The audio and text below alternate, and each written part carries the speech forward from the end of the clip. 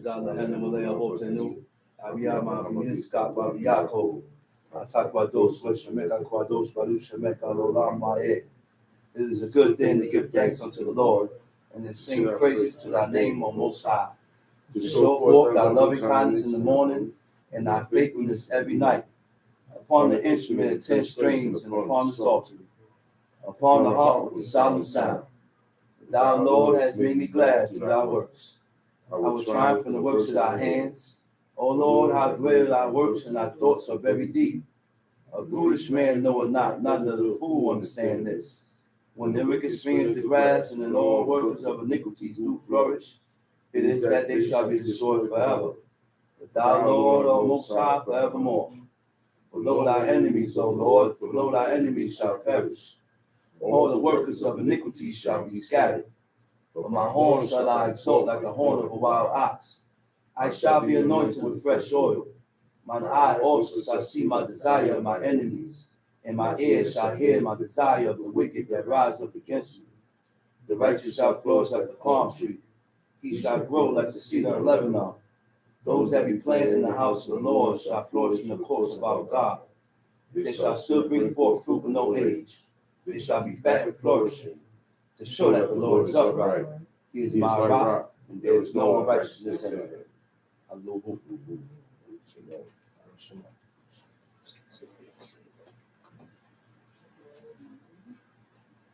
First of all, I'd like to give all honor and praise to the God of Abraham, the God of Isaac, the God of Jacob, the great, mighty, revered God, the Most High God, who bestows loving kindness, possesses all things, who remembers the pious deeds of the patriarchs, the Most High, slow in anger, great in mercy, and forgiving transgressions, but will by no means clear the guilty, visiting iniquities of fathers upon the children to the third and fourth generation. The Most High's work is perfect, for all his ways of justice, a God of faithfulness, and without iniquity, just and right is he. You may be seated.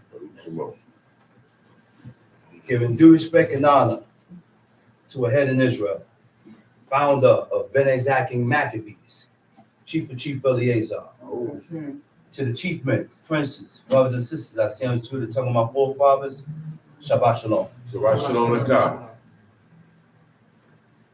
Before I go into my lesson, I want to read some information for you.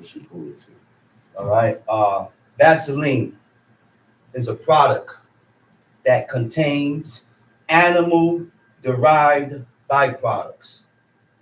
Vaseline is a product that contains animal-derived products, including potential pork or beef fat or glycerin.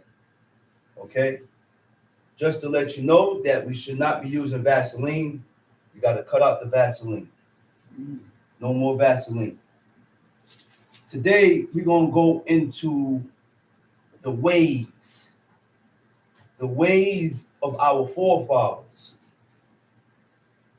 And these ways, these godly ways of our forefathers denotes and shows us the things that cause God to be more inclined and turn towards us because of our ways.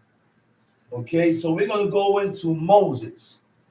Moses, we're going to go in, and I'm going to teach a little about Moses, which is Exodus. We're going to start from Exodus 2, right? Now, how we think is the result of how we feel. I said, how we think shows how we feel. This is why God said, eradicate forward thoughts. If we continue to think contrary and have opposite thoughts that is contrary from what God said, we're going to begin to it's going to begin to show in our actions, right? Then it begins to show in our actions if we don't discipline ourselves. This is the purpose of self-discipline.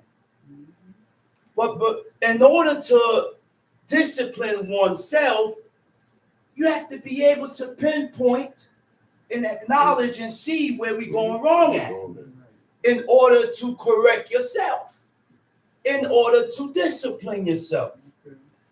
Affecting cognitive process. Cognitive process is a mental function, right? Cognitive process is a mental function such as perception.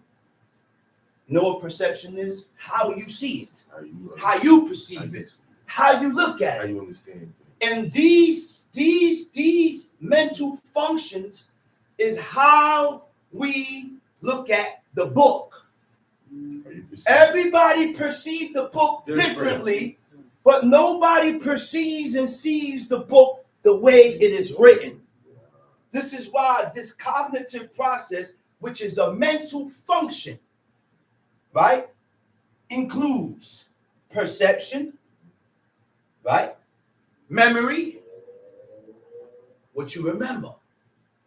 We decide what we want to remember from what we want to forget. Selective memory.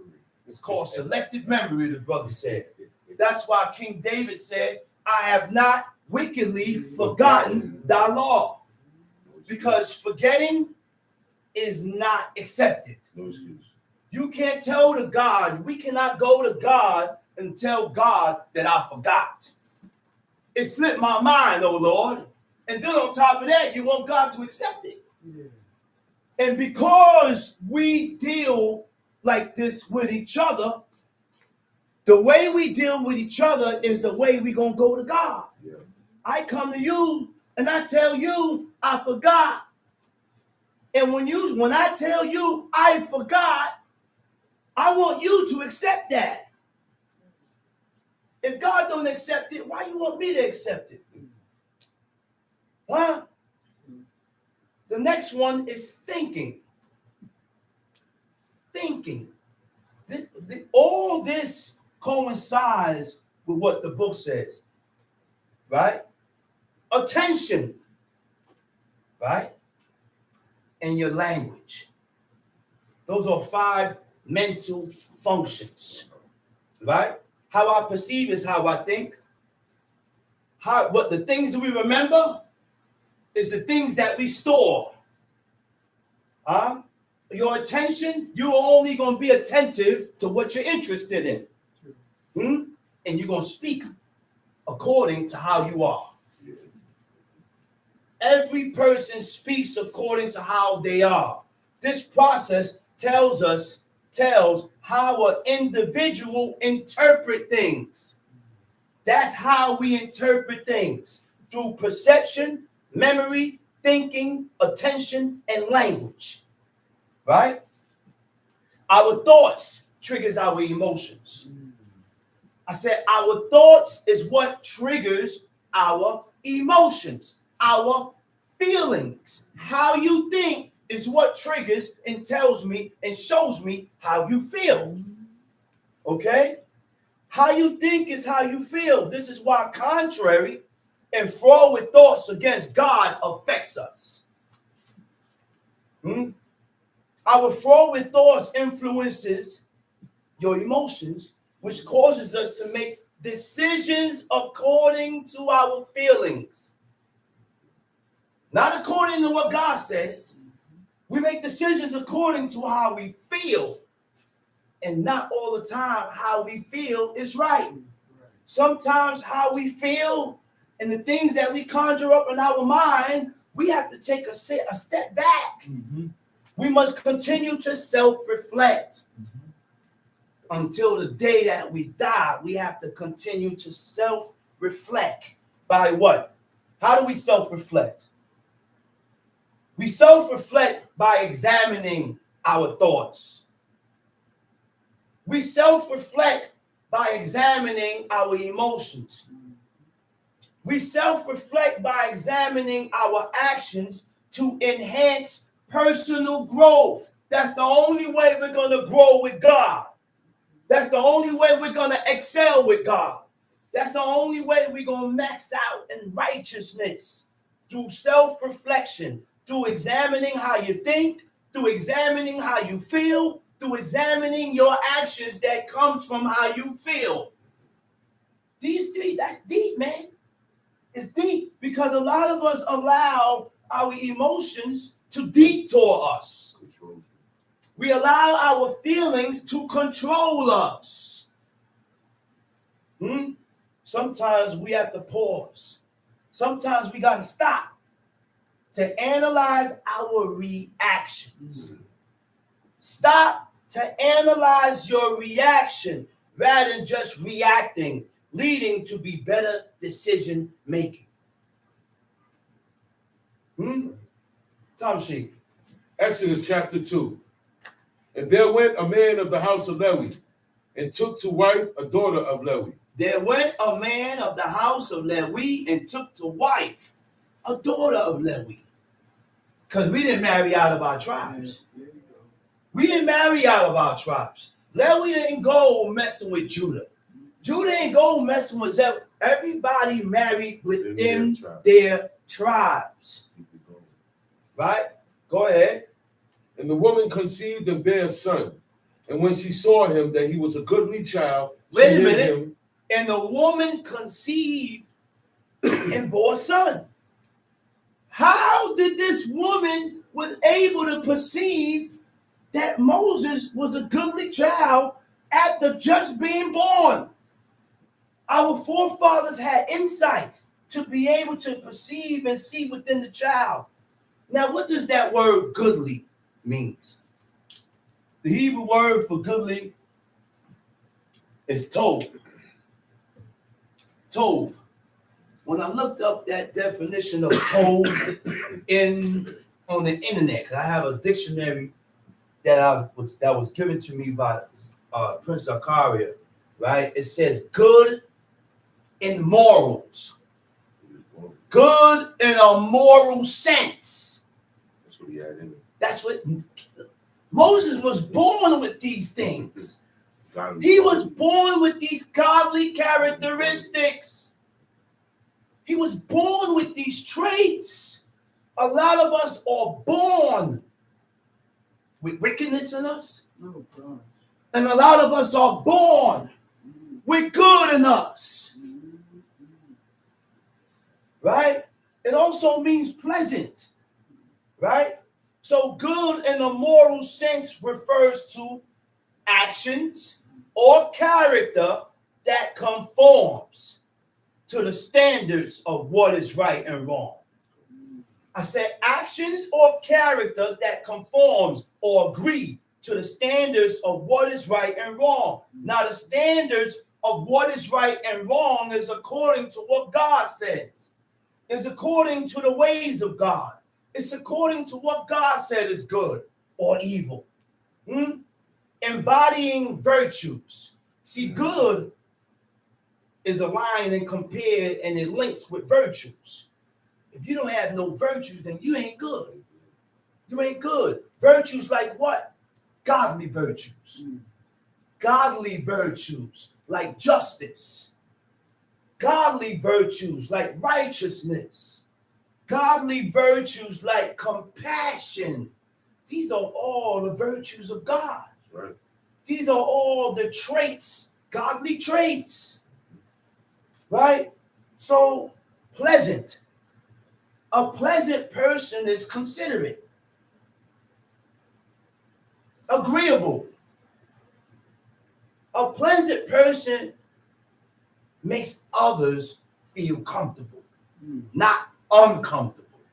And this is when a pleasant person, they watch their speech and their actions, because I'm focused on what I do and say that's going to cause you to feel your feelings or how you're going to feel. What is considerate? Considerate means careful, not to cause inconvenience. Careful. You know what considerate is? So when you inconvenience others for your own selfish motives, then you're not considerate. You're not a considerate person. Showing careful thought Go ahead, Tamshi. And she hid him 3 months. Verse 3. Now she hid him 3 months. Why? Because the order done went out in Egypt. Yeah. I said the order went out. The decree is out. The decree is out. Any man child that is born, wipe them out. Because the people was multiplying. Yeah, right. The people is multiplying. And Pharaoh perceived this. Sure. Pharaoh perceived this. Now God is setting up these people. This is a setup. It's all the same. This is all a setup by God. He set Pharaoh up to move the way he moved, to cause the burden to be more restricted and more severe, which is going to cause the people to cry out to God. And one thing led to another. And when the people cried out to God, it drew God. His attention became drawn towards the nation, all because of one man, all because of Abraham.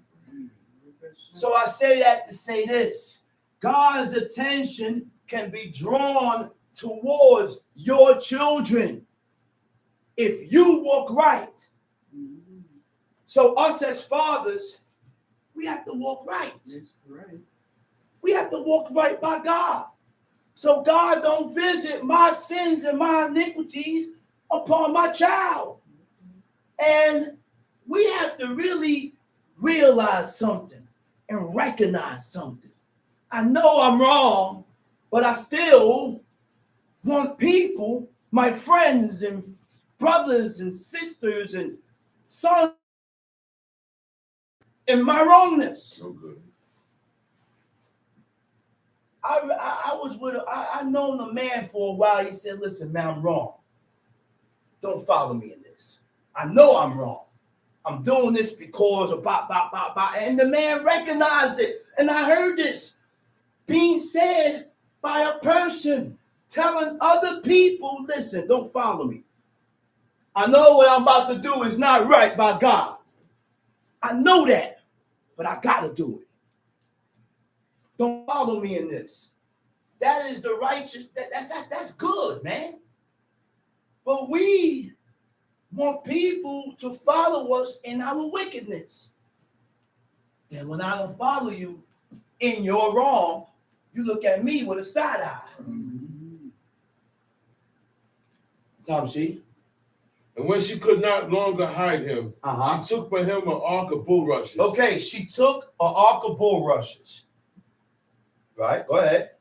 And daubed it with slime and with pitch. Daubed it with slime and with pitch. And put the child therein. She put the child therein. And she laid it in the flags by the river's brink. She laid it in the bushes. In the flags, that's bushes. By the river's brink, at the edge. Moses wasn't drifting off in the river. Everybody think that when they put him in there, Moses, I ain't gonna see. No, she knew where to go to get her son. Do we really think she put Moses in the basket and the river just took him? That's what people do. People think took him elsewhere. And he drove and on. Then finally, all of a sudden, Pharaoh's daughter found. No. It said that she went to wash herself and she looked in a certain location and seen the basket. It was right there. She said when she opened it, Moses starts crying. Why he starts crying when she opened it? Why he wasn't crying before? Okay. But God did all that. That's right. So that compassion can set in Pharaoh's daughter.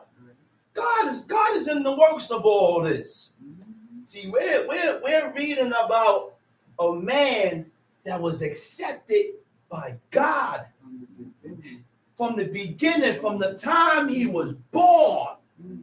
And some of us ask us why God killed babies. Why? God knows why.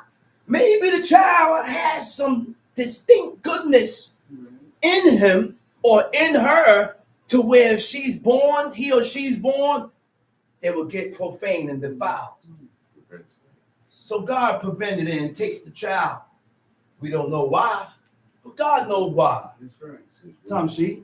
And his sister stood afar off to wit what would be done to him. Mm-hmm. And the daughter of Pharaoh came down to wash herself at the river, and her maidens walked along by the By riverside. the riverside. And when she saw the ark among the flags, she sent her maid to fetch She it. went to go fetch it. Read. And when she had opened it, she saw the child. And behold, the babe wept. Mm-hmm. And she had compassion on him Mm-hmm. and said, "This is one of the Hebrews' children." This is one of the Hebrews' children. How was she able to perceive and tell that this is one of the Hebrews' children? According to how he dressed, what he had on. She didn't have the baby in there naked, butt naked. No, they ain't putting the baby in there naked. Our clothes gave us a distinct perception of who we was dealing with as a people, of who we are. Egyptians dressed one way. Every nation dressed one way.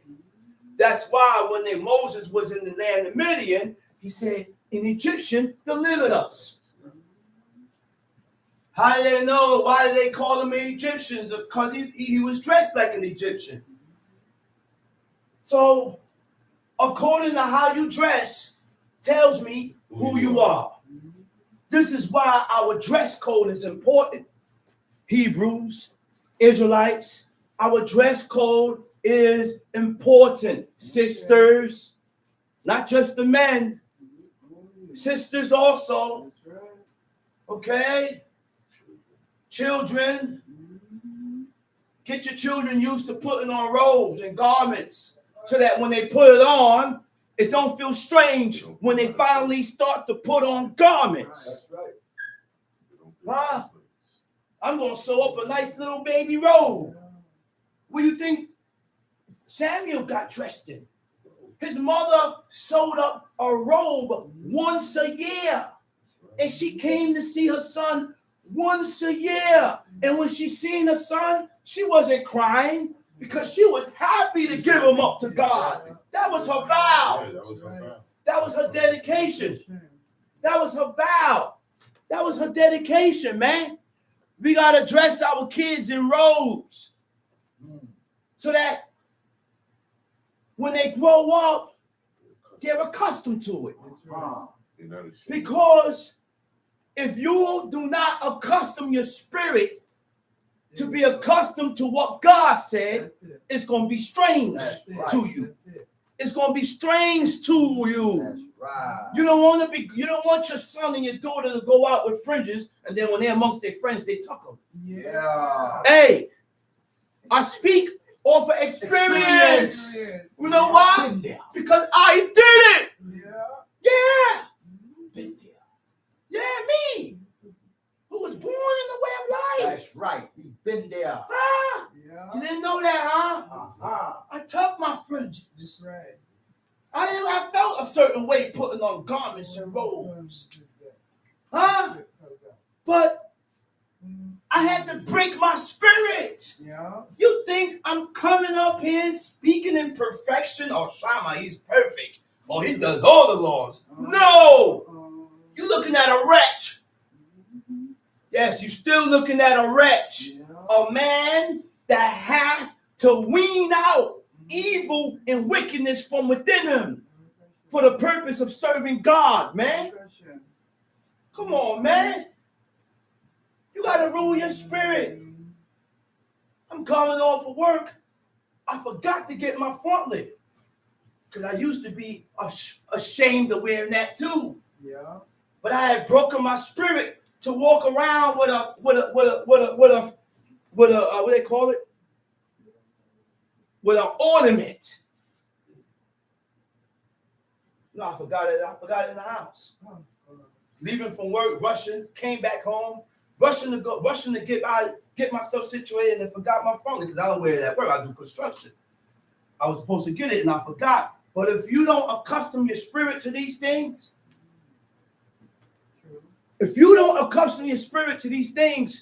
the frontlet comes off and on. Yes. Israel don't wear frontlets. You know why? Because they're not accustomed to it. Right. Some of us say you don't have They to say put you that don't on. have to. They say it's a spiritual sense. Oh, It ain't talking about our actual frontlet. Show me that interpretation Okay. in the book. Yeah. God said you should put it between your eyes. Okay. Huh? God said you should have it binded. I don't have all the laws on my wrist because this was engraved by the prophet Zechariah. Baruch Hashem. You see the words? This was engraved by the prophet Zechariah. Baruch Hashem. Yeah, the prophet Zechariah. So, but I don't have all the law. So I take the law that goes to my wrist and I tape it inside. And I also have a wrist, a chain that goes around. But these are things that we have to accustom ourselves to doing, these laws, commandments, and statutes. We got to accustom our spirit because the spirit is evil. Each and every one of our spirit is wicked and evil naturally. You will be more inclined to doing that which is ungodly. Yes, you are. Unless you rule your spirit. That's why God commanded us to read. Look. My Abba was the head of the expedition, and I just saw a message in the chat by my brother, and he reminded me about it. So we had a camp on No Strip.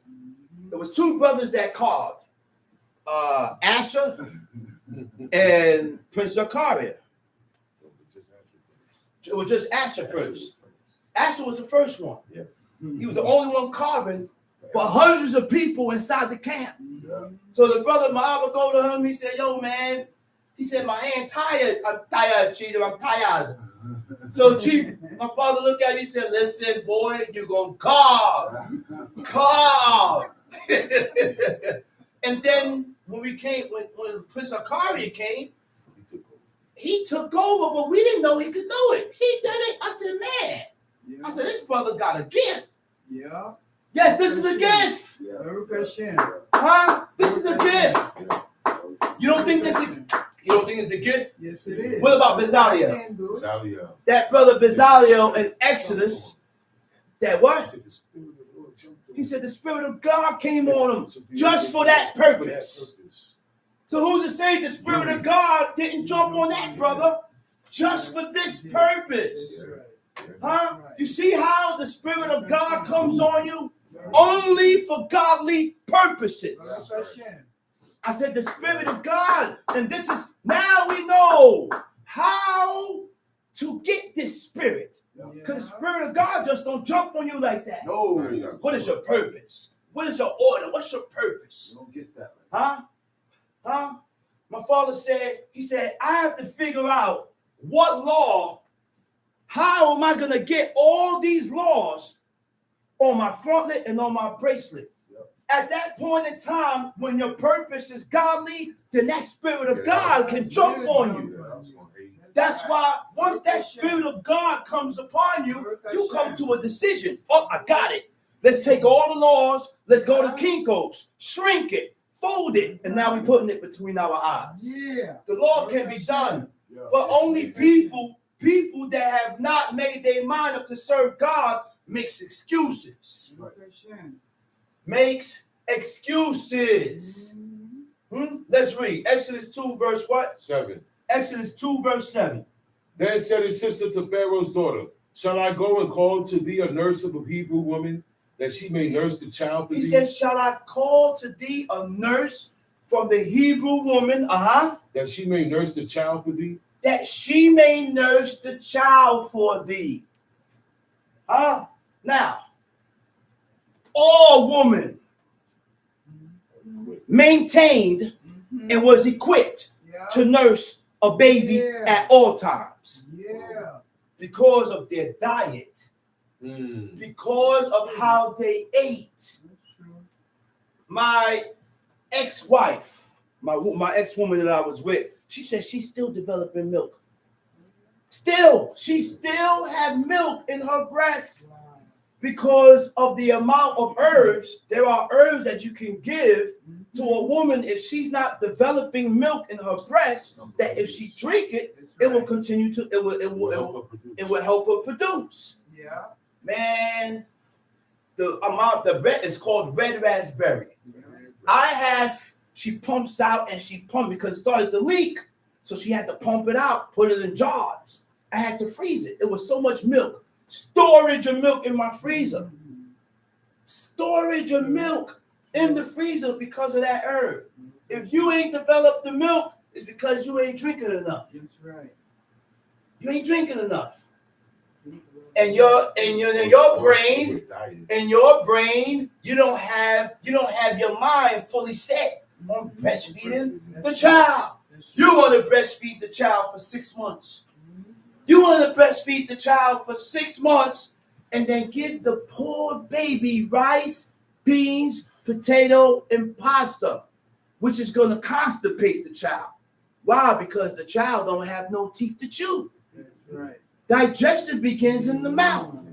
Chewing. That's right. That's right. Huh? The Most High has compared women that don't breastfeed their child to ostriches. That's right. You know what an ostrich is? The ostrich give birth, and right after the ostrich give birth, they peck at their young instead of giving it suck. Yeah, shoot him away.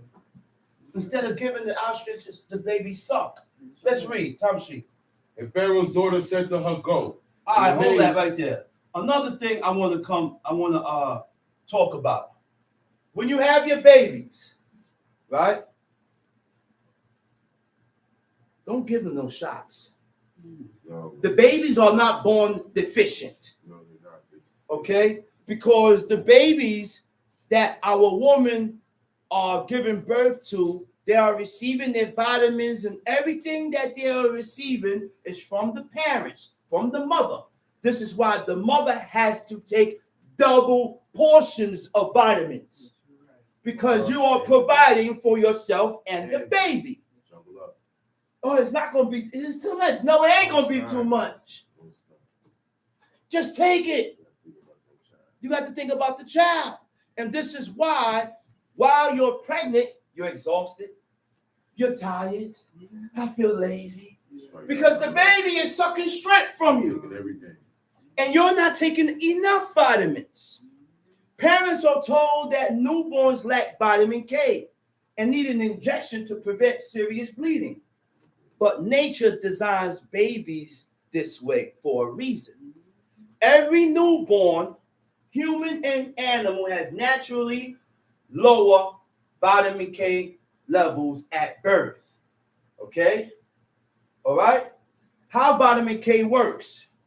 Newborn digestive systems aren't mature enough to process large amount of vitamin K. The baby is just being born. How the hell you think the baby is going to process them injections and all them things you injected in the child? Huh? So this is why we can't be listening to the doctors, to society, to people. You can't be listening to people, because all you're going to do is mess your child up. Breast milk contains a small and highly absorbable amount of vitamin K. That's why God said breastfeed. They will receive the vitamin K through the breast milk. Designed for a baby's need. The amount. Designed for the baby's need means just the right amount. The right measurement for the baby where it doesn't do that much damage. So God has constructed that if you have a son, make sure you circumcise the child at what? 8 days old. Systematic. God systematically. 8 days old. You know why? Because at 8 days old, that is when the baby produces the highest amount of vitamin K. Too much synthetic vitamin K can put stress on the liver and cause brain damage. So now when your child is talking blue, it's your fault. Because you're injecting too much minerals and things inside the child, and the child can't break it down. Okay?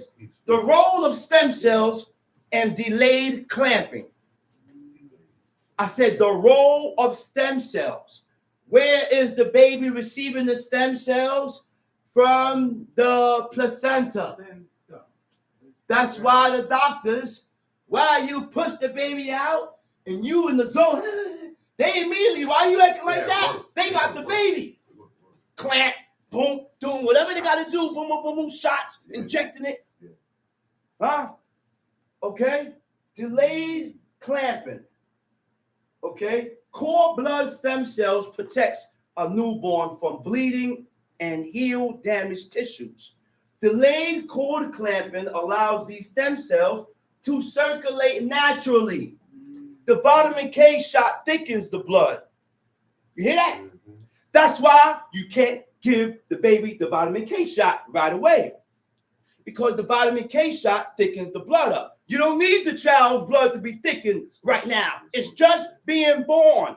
Everything has to free flow so that the baby can receive whatever the baby needs to receive from the placenta. But when you shoot the baby up with the vitamin K shot, you blocks it because it thickens and it can't pass through. 9,000 times higher than normal. Slowing down this process, this naturally repair process, right? Okay. Hepatitis B vaccines, necessary for newborns. That's what they said. Given within hours of birth, the Hep B vaccine is meant to prevent diseases through IV, drug use, and unprotected sex. How does this apply to a newborn? Right. How in the world does that apply to a newborn? But you inject the child with hepatitis B. Newborns don't have fully developed immune systems. Yet they receive a vaccine with aluminum and preservatives on the first day of being born. Okay? What's in hepatitis B vaccine? Hepatitis B vaccine, what is in hepatitis B vaccines? Aluminum hydroxide, a known neurotoxin. Neurotoxin. Know what's neurotoxin? It affects the brain. It affects the brain. Rich people don't do this to their babies, man. Bill Gates, he didn't do that to his child. But okay, formaldehyde. Oh, wow. That's another one that's in hepatitis B. It's a carcinogen. Polysorbate 80 can disrupt the blood-brain barrier. Why inject these into a newborn with an undeveloped immune system? Hospitals give hepatitis B and vitamin K shots automatically without real informed consent. Who profits? The pharmaceutical companies and hospitals. Parents are rarely told about the risk, the ingredients, or the natural alternatives. What can parents do? Delayed cord clamping allows babies to get natural protections from stem cells. A mother's diet during pregnancy should include vitamin K rich food. Hepatitis B testings is available if your hepatitis B negative. There is no reason for your baby to get the shot. Are these interventions even needed? Risk of vitamin K deficiency bleeding, right? Full-term babies is extremely rare. Risk of a baby contracting Hep B is almost zero unless the mother is infected. So the baby don't need to get hepatitis B shots. They don't need none of that. Cord blood is rich in the stem cells, natural repair tools for the newborn. These stem cells need thin blood to move freely through the body. Injecting vitamin K thickens the blood, potentially blocking this natural process. Vitamin K shot is not just a vitamin K. It contains synthetic vitamins, synthetic vitamin K, aluminum, polysorbate, benzyl alcohol. Many parents are never told what is actually in it. Injecting vitamin K raises blood clotting levels from 300 to 9,000 times above normal. From 300 to 9,000 times above normal. That's far beyond what an adult needs. It's too much. It's too much. Tom sheet. And Pharaoh's daughter said to her, Go. And the maid went and called the child's mother. And Pharaoh's daughter said unto her, Take this child away and nurse it for me, and I will give What thee a thy coincidence that the child's mother ended up coming. Huh? Go ahead, read. Take this child away and nurse it for me, and I will give thee thy wages. And the woman took the child and nursed it. And the child grew, and she brought him unto Pharaoh's daughter, and he became her son. And she called his name Moses. And she said, Because I drew him out of the water. And it came to pass in those days when Moses was grown, that he went out unto his brethren and looked on their burdens, and he spied an Egyptian smiting a Hebrew, one of his brethren. Which means what? Moses was already put on by his mother. His mother already schooled him and taught him who he was. So when he went out in the field, he seen an Egyptian smiting his brother. Right? Go ahead, read. And he looked this way and that way. And when he saw that there was no man, he slew the Egyptian and hid him in the sand. He slew the Egyptian and hid him in the sand. Read. And when he went out the second day, behold, 2 men of the Hebrews strove together. And he said to him that did the wrong, Wherefore smitest thou thy fellow? He said, why you... Wait. One that did the wrong. He looked towards the one that was doing wrong. Huh? Why? Because Moses was a just man. And because he was a just man, he felt obligated to say something to the one that was at fault, that was wrong. So he said, why you hit him? Why you hit him? What happened? And he said, Who made thee a prince and a judge over us? Just like today. We refuse to accept our faults. We refuse to accept when we are wrong. And when we are reproved or corrected, I got something to say. I want a lot to say. Why? Who made you a judge above me? That was his response. Who made you a judge above me? People like that can't serve God. Because the only way to get to God is through correction. The only way to get to God is through being reproved. And you accept the chastisement or the reproof that comes with it. In order to excel. In order to be better.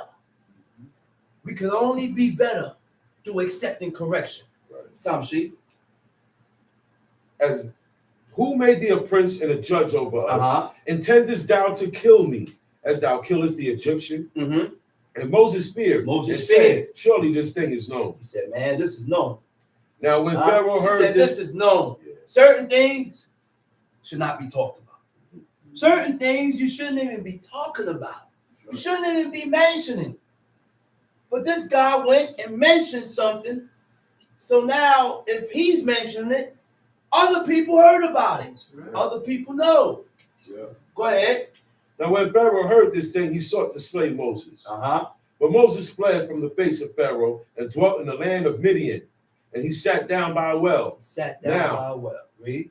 Now, the priest of Midian had 7 daughters. The priest of Midian had 7 daughters. And they came and drew water and filled the troughs to water their father's flock. 7 daughters. He had no sons. He had 7 girls. And those 7 girls was the ones to take their father's flock and water the flock. So that's an all-day process. That's the reason why when they came back, he asked them, how'd you come back so soon? You came back mighty quick. You got to travel to that. Tom, see? And the shepherds came and drove them away. But Moses stood up and helped them and watered their flock. See, Moses didn't know them. Moses didn't know the woman. Moses didn't know the shepherds. He he just seen injustice going on. And it rubbed them the wrong way. So if injustice, look, I'm going through the lifestyle of Moses to explain to us how Moses was. How Moses was that turned God's attention towards him. Which means if you are a witness of something being done unjust and you don't feel no way about it, whether it's towards you or not, you have a long way to go with yourself. I'm supposed to feel a certain type of way. That's right. I'm supposed to feel a certain type of way when things are being done unjustly. Yeah. Right? Go ahead. And when they came to Reuel, their father, he said, how is it that y'all come so soon? He said, how y'all came so soon? Uh-huh. And they said, an Egyptian delivered us out of the hand of the shepherd. Of the shepherd. And also drew water enough for us and watered the flock. Which means Jethro knew that the shepherds used to bogard the water. Jethro knew that. Yeah. But the woman that was being bogarted stayed in their place. Drag it out. They stayed in their place because all women in the book refer to men as my Lord. Huh? Or thine handmaid. They looked at all the men in the book as Lord, which means if you are truly a daughter of Zion, you don't argue with men, regardless of what the situation is. If he violates, then go and get your husband. But you remain in a feminine state by not going back and forth with men. Period. Never. That's not a good practice. Never go back and forth with men. The man violate, you shut your mouth, turn away. Go tell your husband. Immediately. You don't throw hints and throw words and throw back. You don't do all that, man, because that's not of a godly woman. That's not. It's not a daughter of Zion. It's not a daughter of Zion. And the same way the men have to train themselves to be like the godly man in the book, Right. the women have to train themselves to be like the godly and the righteous woman in the book. Tom Sheep. Verse 20. And he said unto his daughters, and where is he? Why is it that ye have left the man? Call him that he may eat bread. If he helped you, why you left him? Another good quality. I helped you. In return, you done left me in the wilderness. Okay. You're not going to show no gratitude towards a person that helped you. And according to what I read, the good of a person or the good that Never a person dies. do for you, it doesn't die. Never dies. Even if the person turns sour with you, the good that that person did for you, you have that. That's supposed to keep you in a humble state towards that person. Yeah, he said this and this, but I remember when he did this. Yeah, he did this and this, but I remember when he did this. Yeah. So therefore, I can't hold no animosity against you for what you did just now because you did that before. You don't think like I do. that. I'm not thinking no other way no more. This is the way I'm training myself to think. Like these godly men in this book. You know why? Because I'm trying to crash the party. I want to be accepted like Moses.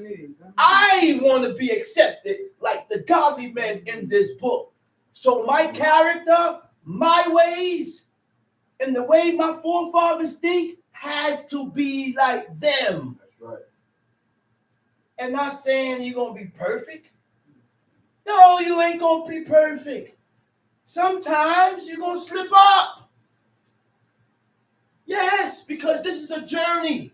This is a training process. This is disciplining yourself.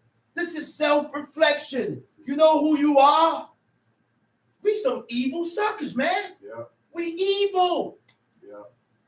But thank God that he left a book to show us how, gave us a blueprint to show us how we need to be before we die. Before we check out, this is how you have to be. I said, before you check out, you have to get this. Tom, see? Verse 21. And Moses was content to dwell with the man. And he gave Moses Zipporah, his daughter. Moses was content to dwell with the man. And he gave him who? His daughter. His daughter. Gave him his daughter, Zipporah. Moses only had one wife. Oh, then Moses had two. What's wrong with us? I only read about one wife. Sometimes we delve and go into it and try. He only had one wife. That's it. He ain't had time for two wives. He ain't had time for one. That's right. Because after he married her and had the two sons, you know where she went? Back with her father. Moses was on a journey. He ain't seen his son since. He ain't seen his son since, man.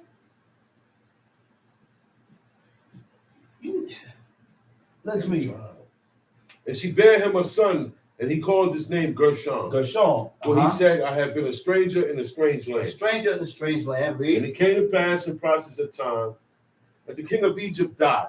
The children of Israel sighed by reason of the bondage. And they cried. And their cry came up unto God by reason of the bondage. And God heard their groaning. And God remembered his covenant with Abraham, with Isaac, and with Jacob. And God looked upon the children of Israel, and God had respect. He said, it came to pass in process of time that the king of Egypt died. And the children of Israel sighed by reason of the bondage. And they cried, and they cried, and their cry came up unto God by reason of the bondage. And God heard their groanings. And God remembered his covenant with Abraham, Isaac, and with Jacob. You see what caused, you see what grabs God's attention? The cry. There ain't nobody crying out now. Right. Everybody is comfortable here in America. Everybody is content here. Nobody wants to go home. You know why? Because our mentality is not there. We don't think like Hebrews. Yeah. We think like Americans. Yeah. We think like Panamanians. We think like Trinidadians. We think like Jamaicans. Yeah. We think like Tobagos, Guyanese, South Americans. One brother said, I'm going back home. He said, nah, I'm going back home to go see. Back home? My father said, that's not my home. Even though he was born in Panama, he said, that's not my home. He said, my forefathers was dropped off there on stinking slave ships. Ports. He said, that's not my home. When you have fully converted over to Hebrew, to an Israelite, then and only then you will continue to think like that. He said, I don't eat oxtail and rice, Panamanian dishes. Why? Because I'm not a Panamanian. That's why I don't eat Panamanian dishes. You see the height and the level? There's no law that says you shouldn't eat that. But because he looked at himself as a Hebrew, he said, I even took it as far as my dishes. My dishes. Stuffing come from Thanksgiving. I don't want no stuffing. Oh, it's vegan. I don't want no stuffing. I don't want no stuffing. That's right. Because that was dedicated to Thanksgiving. That's what the heathens and the pilgrims and the Indians used. That's their food. I'm not eating no stuffing. Don't make no stuffing for me because I ain't eating it. For real, man. And this is the mentality. I'm just trying to show you a type of mentality that we need to acquire to be accepted of God. True. We need that mentality, man. True. If you're a Hebrew, then eat like a Hebrew. Okay. Look like a Hebrew. Dress like a Hebrew. Talk like a Hebrew. Think like a Hebrew. Until then, you're not a Hebrew. Yeah. Plain and simple. I'm sorry. Plain and simple. Time sheet. And God heard their groaning, and God remembered his covenant with Abraham, with Isaac, and with Jacob. And God looked upon the children of Israel, and God had respect unto them.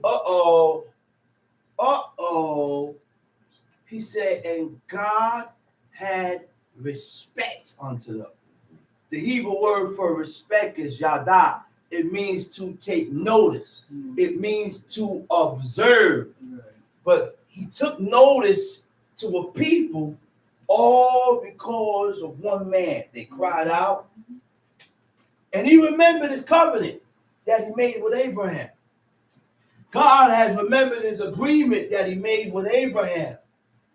And because of that, he turned towards the people. So I say this to say that. Or I say that to say this. Either way. Either way. If I consider the Father, I got to consider the Son. Yeah. If I don't consider the Father,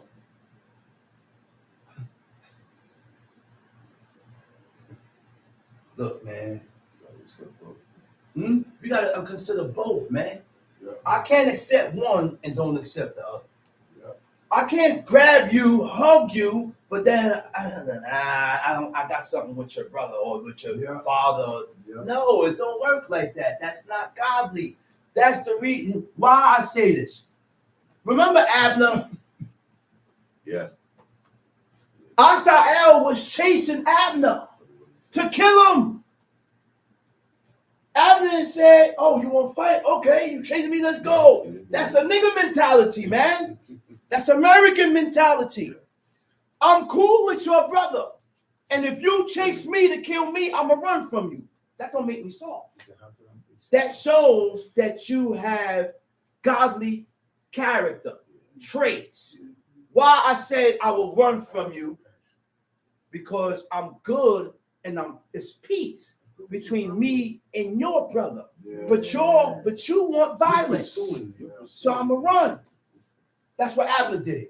We don't think like that. Yeah. These are all the things that we have to attain before we die. Yeah. I'm cool with you. And if your brother come with violence, I can't take it there with him. Yeah. I can't get it. I can't go violent with him. Why? Because I'm good with your brother. I'm good with your sister. I'm good with your father. I'm good with any of your relatives. So I can't go at that. I can't go there with you. And that's why Abner left. This is a mentality. This is a type of mentality. You cannot serve God without a godly mentality. The only way to attain this type of mentality is by reading the book. Read the book. Let's read. Now Moses kept the flock of Jethro, his father-in-law. His daughters ain't keeping the flock no more. I got this. I done married the man's daughter. You done gave me your daughter Zipporah. I got 2 sons by you. Man, I got the flock. I'm going to watch the flock. They ain't got to watch the flock. Go ahead. And he led the flock to the backside of the desert. So now he's walking, leading the flock in the backside, taking a nice stroll. You walking like you walking the dogs, taking a nice stroll. Go ahead. And came to the mountain of God, even to Horeb. He came to this distinct mountain, Mount Sinai. He said, the mountain of God.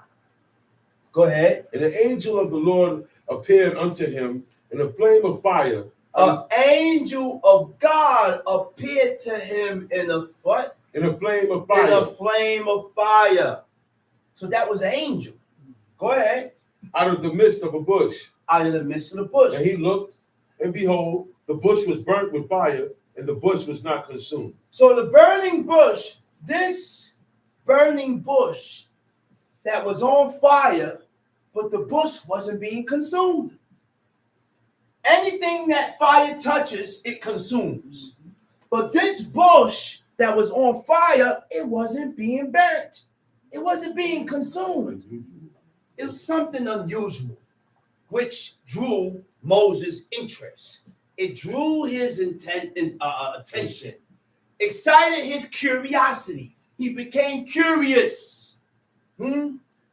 According to what we are curious about will determine what we look, what we study, or examine, or read, or touch, or lean towards. If I'm curious is what sparks your interest. Curiosity is what sparks your interest. What? It makes you seek. Curiosity is what causes you to seek God. You got to be curious, though. I'm curious to learn how to fear God. I'm curious to learn the ways of God. I'm curious to learn the mannerism and the characteristics that God accepts. So because I am curious of these things, the only way to be informed by this is by reading the book. And that's what makes a person read this book every day, because you have become curious. I want to know how to serve God. I want to know how they prayed. I want to know how they ate. Daniel said, I'm not eating the king's meat. And the king's meat wasn't pork. It was just their delicacy, their diet. But Daniel knew, he said, listen, that's not my diet. Even though it's clean, but I'm not eating that. See what I told you about diet? Sure. Yeah. He said, just give me pulse. Yeah. Give me water. Don't give me your wine. I don't want this. I don't want none of that. Give me pulse and water. Your diet counts. If it didn't count, it wouldn't have been mentioned in the book. It wouldn't be mentioned.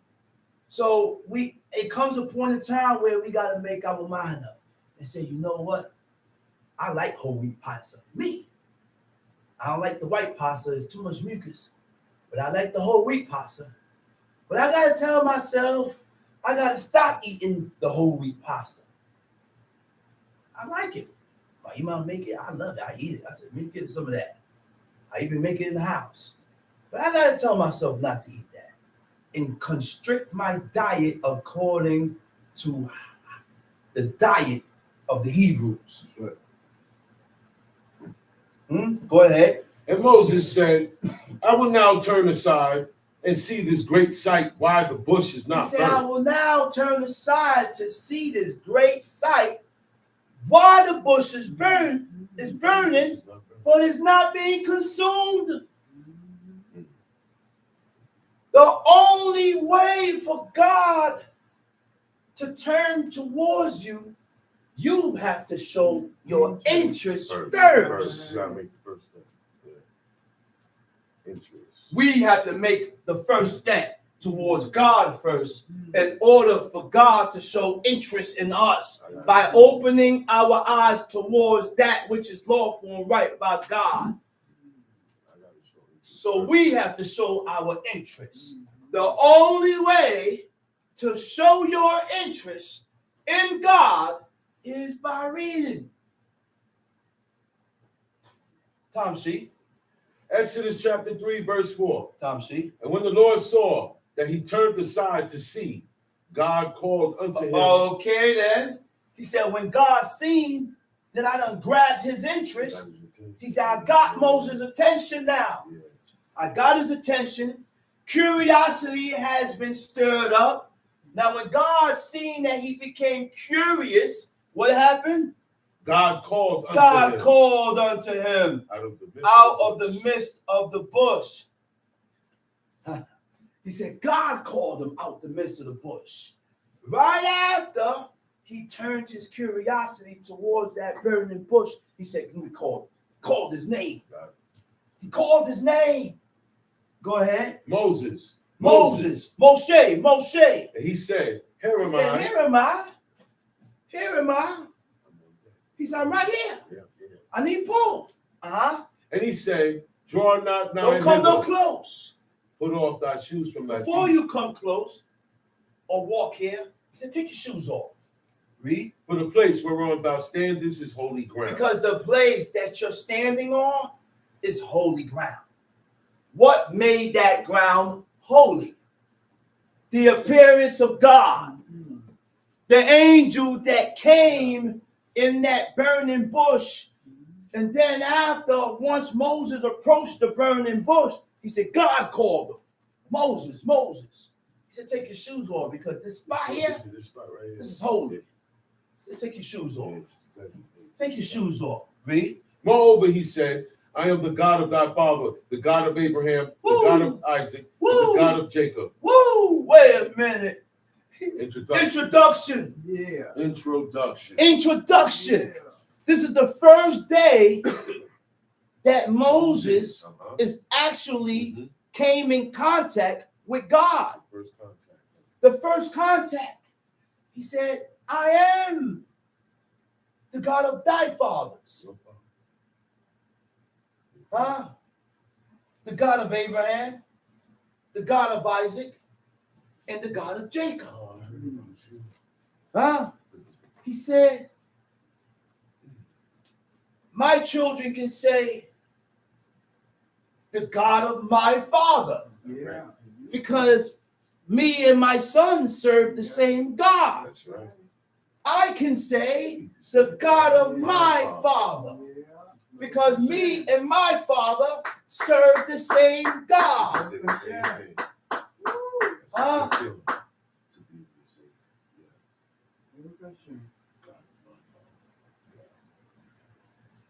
Or a woman, if you ain't got a father that ain't serve God, you can say the God of my husband, the God of my Lord, the God of my Lord, Roll on, roll on. my Lord, Chief Eleazar, the God of Abraham, Isaac, and Jacob, because your husband served God. So you can say the God of my husband, the God of my husband. Yeah. Tom Sheep. And Moses hid his face, for he was afraid to look upon God. He was afraid to what? To look upon God. Mm-hmm. And the You Lord, mean to say curiosity? I tell you the mind frame of Moses and the people. Moses said God commanded Moses to create barriers. He said, because some of these people is going to gaze to try and see me. He said, if they look and they see me, my wrath going to break forth. But curiosity didn't stir up in Moses' head to see God. When God introduced himself, he said, I am the God of thy fathers, the God of Abraham, Isaac, and Jacob. Moses said, what? He hid his face. He said, I was afraid to look because I didn't want to see what I'm not supposed to you see. can't unsee it. Because you can't unsee it. I don't want to see that. Immediately. Nobody told him, you can't see the face of God. You can't. But curiosity didn't set in. They said, well, now what? That's God. I want to see. Let me say, nah. No. That's the problem with us. We always want to see things that's not for our eyes. Yeah, your senses. Forsake your senses. Forsake your senses. Your senses is what's used against you to trap you. The adversary uses your senses to trap you, to put a snare before you, to trap you before God. Go ahead. And the Lord said, I have surely seen the affliction of my people which are in Egypt, and have heard their cry. I have surely seen the affliction of my people. Huh? What is affliction? Right? Affliction is oppression. The affliction, 8579. Affliction is oppression that humbles an individual, refers to unjust treatment. I said refers to unjust treatment. Now, according to unjust treatment, you can afflict someone. If you treat a person unjustly, that's affliction. It goes hand in hand. If you treat a person unjustly, it goes into oppression. Go ahead. The Lord says, I have surely seen the affliction of my people, which are in Egypt, and have heard their cry by reason of their taskmasters. And I've heard their cry by reason of their taskmasters. For I know their sorrow. For I know their sorrow. I see what they're going through. I see their pain.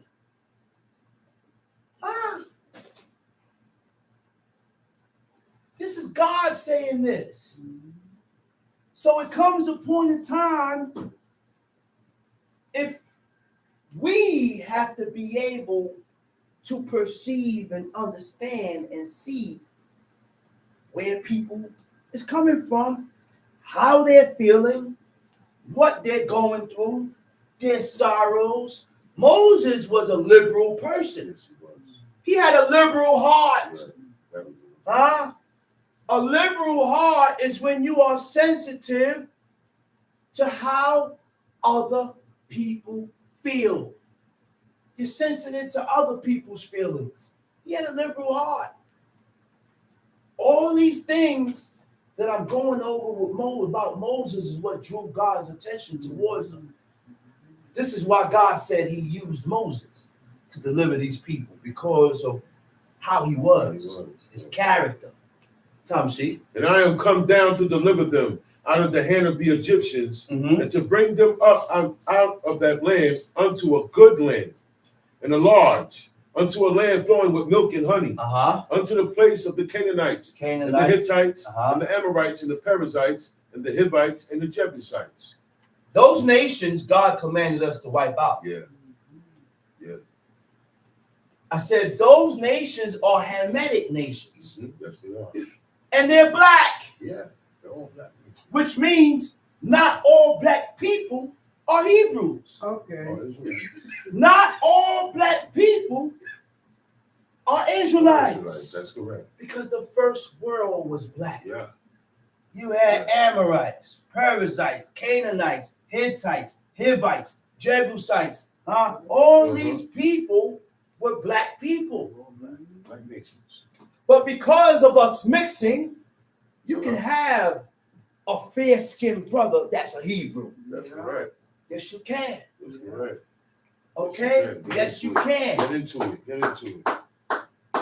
Not because the brother is lighter than you, Right. means he's of a different nation and he's not a Hebrew. That don't mean that. That's right. It doesn't mean that because you don't know a person's Lineage. You don't know his or where they came from. You don't know his origin. You cannot determine who is Israelites, who is Hebrews by your complexion. And we got scattered all over the place. Right. We were scattered and dispersed all over the world. Every nation had us. That's right. Every nation had us. We was a part to every nation. We was dropped off to every nation. Right. Traded off for little or nothing. Little or nothing, man. So we got to stop this, man. Just turn to God. Do the things that is lawful and right. That's it. Tamshi. Verse 9. Now therefore, behold, the cry of the children of Israel has come unto me. And I have also seen the oppression wherewith the Egyptians oppressed them. Tamshi. Come now, therefore, and I will send thee unto Pharaoh, that thou mayest bring forth my people, the children of Israel, out of Egypt. Right. Read. And Moses said unto God. Now look what Moses said to God. Who am I? Who am I?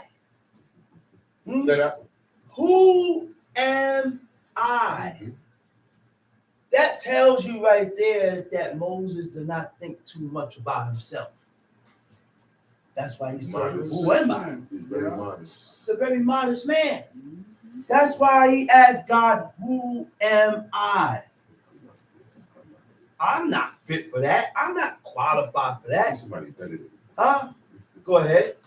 That I should go unto Pharaoh and that I should bring forth the children of Israel out of Egypt. Uh-huh. And he said, certainly I will be with thee, and this shall be a token unto thee that I have sent thee. Uh-huh. When thou hast brought forth the people out of Egypt, ye shall serve God upon this mountain. Mm-hmm. And Moses said unto God, behold, when I come unto the children of Israel, and shall say unto them, the God of your fathers has sent me unto you, and they shall say to me, what is his name? What is his name? What shall I say unto Moses said unto God, and he gonna tell the people, the God of who? Of your father sent me unto you. But these people don't know who he talking about. Give me a name.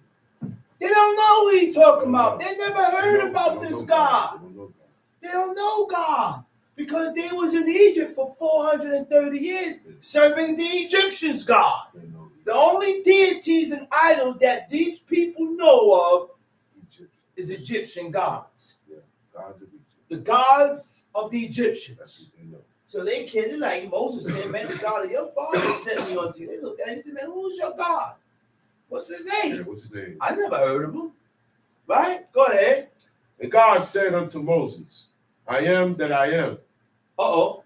I am that I am. Ehyeh, Asher, Ehyeh. I will be who I will be. Huh? I become that which I choose to become. Hayah means to exist. I exist.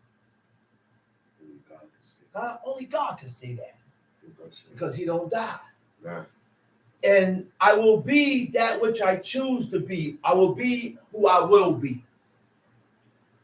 That's a hard statement. That's a hard statement. Okay? Because you got the glory of God that came down in the cloud. Yeah. Then the glory of God appeared in the fire, came down and incinerated the whole mountain range. Then you have God that took Moses, put him in the cleft of the rock, removed his hand, and he showed Moses his back parts. Then God told Aaron, he said, don't come into the holies of holies whenever you feel like it. He said, because if you come in the holies of holies and you see me, because I'm sitting on the mercy seat, and you have two cherubims prostrating themselves towards the mercy seat. Yeah. He said, if you see me, he said, I'm going to kill you. Make sure you put a pomegranate in the bell because I want to hear you when you're coming. Yeah. Don't come sneaking up on me. Walk up in like put a pomegranate in the bell on. Go ahead. Thus shalt thou say unto the children of Israel, I am have sent me unto you. And God said moreover unto Moses, thus shalt thou say unto the children of Israel, the Lord God of your fathers, the God of Abraham, the God of Isaac, and the God of Jacob has sent me unto you. This is my name forever. This is my name forever. And this is my memorial unto all generations. Wait a minute. This is the name that God said to remember him by? Yeah. All generations. He said, this is my name forever. The God of Abraham, Isaac, and Jacob, not Yod-Heh-Wav-Heh? No. Because those certain names God didn't use. Right. God did not make himself known to the people by using Yod-Heh-Wav-Heh. There was no vowels under those Hebrew letters. So we don't even know the correct pronunciation of that name. So therefore, it's smart to keep that name out of your mouth. Use other attributes. Don't mention God's name. Tom shit. Go and gather the elders of Israel together and say unto them, the Lord God of your fathers, the God of Abraham, of Isaac, and of Jacob, appeared unto me, saying, I have surely visited you and seen that which is done to you in Egypt. I have surely visited you. I have surely remembered you and seen that which is done to you in Egypt. He said, I remember and I see the injustice, the oppression, the burdens, the things that the nation is going through. Okay, go ahead. And I have said, I will bring you up out of the affliction of Egypt Mhm. unto the land of the Canaanites, Uh-huh. and the Hittites, Mhm. the Amorites, and the Perizzites, and the Hivites, and the Jebusites, unto a land flowing with milk and honey. Mm-hmm. If they shall hearken to thy voice, and shall come, thou and thy elders of Israel, unto Mhm. the king of Egypt, and you shall say unto them, the Lord God of the Hebrews hath met with us. And now let us go, we beseech thee, 3 days' journey into the wilderness, that we may sacrifice to the Lord our God. And I am sure that the king of Egypt will not let you go. Uh-huh. No, not by a mighty hand. And I will stretch out my hand and smite Egypt with my wonders, which I will do in the midst thereof. And after that, he will let you go. And I will give this people favor in the sight of the Egyptians. And it shall come to pass that when ye go, you shall not go empty. But every woman shall borrow of her neighbor, and of her that sojourneth in her house, jewels of silver, jewels of gold, and raiment. And you shall put them upon your sons and upon your Okay, it daughters. says, they shall hearken to thy voice, and thou shalt come, and the elders of the city, and to the king of Egypt, and you shall say unto them, the Lord God of the Hebrews hath met with us. And now let us go, we beseech thee, 3 days' journey into the wilderness, that we may sacrifice to the Lord our God. Right? And I'm sure that the king of Egypt will not let you go. No, not by a mighty hand. And I will stretch out my hand and smite Egypt with all my wonders, which I will do in the midst thereof. God about to put the Egyptians through it. Yeah. He's going to put them through a whole situation, right? This is their visitation. After that, he will let you go. And I will give his people favor in the sight of the Egyptians, and it shall come to pass that when ye go, ye shall not go empty. But every woman shall borrow of thy neighbors and of her sojourner in her house, jewels of silver, jewels of gold, and raiments, and you shall put them upon your sons and your daughters, and you shall spoil the Egyptians. Go ahead. Exodus chapter 4. Uh-huh. And Moses answered and said, but behold, they will not believe me, nor hearken unto my voice. So Moses went to God. He said, these people don't know you. They don't know God. He said, well, I'm going to go there. I'm going to say all this, but they ain't going to believe me because they don't know who God is. Right. They don't know what God I'm talking about. Okay, go ahead. They will not believe me, nor hearken unto my voice, but they will say, the Lord hath not appeared unto thee. Mm-hmm. And the Lord said unto him, what is that in thine hand? He said, what is that in your hand? And he said, a rod. A rod. And he said, cast it on the ground. Now God is a wise. We serve a wise and an understanding God. God is going to use what they believe in to grab their attention. God is going to use what they believe in to grab their attention. Okay? Tom She. And he said, cast it on the ground. And he cast it on the ground, and it became a serpent. And it became a serpent. And Moses fled from before it. Moses ran from it. God told him to take the rod, throw it on the ground, and turn it into a serpent. Next thing, Moses runs from it. Go ahead. And the Lord said unto Moses, put forth thine hand and take it by the tail. He said, take it by the tail. And he put forth his hand and caught it, and it became a rod. You know, that's the best place. The only way to grab a snake. I seen the dude grab a snake, but he made sure he grabbed it by the tail, and then when you grab it, he quickly slammed it on the floor. Slammed the head quick, because while you grab it, they could come back. They'll come back and bite you. He took the thing and slammed it immediately. Wow. But them things are strong, man. They're very strong. Snakes are strong. They're nothing but muscle. They're able, you got to be real quick, because while you pick it up, they'll come up and hit you. Wrap around the snakes. Snakes is something else, man. Muscle and teeth. Tom She. And the Lord said unto Moses, put forth thine hand and take it by the tail. Uh-huh.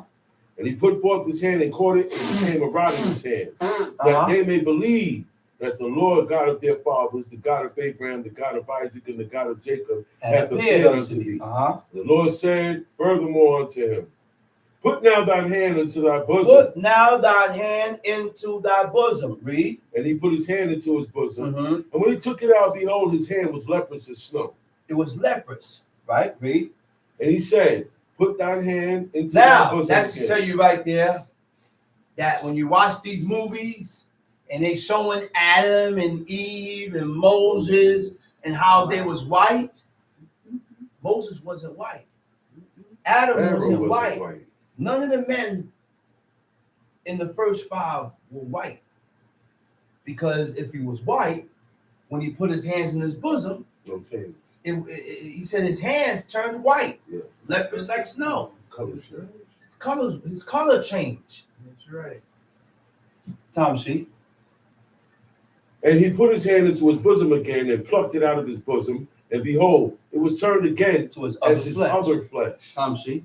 And it shall come to pass, if they will not believe thee, They will not believe thee, nor hearken to the voice of the first sign, Uh-huh. that they will believe the voice of the latter sign. Mm-hmm. And it shall come to pass, if they will not believe also these 2 signs, neither hearken unto thy voice, that thou shalt take of the water of the river and pour it upon the dry land. So, okay, you don't believe this, you don't believe the other. He said, take some water from that river, read. And pour it upon the dry land. Pour it upon the dry And land. the water which thou takest out of the river shall become blood upon the dry land. Uh-huh. Read. And Moses said unto the Lord, O my Lord, Oh, my Lord, I am not eloquent, I am not eloquent. neither heretofore, nor since thou hast spoken unto thy servant, Mm-hmm. but I am of slow speech I am a slow speech and of a slow tongue. and of a slow tongue. The Lord said Right. unto him, Who hath made man's mouth? He said, who made man's mouth? Or who maketh the dumb, Who make the dumb? or deaf, Who make deaf? or the seeing, Or the seen? or the blind? Or the blind? Have not I the Lord? Uh-huh. Now He therefore said, go. listen, don't worry about that. Worry about you can't speak, I got this or the other. He said, nah, I'm God. I can fix all that. I can fix all that you talking about, I can fix. Go ahead. He said, go do what I told you to do. Now therefore go, and I will be with thy mouth, and teach thee what thou shalt say. Uh-huh. And he said, O my Lord, send, I pray thee, by the hand of whom thou wilt send. He said, oh Lord, please send me somebody that can speak. Go ahead. The anger of the Lord was kindled against Moses. And he said, Is not Aaron the Levite thy brother? I know that God got angry at him in that split second. In that split second. But still did what he wanted. Still did what he wanted. Still gave him his request in his anger. Go ahead. And he said, Is not Aaron the Levite thy brother? I know that he can speak well. And also, behold, he cometh forth to meet thee. And when he seeth thee, he will be glad in his heart. Thou shalt speak unto him and put words in his mouth. And I will be with thy mouth and with his mouth, and will teach you what ye shall do. And he shall be thy spokesman unto the people. And he shall be, even he shall be to thee instead of a mouth. And thou shalt be unto him instead of God. And thou shalt take this rod in thine hand, wherewith thou shalt do signs. And Moses went and returned to Jethro, his father-in-law, and said unto him, Let me go, I pray thee, and return unto my brethren which are in Egypt, and see whether they be yet alive. And Jethro said to Moses, Go in peace. And the Lord said unto Moses in Midian, Go, return into Egypt, for all the men are dead which sought thy life. He said, everybody that sought your life is dead. I killed them all. You don't have to worry about nobody looking for you, trying to hurt you. Because remember now, Moses done killed the Egyptians. Right. So you had the whole land of Egypt. Everybody, Pharaoh, they looking for him. Moses had to leave. Go ahead. And Moses took his wife and his sons and set them upon an ass, and he returned to the land of Egypt. And Moses took the rod of God. So when he left, he took his wife and his kids with him. But later on, when we read in Exodus, they came to see him. Yeah. He left them with Jethro. And kept pushing. Go ahead. And the Lord said unto Moses, When thou goest to return into Egypt, see that thou do all those wonders before Pharaoh, which I have put in thine hand. But I will harden his heart, that he shall not let He the said, people go. I will harden his heart. We don't want God to harden our heart against doing that which is lawful and right. A lot of us think that our hearts ain't hardened. It is. But our hearts are hardened. It is. You know when our hearts are not hardened when we are fulfilling everything we know to be lawful and right. Now your heart's not hardened because I'm doing what I'm supposed to be doing. When I'm not fulfilling everything that is lawful and right by God, my heart is hardened. A hardened heart is when God straightens you in your own stubbornness, in your own stubborn will to resist.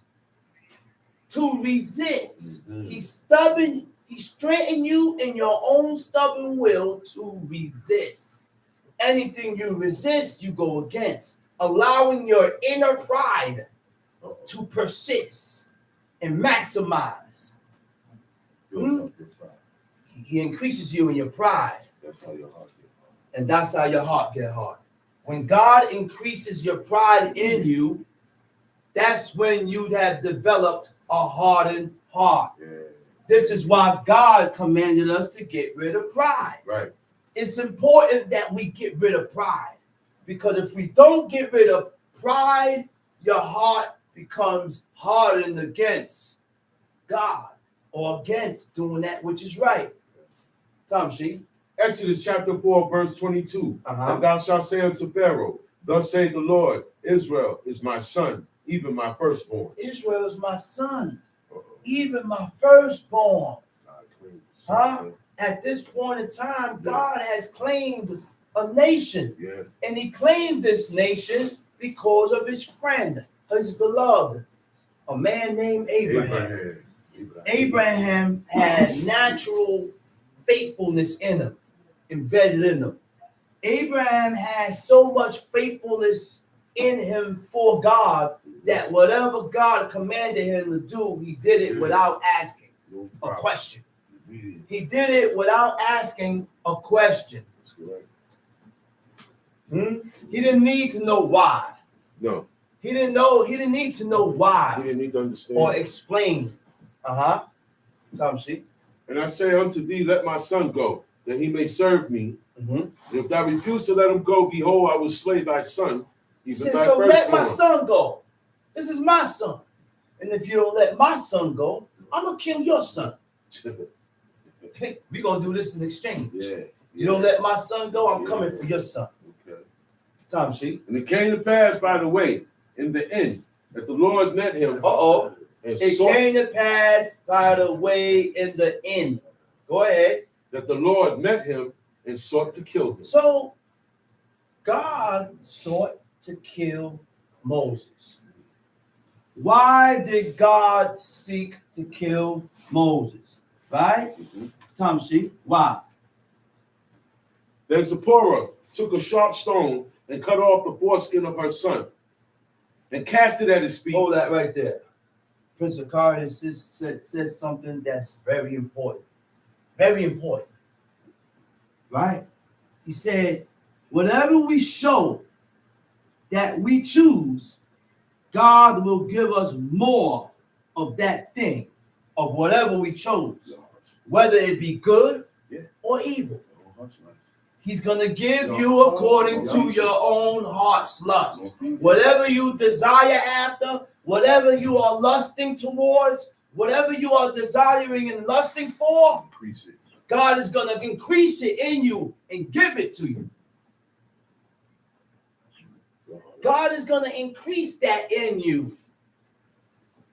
So it all determines according to what we chose in life, our choices. Go ahead, Tamshi. Then after this chapter, go to Numbers 12. Tamshi. Then Zipporah took a sharp stone. Okay, so God sought to kill Moses. Why? Go ahead. Zipporah took a sharp stone and cut off the foreskin of her son. Why? Because her son wasn't circumcised. Now, this shows the importance of circumcision. This shows the importance of circumcision established by who? Abraham. Abraham knew about God and knew about God at 75 years old. When you know about God or you are aware about God, everything don't come to you. Right. In time, and as you increase and as you Yeah. progress, Yeah. then God open your eyes to certain things. That's how it goes. And that's how it goes. Why do you think God didn't tell Abraham about circumcision at 75 and he waited how many years? 14? Is it 14? 13. No, he was 75, 4, 79, 24 years. Oh, okay. 24 years later is when God said, circumcise yourself and your son. That's the only reason why Ishmael was circumcised at 13. Right. Not because of Bar Mitzvah. It had nothing to do with that. It had nothing to do with Bar Mitzvah. That's right. Now they got a Bat Mitzvah. All this are Jewish traditions that we need to leave off from. Okay. Because these things that Israelites are getting into, it's not in the book. The world follows that. Our forefathers, they have no Bar Mitzvah. Nothing happens at 13. And I don't invite me to your Bar Mitzvah. Nothing happens at 13. I look at Bar Mitzvah the same way I look at birthdays. That's Uh-huh. right. I look at Bar Mitzvah the same as I look at Christmas and Thanksgiving. That's right. I'm not going to none of that. What am I doing at a Bar Mitzvah? Please don't invite me. Well, my forefathers, they had Bar Mitzvah. Now they got Bat Mitzvah. Yeah. Why we have a hard time following what God says? Instead of following people. Why we have a hard time following what the book says? But we want to follow everybody else instead of following what the book says. Don't we know this is our only way for salvation? That's it. So God was going to kill Moses. Why? Because he didn't circumcise his son. But Zipporah, his wife, was on point. Okay. This is the importance of having a helpmeet. Help me. That's a help me. That's what you are to me. A helpmeet. Where I'm lacking and I tend to forget or I'm lacking, I'm not going to say Moses disregarded God. No, he didn't. God ain't say he disregarded him. The only thing I can say is that it slipped his mind. It just didn't happen. It didn't happen. He didn't do it. He didn't do it. We needed that. And God don't look for excuses. No, it's no excuse. And the one who was his wife, who was his helpmeet, she remembered. She went, she said she took a sharp stone and circumcised, cut the foreskin of her son and cast it at his feet. When you read this, it means that she circumcised and took the foreskin and threw it at Moses. Yeah. That's what it says, right? That's what it says. But in the Hebrew, it don't say that. No, it don't. In the Hebrew, when it says cast, it says naga. Nun gimel ayin. Nun gimel ayin means to touch or to approach his feet. Which means she took she circumcised him and she prostrated herself towards his feet. The only way to approach my feet is to prostrate yourself in humility, humbleness, right? And said what? Surely a bloody husband art thou to me. Verse 26. So he let him go. And then said, So he let him go. Wait. He let who go? Moses. Moses was going to get strung up. Yeah, he's going to kill him. But when his wife circumcised his son, it eased up. It saved his life. I'm telling you, man. He says, so he let him go. Mm-hmm. Then she said, a bloody husband thou art because of the circumcision. And the Lord said to Aaron, go into the wilderness to meet Moses. And he went to meet and met him in the mount of God and kissed him. And Moses told Aaron all the words of the Lord who had sent him and all the signs which he had commanded him. And Moses and Aaron went and gathered together all the elders of the children of Israel. Go to Numbers 12. Numbers chapter 12. And Aaron spake all the words which the Lord had spoken unto Moses, and did the signs in the sight of the people, and the people believed. You see what made them to believe? You see what made them believe? The signs that Moses did. See, we got to realize that the nation of Israel was brought up and raised in Egypt, where idolatry, witchcraft, necromancy, it ruled the whole face of the land. This is what they saw. That's what they believed, because that's what they was raised up in. That's what they was raised up in. So even the nation of Israel, it took time to gravitate towards God. I said, the people seeing all these signs, they didn't gravitate towards God right away. So how we think we gonna gravitate to God only be doing this for 6 months, a year, 2 years, a year and a half? You gotta put time in. You gotta put time in and put works into God, man. You ain't 100%. You ain't thorough yet. You ain't thorough yet. Oh, you ain't showing me who God is, but you only got this, man. You still got a long way to go. You still mingling between and halting between two opinions.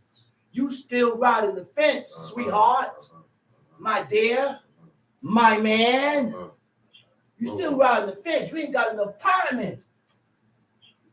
That's what this shows to us, man.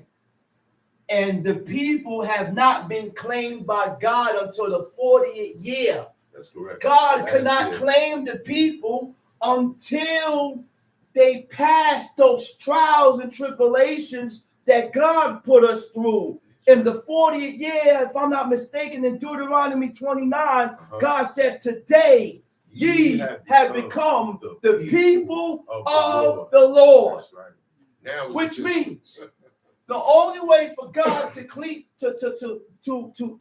us, we have to be put through a certain amount of trials, a certain amount of tribulations to prove your determination. We have to be reorientated. The ones that's born in the way of life, that's exactly what you have been, in the way. Like my father said, get out the way. You are in the way. That's all you've been doing. You've been in the way. But you have been living according to the ways. You have been living according to these ways. Go ahead, Tom C. Numbers chapter 12. Numbers chapter 12. Tom C. And Miriam and Aaron spake against Moses. We're going to learn the characteristics of Moses and why Moses was chosen. Why God chose Moses. Go ahead. He said, Miriam and Aaron spake against Moses because of the Ethiopian woman. Moses, because of the Ethiopian woman whom he had married. What is their reason for speaking against this man? God is only using Aaron because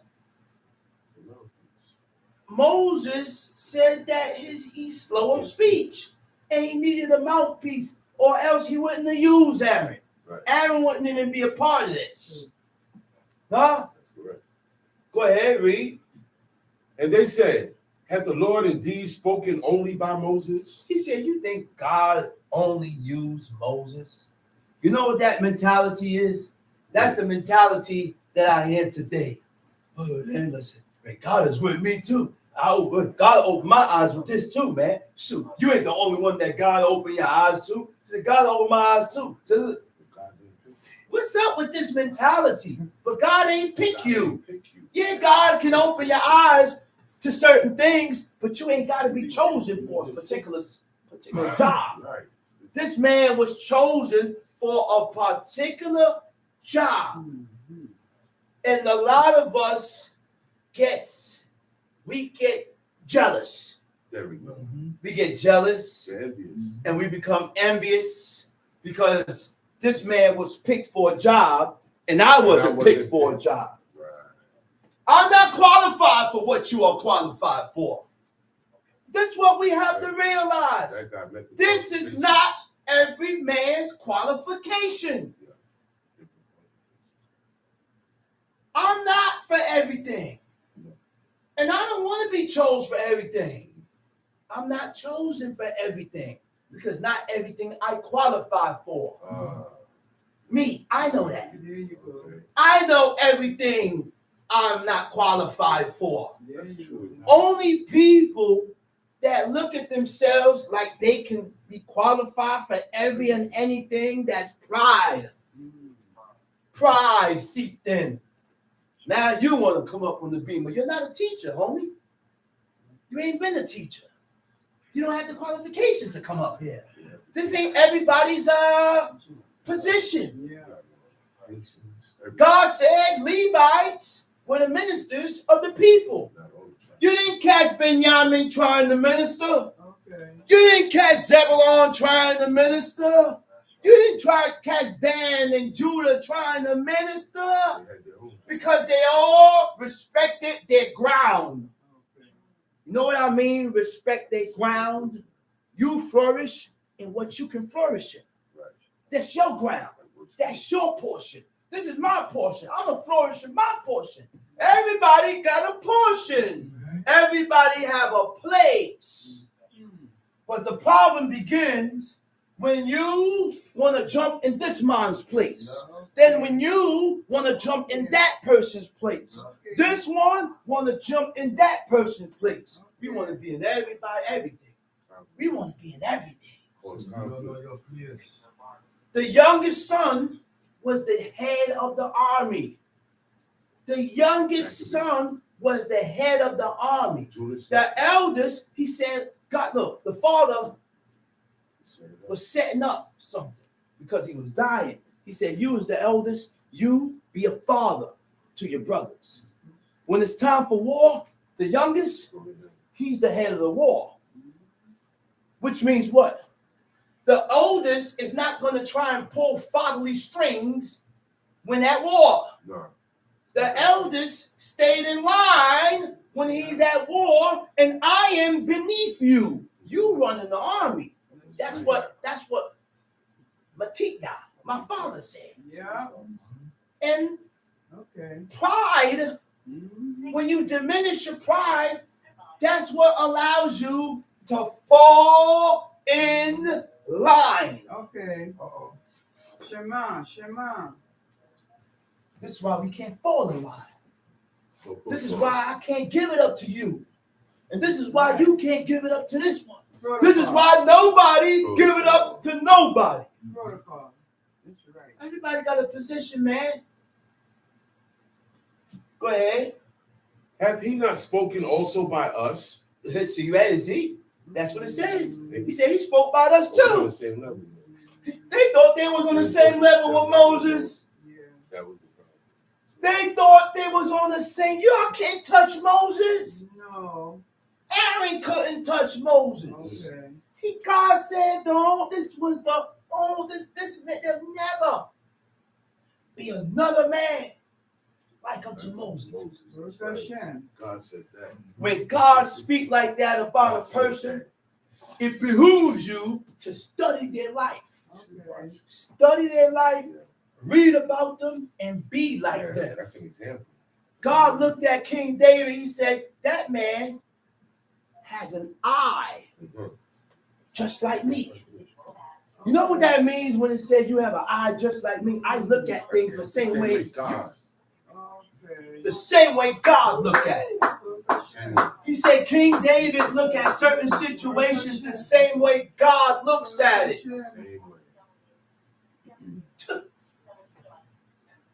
Then he looked at Job. He said, this guy here, he's just and upright. And he eschews evil. Eschews evil means what? To depart from evil. That's all it means. Go ahead. What it says now. He said what? Now the man Moses was very meek. Wait a minute. Never asked you. Man, that word meek goes deep. Meek goes deep. Okay? We know meekness is submitting to God. Right. That's okay. That's the height. That's the height. Submission. Being able to submit to God. Huh? Being meek is being able to submit to rulership. All right? Easily submit. Meek is a character trait, a form of proactive humility. Proactive humility, which is consciously self-initiated practice of acknowledging one's limitation. I gotta do that myself. You got to do that yourself. You have to know your own limitation. You have to know your own time, when to stop, when to move, when not to move, when to say, when not to say, when to do, when not to do, when to walk, when not to walk, when to sit down, when to stand up. There's a time for that. There's a time for all that. Huh?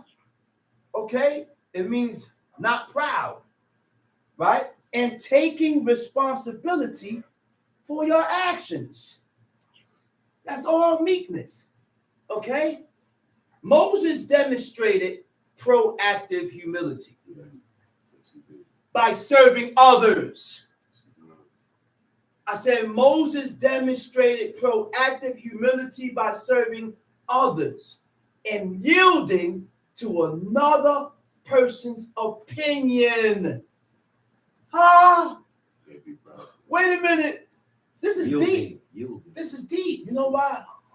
Because when I can't find myself listening to you, then that's not meekness. That's not humility. No. Moses wasn't that way because people was able to come to Moses and advise him and counsel him and tell him and talk to him, and he listened. That's right. And he listened. Mind you, this is a qualification. This is a character that Moses had that caused God to look towards Moses. It drew his attention towards Moses to another person's opinion or judgment because they possess more knowledge. Huh? There was more experience. Or it was an authority thing. Which means what? Submission is that's what you call submission to someone else. Right? Decision rather than forcing your own respecting, rather than enforcing your own, rather than enforcing your own ways. You want to stick to what you said, right? Respecting the authority, not defending himself when being criticized by a nation. The whole nation turned against him, and he still maintained his humility. Look, Moses was a man that focused on others. That's why he was able to go to God and tell God, he said, listen, Lord, he said, kill me. Save the people. He said, kill me, take my life. You know what he was asking God, man? You know who he was asking God, man? He said, blot my name out of that book. Man, read. Numbers chapter 12, verse 3. Uh-huh. Now the man Moses was very meek above all the men which were upon the face of the earth. Mm-hmm. And the Lord spake suddenly unto Moses, and unto Aaron, and unto Miriam, come out, ye three, unto the tabernacle of the congregation. Mm-hmm. And they three came out. And the Lord came down in the pillar of the cloud and stood in the door of the tabernacle and called Aaron and Miriam, for they both came forth. He said, they came out unto the tabernacle of the congregation, and they three came out. Go ahead. And he said, hear now my words. Hear now my words. If there be a prophet among you, If there be a prophet among you, I, the Lord, will make myself known unto him in a vision. he said, I, the Lord, Make myself known to him in the vision. So if I approach a prophet, I approach him in visions. Go ahead. And I will speak unto him in a dream. And I will speak unto him in a dream. Read. My servant Moses is not so. He said, but Moses, I don't deal with this man like this. Yeah. Go ahead. Who is faithful in all my Why heart. I don't deal with Moses this way? Because this man is faithful. Huh? He said, this man is faithful. Tom Sheep. With him will I speak mouth to mouth, even apparently, and not in dark speeches. And the similitude of the Lord shall he behold. The similitude of who? Of the Lord. The similitude of God does he behold. He said he beheld the similitude of God. Read. Wherefore then were ye not afraid to speak against my servant Moses? He said you wasn't afraid to speak against him. You don't see how I deal with him? You don't see how I deal with him? He said this man. Come back here with me. So God came down in the pillar of a cloud. Was a visible manifestation of God, right? He said Moses is faithful. Another characteristics, right? Faithfulness is characterized by unwavering loyalty, steadfast dependability, and consistent integrity in your actions. All right? That's right. Enduring commitment to God through self-discipline. Enduring commitment to God. Enduring means what? You're going to go through it. But while God put you through certain things, stay committed to God. Don't allow what God put you through to back up. That's right. There you go. Don't allow what God put you through to go aside or turn away from that which is, or give up. Right? It says enduring commitment to God through self-discipline. You can't endure commitment to God without self-discipline and perseverance through circumstances and temptations. No matter what. No matter what. Self-discipline is the ability to control your feelings. Self-discipline is the ability to control your feelings to overcome one's weakness. I said self-discipline is the ability to control your feelings to overcome one's weakness, correcting and regulating yourself for the sake of improvement. Which means the only way to improve with God, to excel with God, is by first, you have to notice your faults in order to correct it. You have to notice your faults in order to regulate yourself. If I'm not noticing my faults, then you can't correct or regulate yourself for the purpose of improving. Tom Sheep. Numbers chapter 12, verse 9. And the anger of the Lord was kindled against them, and he departed. And the cloud departed from off the tabernacle. And behold, Miriam became leprous, white as snow. The cloud departed from off the tabernacle. And who became leprous? Miriam. Miriam became leprous. Go ahead. And Aaron looked upon Miriam, and behold, she was leprous. And Aaron said unto Moses, Alas, my Lord, I beseech thee, lay not the sin upon us, wherein we have done foolishly. So Moses turned to God. He said, oh, Lord God. He said, don't what? And Aaron said unto Moses, Alas, my Lord, I beseech thee, lay not the sin upon us. Lay not the sin upon us. Wherein we have... See how he ain't just included himself? Notice how he just included himself. Us. He didn't do nothing.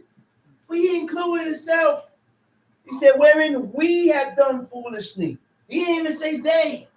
He ain't did nothing foolish. But these are the ways of godly men. A godly man don't exclude. They always include themselves. That's why the angel had to go to Ezra and he told me, why are you worried about the portion of the wicked. He said, that's not your portion. Why are you worried about that? But that's not how godly men move. He was still concerned about the nation.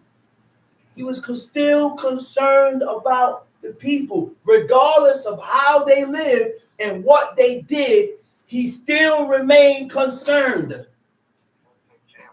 He didn't say jam them. He didn't say forget them. He didn't say, man, they do it. They don't disregard God. Look, you don't think they knew? He said, I hate them that hate thee. You don't think he read them songs? He said, but he still showed love. That's the heights of righteousness.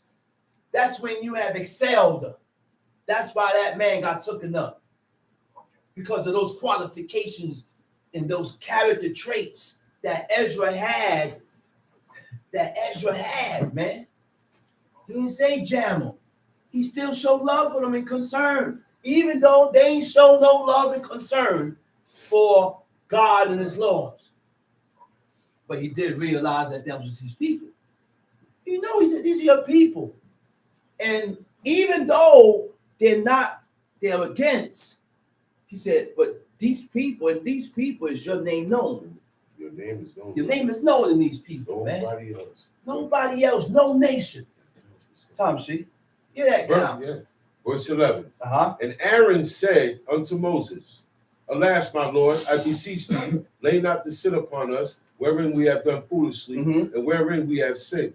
Let her not be as one dead, of whom the fleshes have consumed. And when he cometh out of his mother's womb. The same one they're talking about is the same one that's crying out for him.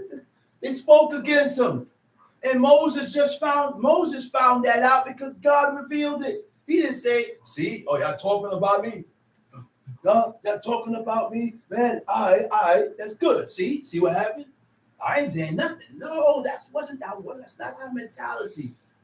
You're gonna get talked about.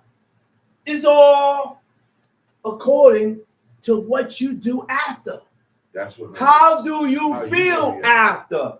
What is your reaction after being spoken about in a negative way? How you gonna handle that? Are you gonna continue to hold that grudge? Moses didn't. He didn't hold it. He still cried for him and asked God to heal her. He said, alas, oh Lord, heal her now. Shoot. Man, listen. Go ahead.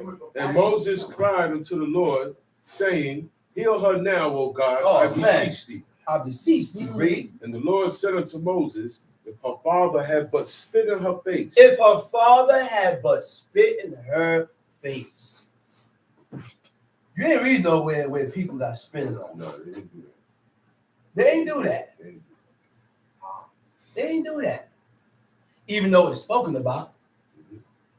Even though it's spoken, like he says, Shalushus, if the man don't want to raise up seed for his dead brother, he said you should loose his shoe and do what? And spit in his face. He said he's going to be the house of the barefoot. The house that had his shoe loose. You know not to allow this man to marry your daughter after that. I know what kind of guy you are. Read. If her father had but spit in her face, should she not be ashamed 7 days? Let her be shut out from the camp 7 days. And after that, let her be received in again. Go to what verse you at? Verse 15. Okay, go to Psalms 15.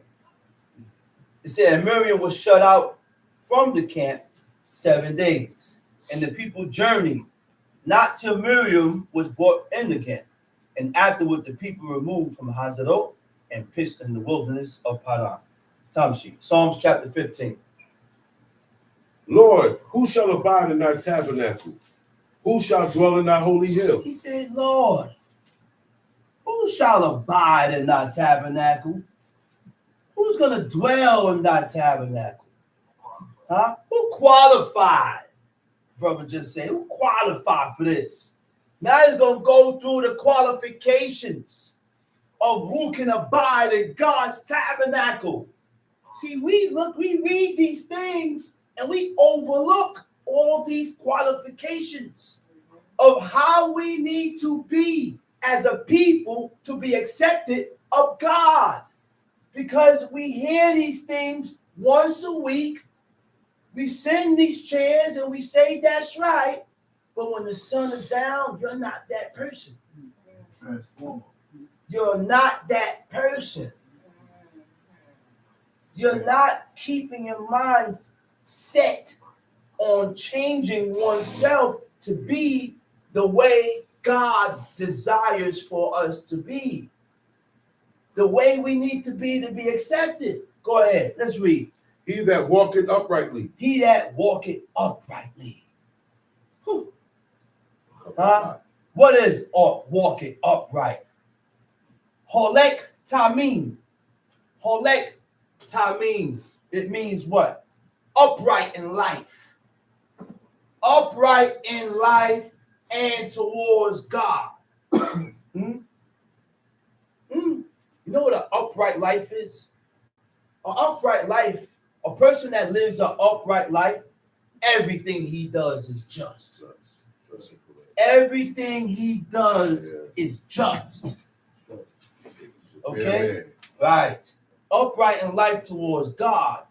Perfect. Whole. Huh? What does perfect? Whole means?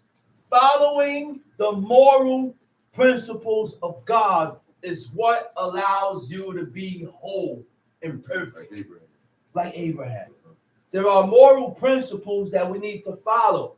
See, we have divine laws and we have moral laws. We got to read this book in order to learn these things, because I can't just conspire certain things in my brain and think it's right. No, it ain't right. Go ahead. And work it righteousness. And work it righteousness. Poel Zedek. Poel Zedek means what? Right? It means things done, your actions, rightness, straightness, rectitude, right? Rightness is altruism. Altruism is the belief in or practice of disinterested and selfless concerns for the well-being of others. That's how Moses was. That's how Moses was. The man was ready to sacrifice himself for the people, for his own hurt, but God had to stop him. He didn't care about living at that point in time, just to save the people. He didn't care about coming back neither. He didn't care about none of that. He said, take my name out the book. Rectitude is morally correct behavior and thinking. Tom She. And speaketh the truth in his heart. Speaketh the truth in his heart. Say what you feel. Say what you feel. However you feel, say it. Say it. Go ahead. He that backbiteth not with his tongue. He that backbiteth not with his tongue. The Hebrew word for backbite is ragal. Ragal means to slander. Slander is what? A false oral statement that damages a person's reputation. When you voice things or say things, that's not true. You have voiced these things. We tend to voice things according to our feelings and how we feel and how we think. But a lot of times, how we feel and how we think is completely opposite. It's wrong. Because how you're thinking and how you're perceiving and looking at the situation, that person is not that way. He ain't showing you that. This is what your perception is without your interrogation, without asking. Tom She. Verse 3. He that backbiteth not with his tongue. He that backbiteth not with his tongue. Nor doeth evil to his neighbor. Nor doeth evil to his neighbor. Nor do it evil to his neighbor. Which means if you know it's wrong, why you do it? If you know it's wrong, you know when it's wrong or when it's right. What is wrong, what is right. Why you did it. Because. And we always got an explanation of why. It's always a because of why I did it. See, when we do these things, God can't accept us this way. we can still be doing laws and God will not accept us because of these qualities. Yeah, I'm doing this and this and this, but I like to do things to people and you know it's evil, but because I dislike you and I don't like you, I will still do it. That's where the blemish comes That's in. the problem, man. That's the problem. That's what creates that breach. Blemish. That's what creates that opening in your spirit for iniquity to enter, for sins to enter. And the only way that iniquity is able to enter us is through the mind. We always think it before it's done. Whether it's good or evil, it comes here first. Tom She. Nor take it up a reproach against his neighbor. Nor take it up. The Hebrew word for take it up is nasa. It means to utter.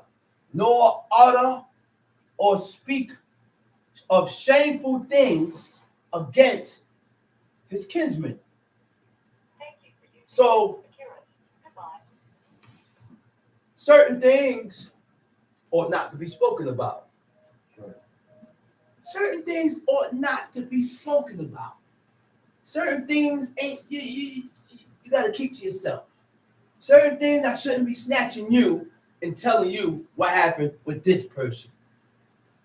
Certain things you got to shut your mouth. Because these are things that cause God. These are things that cause God to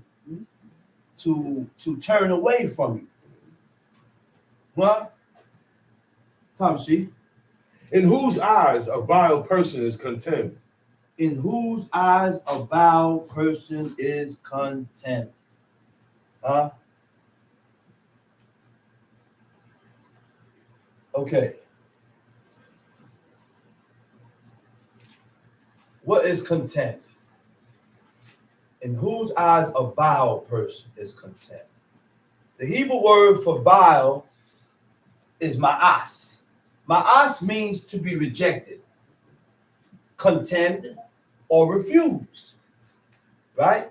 Rejected. When you're rejected, when God has rejected you, that's when you begin to refuse to accept or consider what God accepts or consider. When the Creator rejects you, you're not going to agree with what you read. You're not going to accept everything that's in the book because you're being rejected by God. And when God rejects you, you're going to reject the thing that God accepts. Right. Huh? So again, when God rejects you, you're not going to show no affection or concern for the word of God, nor belief in God when you are being rejected.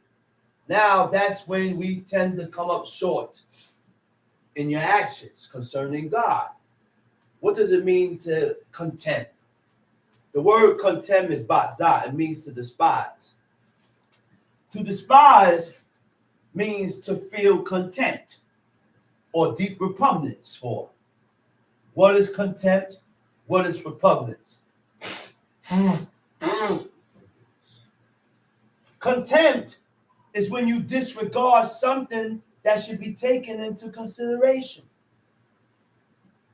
We should not be disregarding things that should be looked into, or that should be considered, right?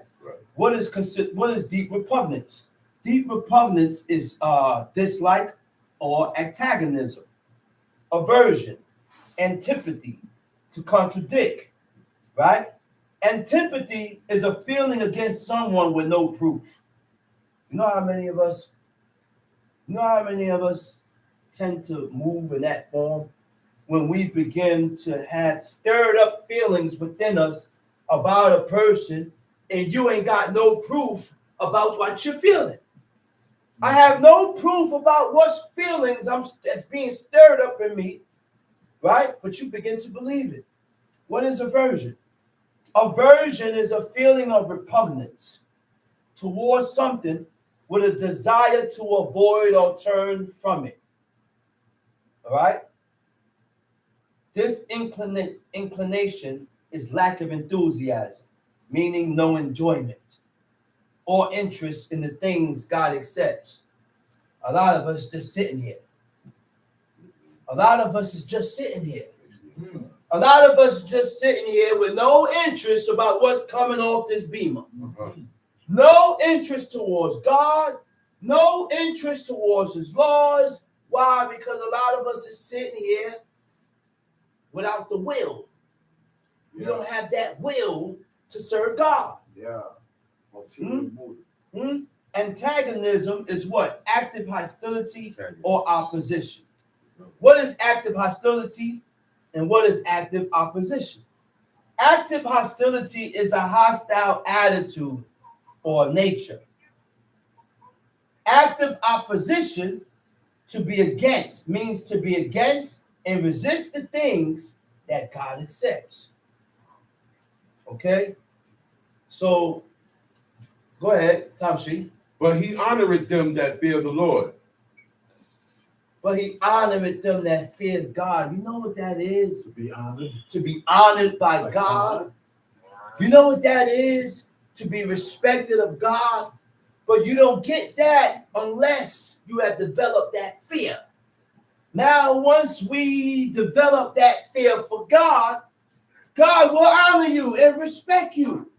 Why? Because you have to develop that fear for God first. God ain't going to come to you. We got to go to God first. Right.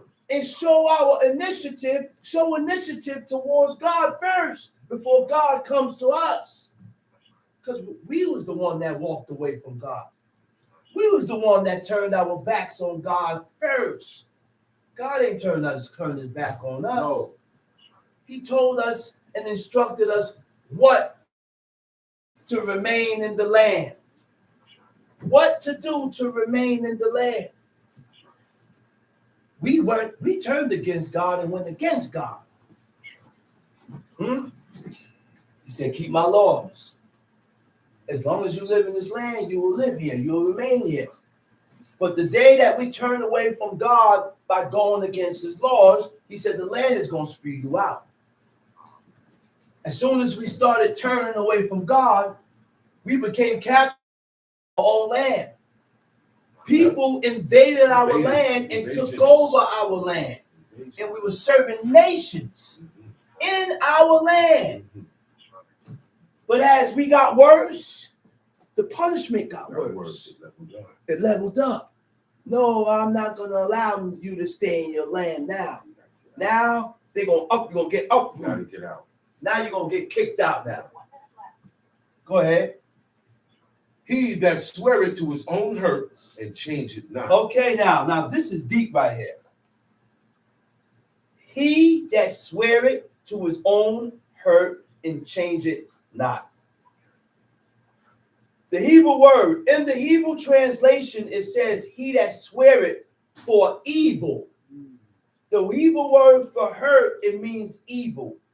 And he changes not, which means you can swear to do something and it ain't right.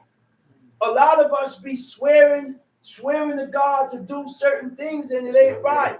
But because you swore to God, you have to accomplish your oath in what you saw, whether it's good or evil.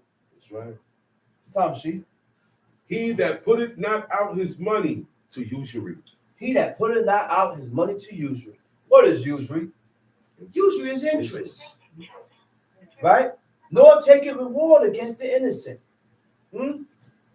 After that, go to Psalms 119.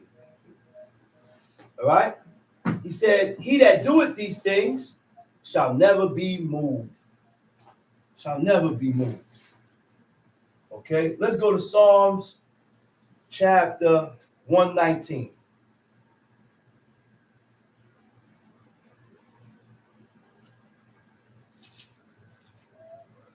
Got it? Tamshi. Blessed are the undefiled in the way, who walk in the law of the Lord. Wait a minute. Blessed are the undefiled that are in the way. So what does that word blessed mean? What does it mean to be blessed or to be blessed, right? Blessed, consecrated, right? It also means to speak gratefully of. Anything you speak gratefully of, it means to feel or show your appreciation for. So if showing your appreciation for a person is when you're being grateful. Grateful. Only grateful people will have some type of obligation to themselves to show their appreciation. Tamshi. It also means to confirm, right? To establish the truth. Tamshi. Who walk in the law of the Lord? Say, who walks in the law of the Lord? Blessed are they that keep his testimony. Okay. He said, blessed are the undefiled, right? The word undefiled is temime. Temime, right? Temime come from the word tamim. Right. It means whole.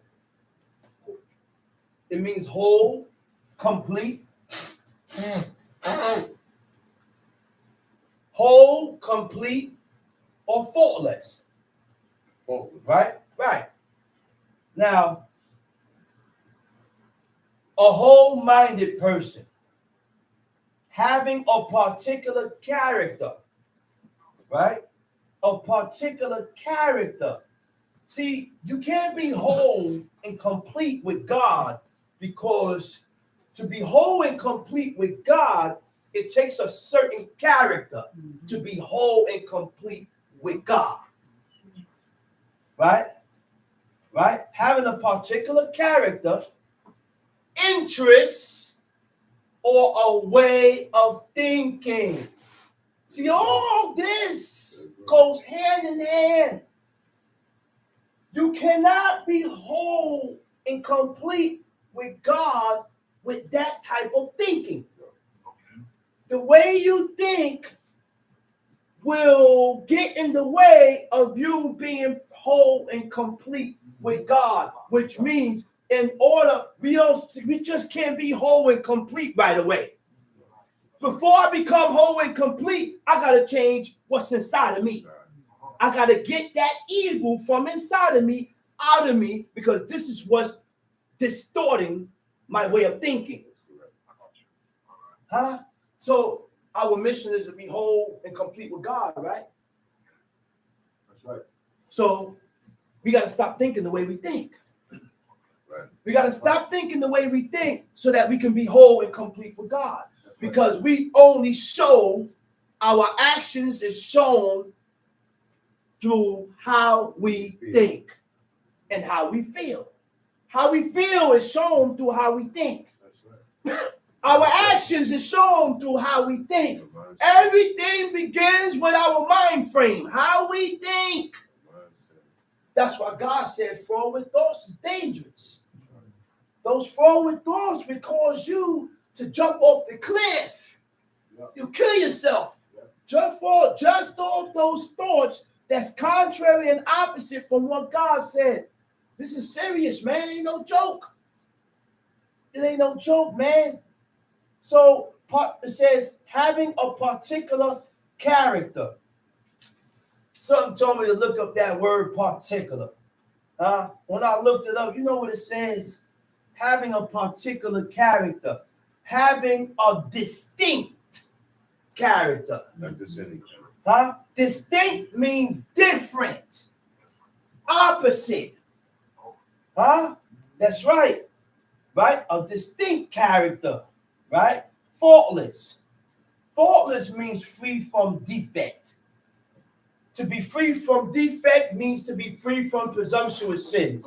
Because presumptuous sins is what causes us to be defective. When we sin, knowing that it's a sin, knowing that it's wrong, we are the ones that become defective before God. When you become defective Anything that is defective is fit for the garbage. Yeah. Anything that is that has a defect, God can't use. Huh? We could be sitting down in teachings with a defect. That's right, brother. We could be sitting down in these chairs defective before God. That's why we can't elevate and increase in righteousness. Because we got a defect. That's in the way. We become defective. The defect is in the way. Yeah. Huh? Tom C. Psalms chapter 119, verse 2. Verse 2. Tom Blessed C. are they that keep his testimonies. Blessed are they that keep his testimonies. What are his testimonies? His commandments, his laws, statutes, commandments, his Shabbatot. Shabbatot is Shabbats, not singular or plural. And that seek him with the whole heart. Seek God with all your heart. When you seek God with all your heart, you will find him. The reason why people don't find God is because we wasn't seeking him with all our heart. We came half-stepping. We came halfway. We came with doubts. I came off and on. I came with hang-ups. I still was caught in between opinions. I was still riding the fence. I'm not sure. You can't seek God like that and think you're going to find him.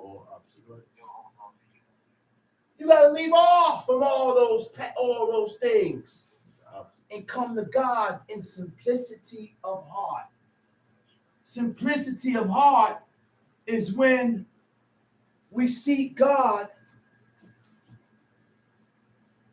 letting go of whatever baggage I got with me. Let go of all that. Let go of the JCs. Let go of the Thanksgivings. Let go of the Xmas. Let go of all that. The reason why people don't let go of it because their mind is not made up. They have not made their mind up of who God is. I really don't know who God is. I'm still not sure who God is. I don't know if it's still that God on the cross. Or maybe it's this God here that's sitting down here with the fat gut. I'm not sure, man. I'm still in limbo and I'm undecided. Still haunted. Huh? That sounds like the nation of Israel that left Egypt and God took them in the wilderness. They were still undecided. Yeah. But in order to leave off from those deities, you got to put work on yourself. Right. You know the work that you have to put into on yourself to leave off from your past, leave off from those religions and those idol gods. Constant work on yourself, and you just don't believe like that right away. I'm telling you, man. I'm telling you. You ain't hear Abba speak. He said, man, I still was scared. Even still knowing who God was. But I still was afraid of Jake. He said it took him a while. Even serving God. So that just don't leave right away. But you you gotta work on yourself. And you don't use that for a hang up. You don't use that for no crutch. That's why when my father met my mother, you know what he told my mother? He said, JC is not God. He said, listen. He said, you know what I want you to do? I want you to say F him. Yeah. F JC. Yeah. So Ima said she was scared. She said, for real? Yeah. She said that she finally said it. Mm-hmm. But she was scared. Why? Because I've been serving this deity all my life, and this is what I've been taught. I've been taught that this is God, man. I'm coming over and I'm crossing over to something new. Huh? But you know the ones that hold in high regard with God, the ones that cross over and left off. He said, my father said, he said, what did y'all show God? What did you do on your own to show God that I'm dedicated? He said, I can tell you what I did. I left off. I left off from a lifestyle and came to a lifestyle that I didn't know about. He said, your mother too, and I never went back. That's it right there. See, that's the impression. Those are the things that we have to do to show God our determination or our will to serve God. That's right. What did you leave off for? Leave off from for the purpose of serving this God.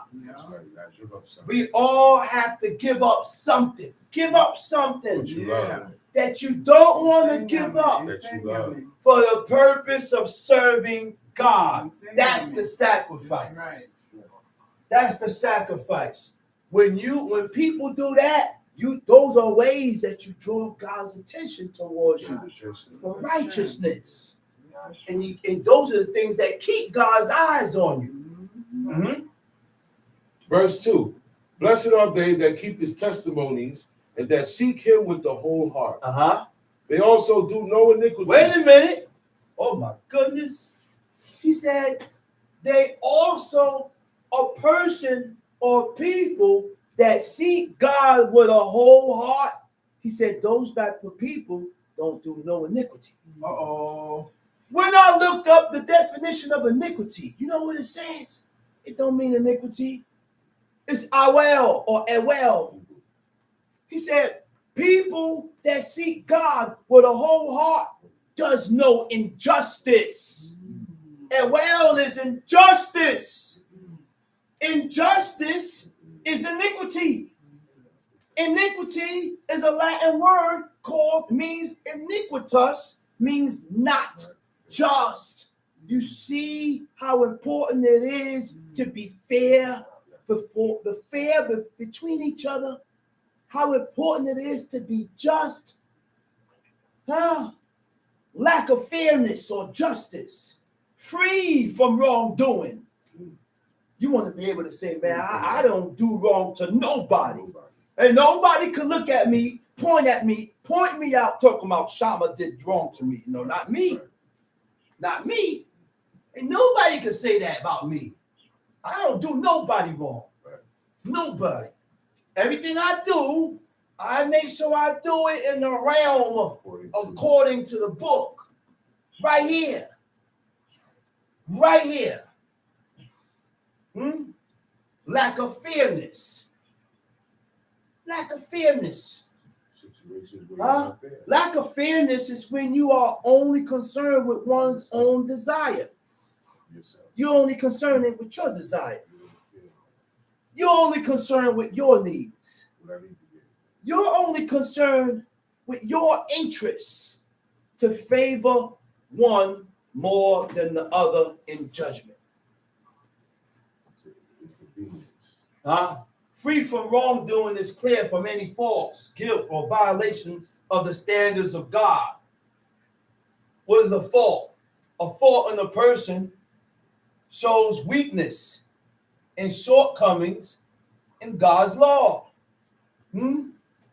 Clear from guilt means free from the feelings of remorse for wrongdoing. You see how important it is to be just? You see how important it is to be just? So, what verse was that? 2. Right? It said they also do no iniquity. They walk in his ways. So, when we are walking in the ways of God, you follow a certain course or procedure that is set up by God, by our forefathers. The Most High was strictly against following and doing anything like the nations. I said God was strictly against doing anything like the nations. When you are walking in the ways of God, right? You don't follow their course, this course and the procedures of the nations. When you follow the course and the procedures of the nations, you are also guided by their influence. When you follow in their ways. Huh? What influenced you? You get influenced by. All these things we got to look at. Because not everything that influences you is right. Sometimes we get influenced into doing things, into the wrong things, and it don't be right by God. It don't be right, man. But then we so stubborn to see it. We so stubborn and stirred up in our emotions and feelings to see it because we don't look in the mirror and say, you know what? I shouldn't be feeling this way. We won't analyze ourselves. And when someone else comes to tell you, yo, you shouldn't be feeling this way, it's not. You look at me and get angry. Leave them alone and wait. It ain't time for him to listen. See, a lie ain't all the time. It's not all the time when it's the right time. Not every time is the right time. This is just not your time yet to get it. I hope you get it later on in life by you bettering yourself with God. I hope you get it and you don't continue to move the way you're moving and you don't get cut off in that state. But not everybody's time is the right time. Time sheet. Thou hast commanded us to keep thy precepts diligently. Diligently, read. Verse 5. Oh, that my ways were directed. Thou hast verse 5, right. Thou hast commanded us to keep thy precepts diligently. Precepts, the root word for precepts, the word for precepts is pikudeka. Pikudeka, the root word for pikudeka is pakwad. God's precepts are his holy commandments, instructions, guiding human behavior. And commandments and the instructions and the ways of God tells us how to behave. It's moral conduct, emphasizing ethical principles and a way of life aligned with the will of God. That's it. Time sheet, verse 5. Oh, that my ways were directed to keep thy statutes. Oh, that my ways. Oh, that my ways was directed to do what? Directed to keep thy statutes. He's asking God to direct him towards his laws. These are the things that we need to ask God for. Direct my ways towards your laws. Oh, Lord. The word direct is yikonu. It means firm. Establish my ways towards you, towards your laws. Cause my ways to be firm. For the purpose of serving thee. Because if God don't establish your ways, you're not going to be firm. You're not going to be able to serve God. Because in order to serve God 100%, you have to be established. Tom Sheep.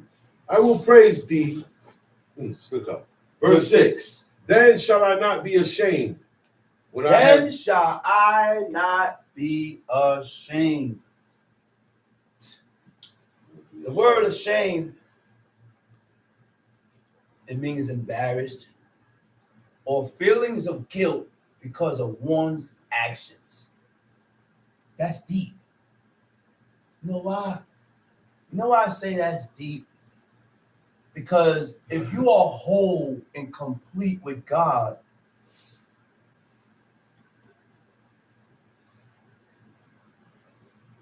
you're going to feel guilty after your actions. Guilt is going to stir. It's going to stir up. It's going to set in after whatever you've done. After the action that you've done, guilt's supposed to set in. So when we do things that is against what God said, when we offend God and each other, how do you feel?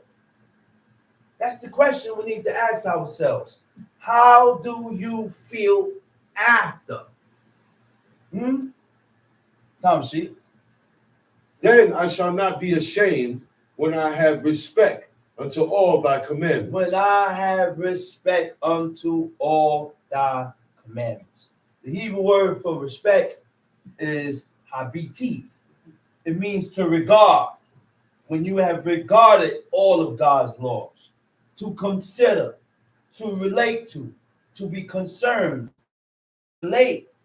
Anything you relate to, there's a connection.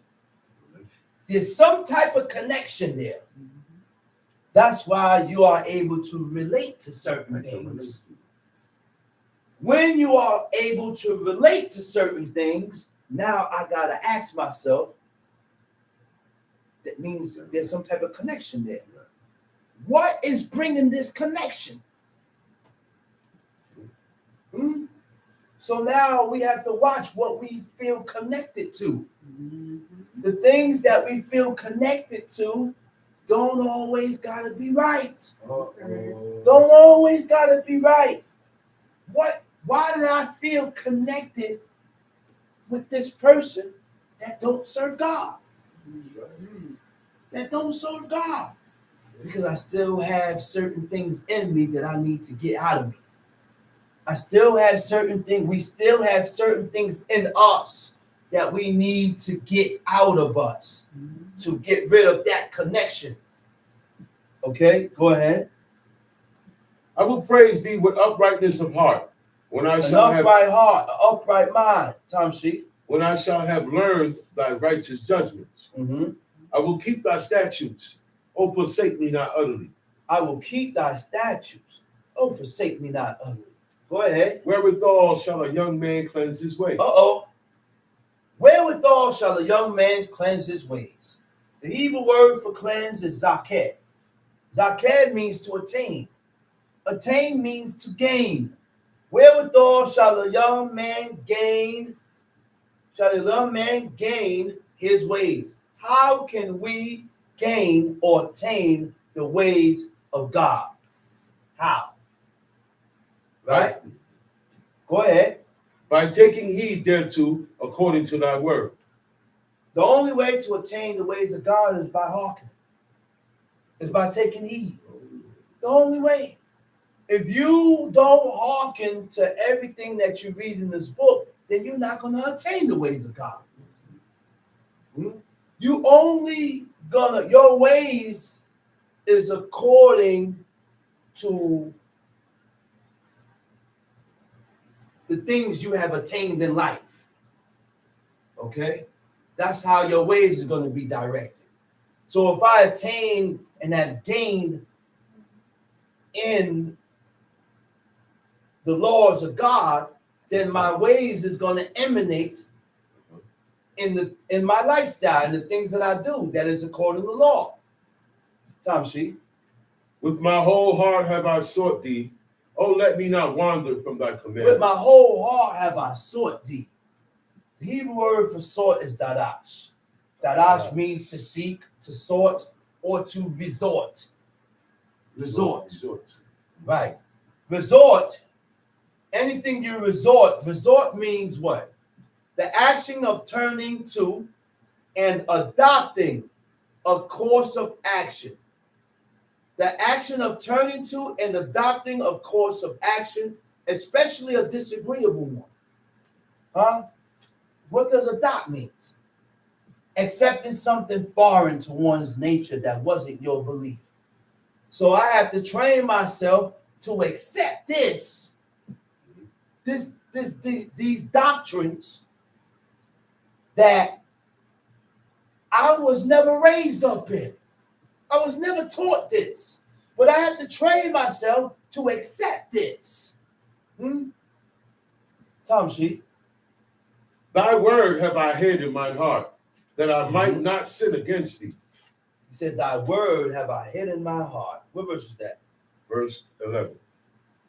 He said, thy word have I hid in my heart. I'm not forgetting it. King David didn't forget God's laws. He said, I have not wickedly forgotten thy laws. So when we forget, we sin. When we forget, King David said, you're wicked. He said, I have not wickedly forgotten thy laws. When you forget, you are wicked. You're only going to forget what's not important to you. Blessed art thou, Lord.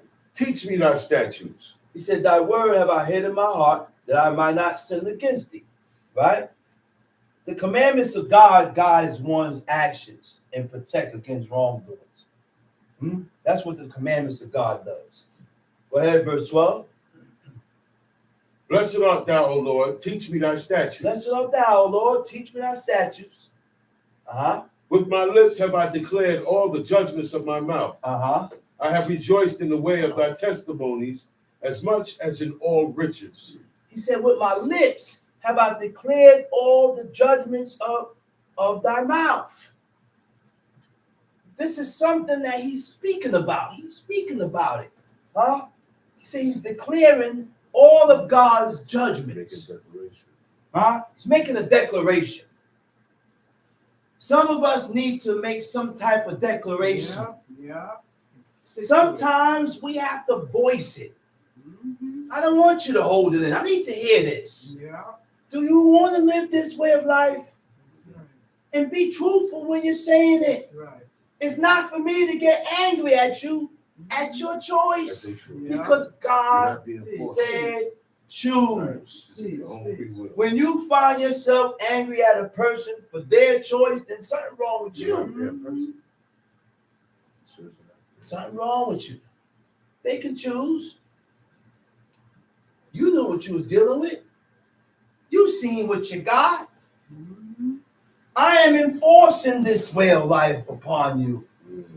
And I'm forcing you to do this because you ain't doing this of a willing heart. You're not doing this because this is my choice.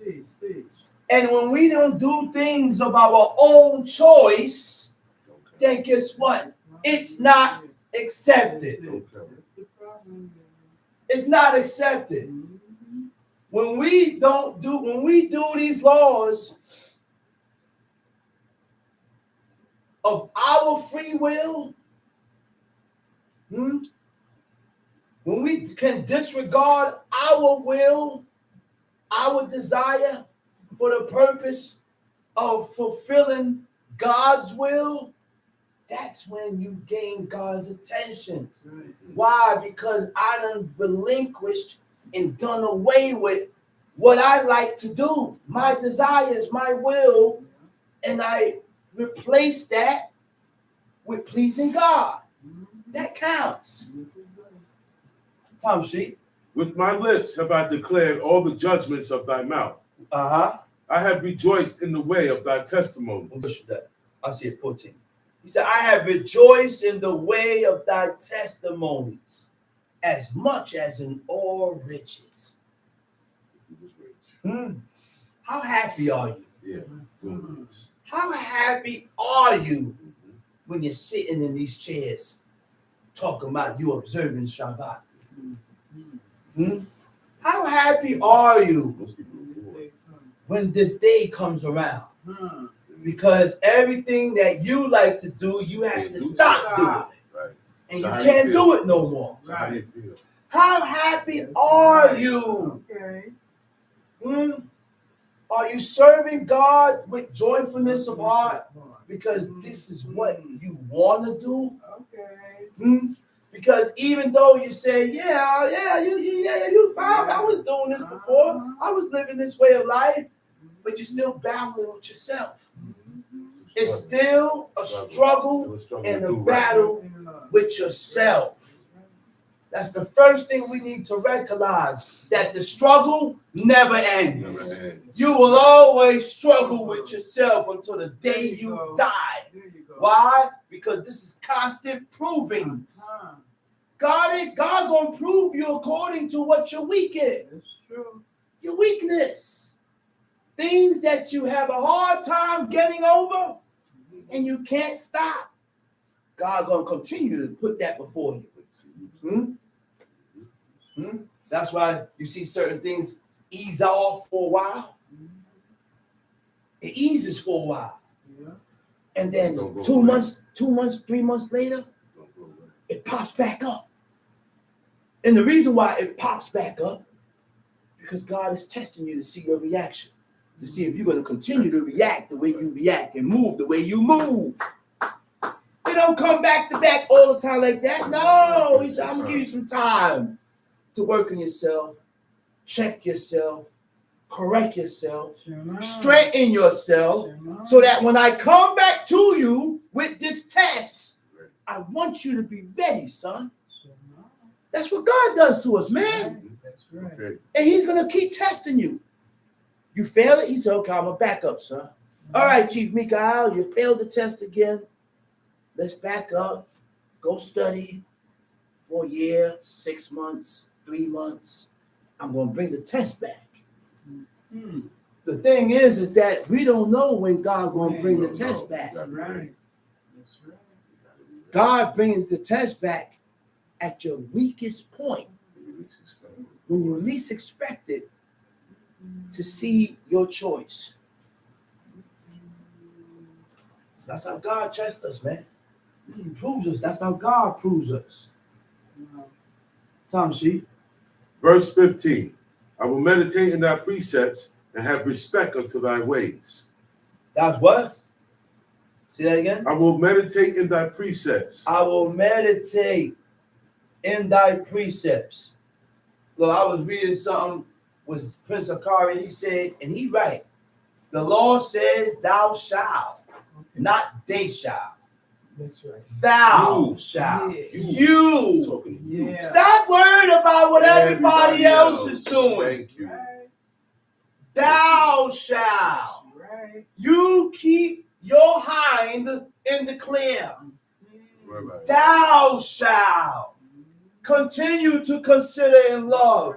Even though they don't consider in love, you continue to consider in love, because that's what God says. That's right. That's right. You continue to fulfill these commandments, Right. because that's what God says. Tom, see? I will meditate in thy precepts and have respect unto thy ways. Uh-huh. I will delight myself in thy statutes. I will not Go forget back thy to word. that. What verse is that? Verse 15. Verse 15. Okay, read that. I will meditate in thy precepts and have respect unto thy ways. I will meditate in thy precepts.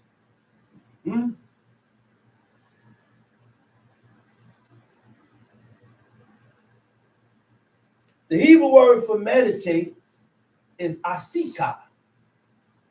I will discuss and talk of thy precepts, in thy precepts, in thy law. This is my discussion.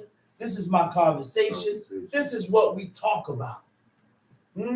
Why? Because God commanded us to talk about it. God commanded us, he said, talk about it when you sit in the house, when you walk by the way, when you lie down, when you rise up. He said, then he commanded us, he said, it shall be a sign between your eyes and on your hands. But anything you talk about brings strength. It strengthens you. It strengthens you by talking about these laws, commandments, and statutes. It has an effect on your spirit by talking about these laws, commandments, and statutes. That's why God commanded us to talk about it. Tom, she. I will delight myself in thy statutes.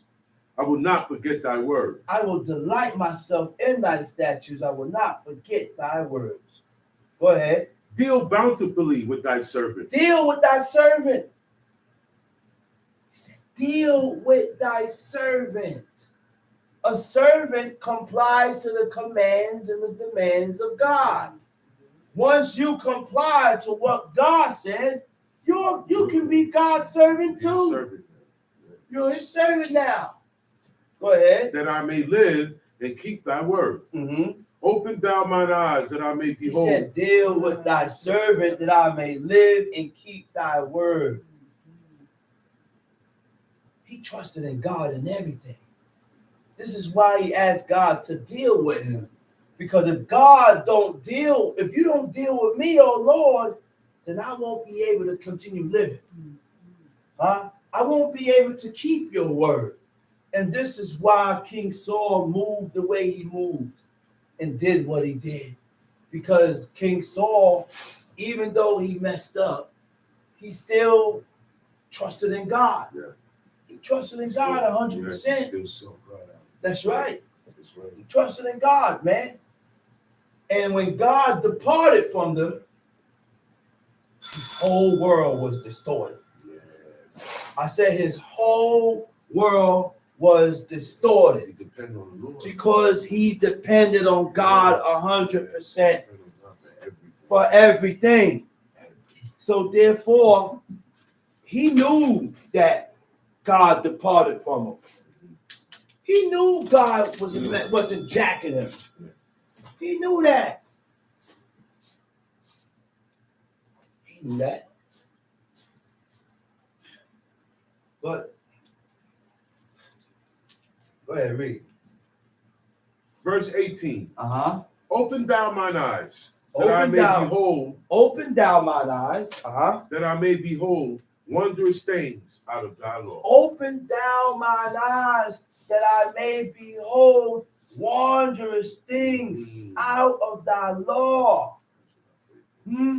These are things that we gotta ask God. When I read, open my eyes to the things to what I'm reading to, so that I can behold marvelous things concerning your law. That's what you pray for. That's what you pray for. Tom Sheep. I am a stranger in the earth. Hide not thy commandments from me. He said, I'm a stranger in the earth. He said, I'm a stranger in the earth. Tom Sheep. My soul breaketh for the longing that it hath unto thy judgments at all times. Thou hast rebuked the proud. He said what? My soul breaketh. My soul breaketh. The Hebrew word for my soul breaketh. It means my spirit is broken. My spirit is broken. For what? For the longing that it hath unto all thy judgments at all times. King David broke his spirit. So he could receive. He broke his spirit for the purpose of serving God. If we don't break ourselves, you're not going to be able to serve God, because the purpose of breaking yourself, you are breaking evil ways, evil, wicked, and abominable ways that I need to break within myself so that I can agree with what I read.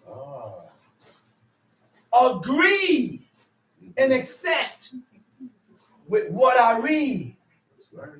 A lot of us read the book and we don't agree and accept with what we read. That's true. He said, to love your neighbor, Prince of Carving, something else. He said, to love your neighbor is to love God. That's true. Why he said that? Because God said, love your neighbor. And if you don't love your neighbor, then you can't love God. How you gonna love God and you don't love your own fellow man?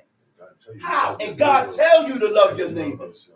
God tell you what to love. He commands you to love your neighbor. He commands you to love your neighbor. That's right. The stranger, the fatherless.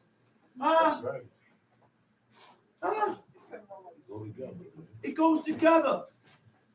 So love your neighbor like you love yourself. But don't expect your neighbor to love you, like you love them. And that's what we do, because everybody don't have the same heart. Everybody don't have your heart. So we gotta stop expecting. That's what they do. Even though we did expect. You know why I say that? King David. No, King David. When he did the good to Nabal, he expected Nabal to look out for him. That's what he messed up. And when he looked and his men came back with his response, with the report, he told him to saddle up. He said, we're going to kill everything. But the only reason why he wasn't able to kill everything was because he was accepted of God. God was the one guiding King David's feet, so he stopped him. Sent Abigail to stop him from avenging himself, against his own. That's right. We like to take vengeance against each other. Real quick. You know what vengeance is? You know what vengeance is? I ain't got to do nothing to you to do vengeance. All I gotta do, look. All I gotta do is act a certain way. Yeah. Move a certain way. I'm moving like this and I'm acting like this because I don't like how you acted. Okay. Boom. No. Yeah, it's true. No. It's true. No. Huh? Tom sheet, where we at? Oh yeah. My soul breaketh for the longing that it had unto thy judgments at all time. We have to learn to break ourselves. Break our spirit. I said, break our spirit, man, for the purpose of serving God.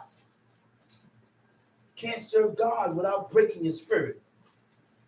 Verse 21. Thou hast rebuked the proud that are cursed, which do err from thy commandments. Thou hast rebuked the proud. The Hebrew word for proud is zedim. It means presumptuous. The word presumptuous means what?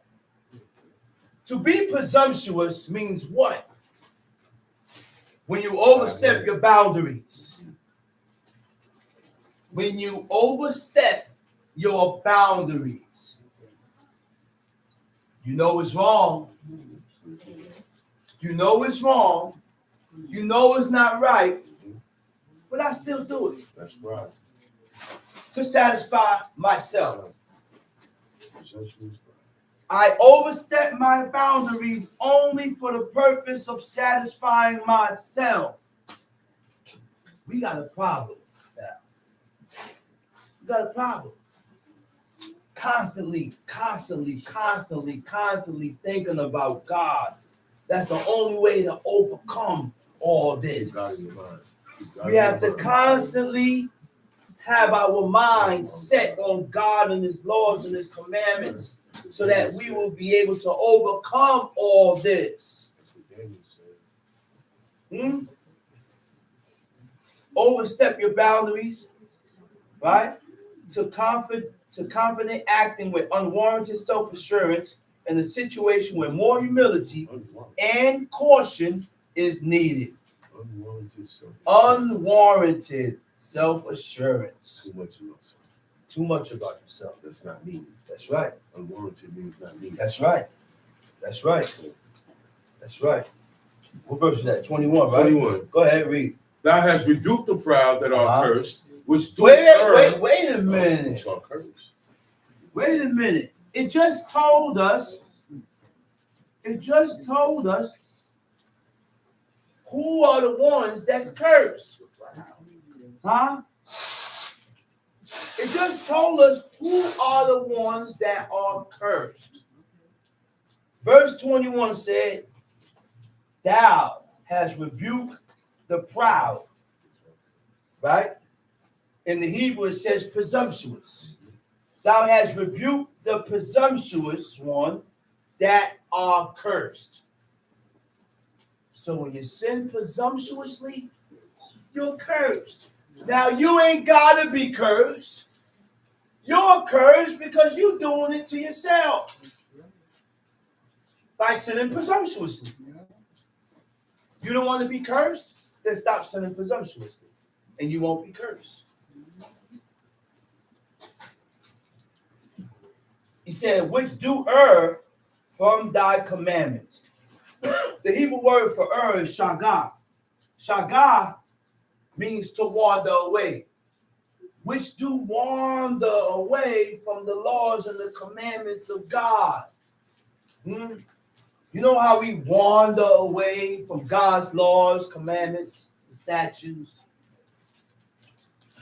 When we tend to put it to the side. Put that to the side. Put this to the side. Wait to do this over here. Wait till later to do that over there. See, anything concerning God needs to be done immediately. Anything concerning God needs to be done right away. Don't put God on the hang up. He said, remove from me reproach. King David is asking God to remove from him reproach. What is reproach? The Hebrew word for reproach is kirpah. Kirpah means reproach. Reproach means what? To express disapproval, your disappointment, right? Or disappointment in. We tend to express what we don't accept. What we don't accept, what I'm disappointed in. The Hebrew word for contempt, it also means contempt.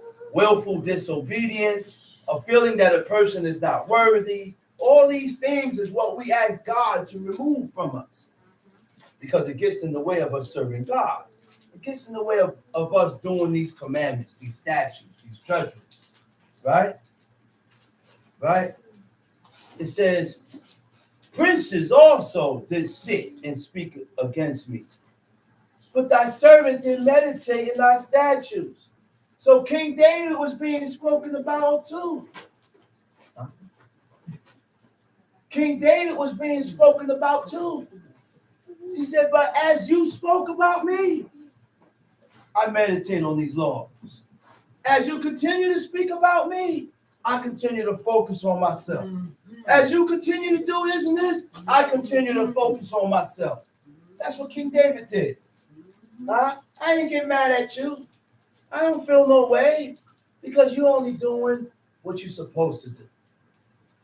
That testimonies are also are my delight and my counselors. My soul cleaveth unto the dust. Quicken thou me according to thy word. The Hebrew word for quicken is kayeni. Kayeni means to revive. Kayeni means to come to life. Why is he asking God to cause him to come to life? And he's alive already. Huh? Why is he asking God that? It ain't no metaphor. That's not a metaphor. What do we think the reward is for living these laws and fulfilling these commandments? Because our forefathers didn't receive no reward. Isaiah was chased. He was oppressed. Isaiah was the nation was against that prophet. The prophets went through it, but they dedicated themselves towards God. Where is their reward? God said there's a reward that comes with serving God. Where is the reward for the godly men in this book that have dedicated themselves to God?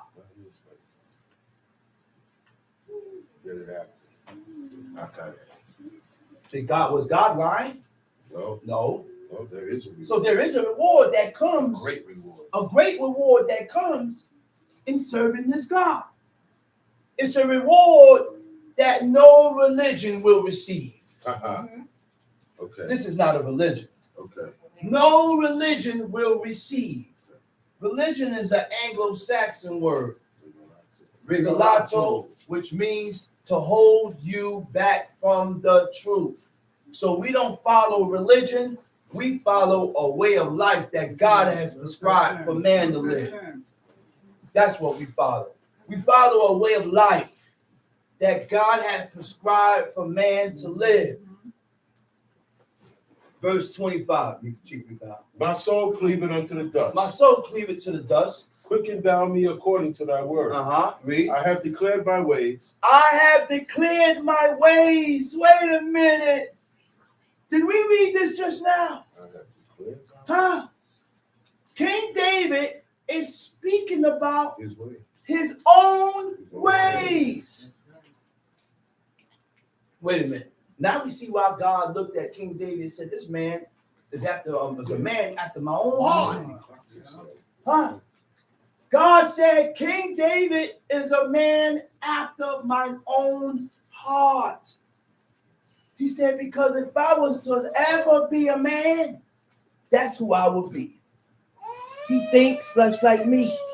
He moves just like me. He got a heart just like me. So a man's purpose, if his purpose is to be godly, is to read about the lifestyle of King David. Read about these godly men. He said, King David said, I have declared my ways. Now, the Hebrew word for declare my ways, the Hebrew word declare is samek pei resh, sapad. Sapad means to reckon your ways.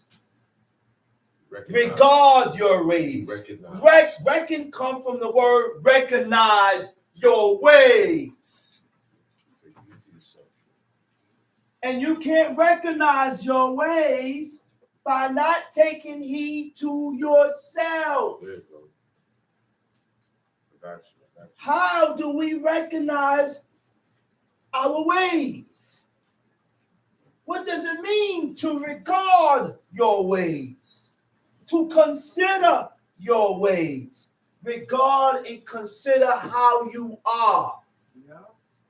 How you are. And use the book as a standard of what is right and what is wrong. Use the book to tell you your answer. The book will tell you your answer. Don't come up with your own answer. The book answer it for you. Don't ask me no questions. Let the book answer it for you. Straight and direct. Yeah. Which means when you use the book as your reference, right? When you use the book to answer your own questions, you can't argue with the book. You can argue with everybody else, but you can't argue with the book. The same thing. Can't argue with the book. To reckon your ways means what? How do we reckon our ways? The word reckon means to recognize. How do we recognize our ways? Reckon my ways means what? To think about my method.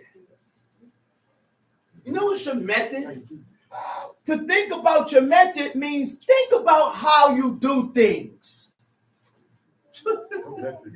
And determine on how you do things shows me how you are. How you handle situations, how you do certain things and handle situations, deal with people, tells me your ways, tells me how you are. It shows me your ways. How you dealt with this matter tells me that you got dirty ways. Dirty ways. That's how I can see whether you have dirty ways or godly ways. Yeah. According to how you handle matters. It also means to think about my approaches. How you approach a matter.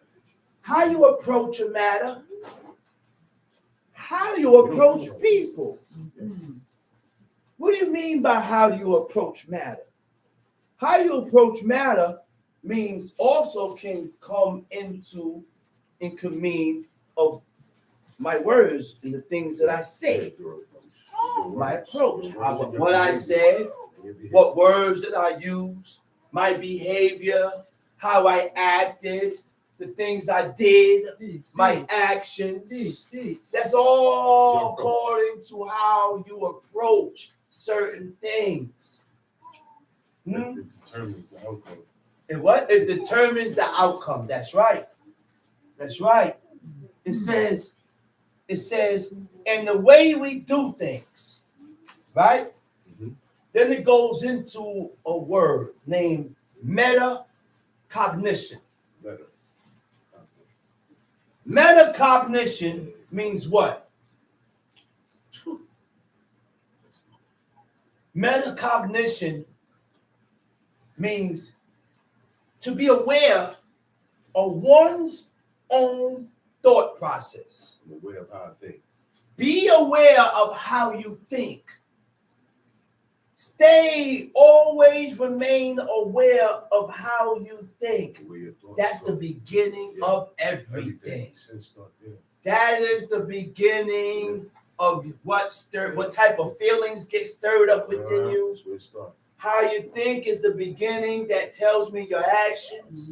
How you think tells me your ways. How you think, I could keep going on and on. How you think shows your behavior. How you think shows your perception on how you look at certain things. How you think tells me your decisions you come up with. It all, everything comes from how you think. Huh? I said everything comes from how you think. That's it. That's it. Read that verse over, verse 26. Psalms 119, verse 26. I have declared my ways. I have declared my ways. King David couldn't have pride in him because he's already declaring. He broke that spirit. He already said it from the verse before that he broke his spirit. You don't have that. And the purpose of him breaking his spirit was to be able to declare his ways. Was to be able to self-reflect. See, you can't self-reflect without breaking your spirit. You got to break the stubbornness that you have. Be stubborn. We stubborn. Some of us is stubborn to a certain extent. Some of us are stubborn to our own hurt. Some of us are stubborn to some. Some are less stubborn. But we all are stubborn. And because I am so stubborn, I ain't got no time to be pointing out the stubbornness in you. I'm stubborn myself. I need to be searching my stubbornness that I have in me. Instead of always pointing the finger at you and looking for some type of recognition because of what I do. I don't want to be recognized. And our forefathers didn't care about. Did Moses care about being recognized of the godliness that he did? About the righteousness that he did? Ezra? Maybe Abraham, Isaac, Jacob, Adam, Eve. No, they wasn't looking for that. You know why? Because the godly men in the book counted themselves amongst the wicked. He said, we have done this. We have sinned, oh Lord. Please. The confession says we. The confession says we. Yeah, I'm not wrong. Huh? We have hated and despised. We have scoffed. We have revolt. We have blasphemy. We have blasphemy. We have been rebellious. We have acted perversely. We have transgressed. We have persecuted. We have persecuted. We have been stiff-necked.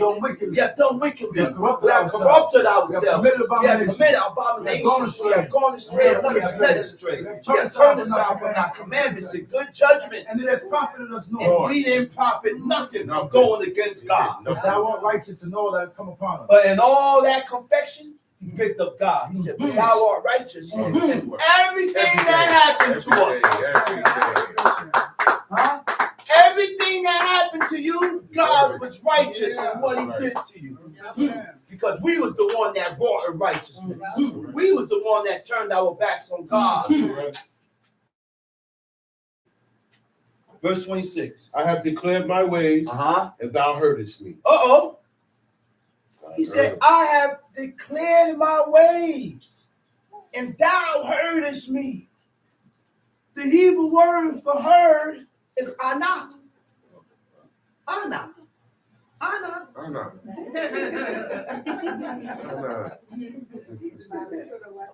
You know what ana means?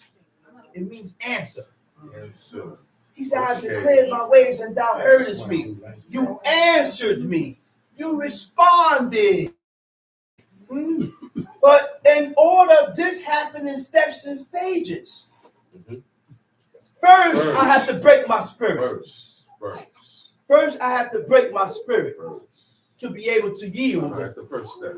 To be able to yield. Right?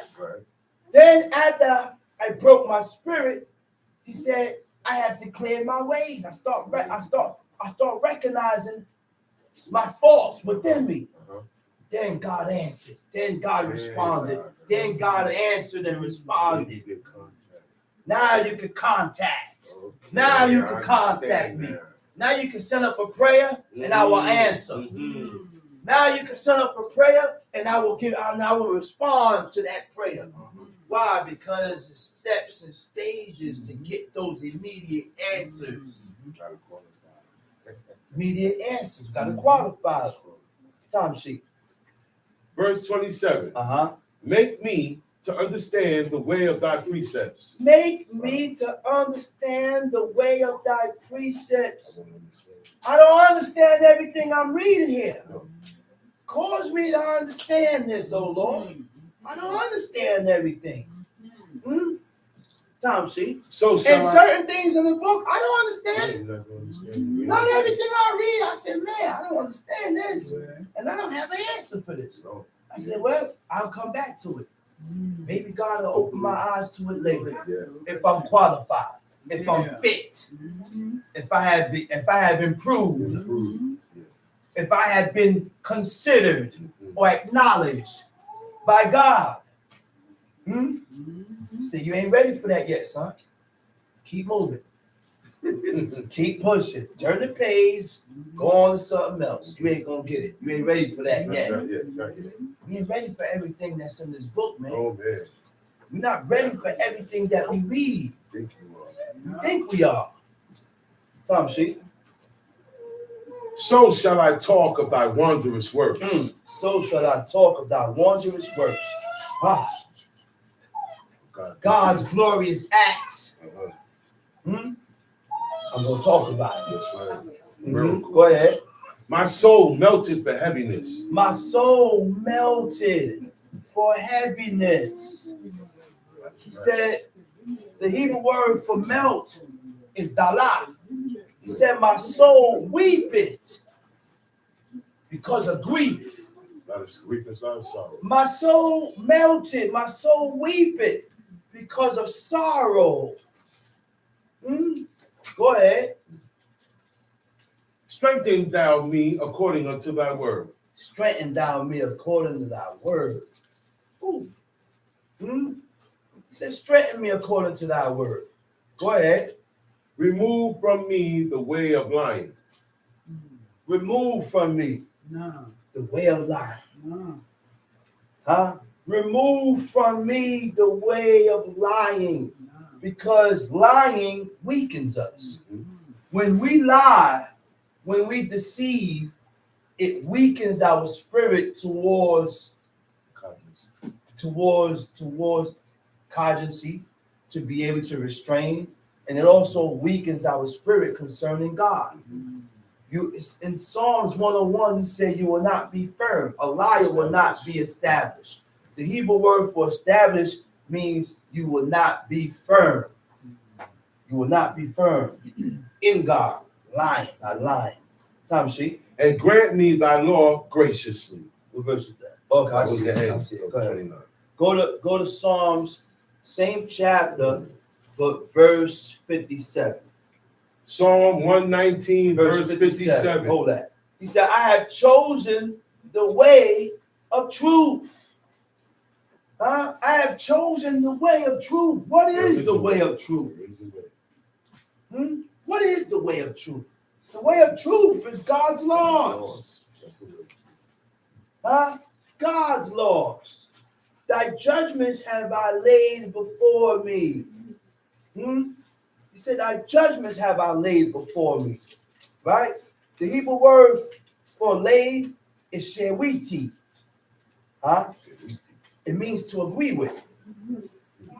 Thy judgments have I agreed with. I agree with your judgments. Which means when you agree with God's judgments,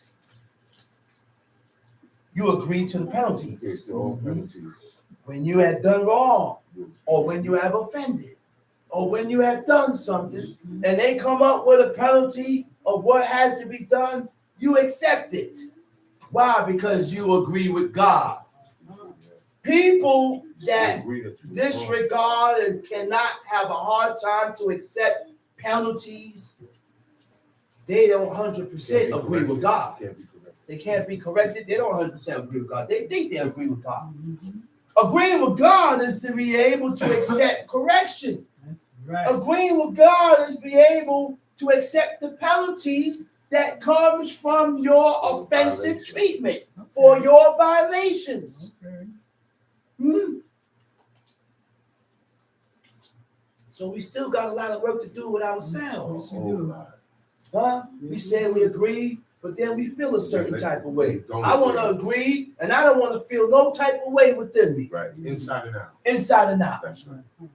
Same way. Inside and out. Yeah. Go ahead. Thou art my portion, O Lord. Thou art my portion. You're my portion. Right?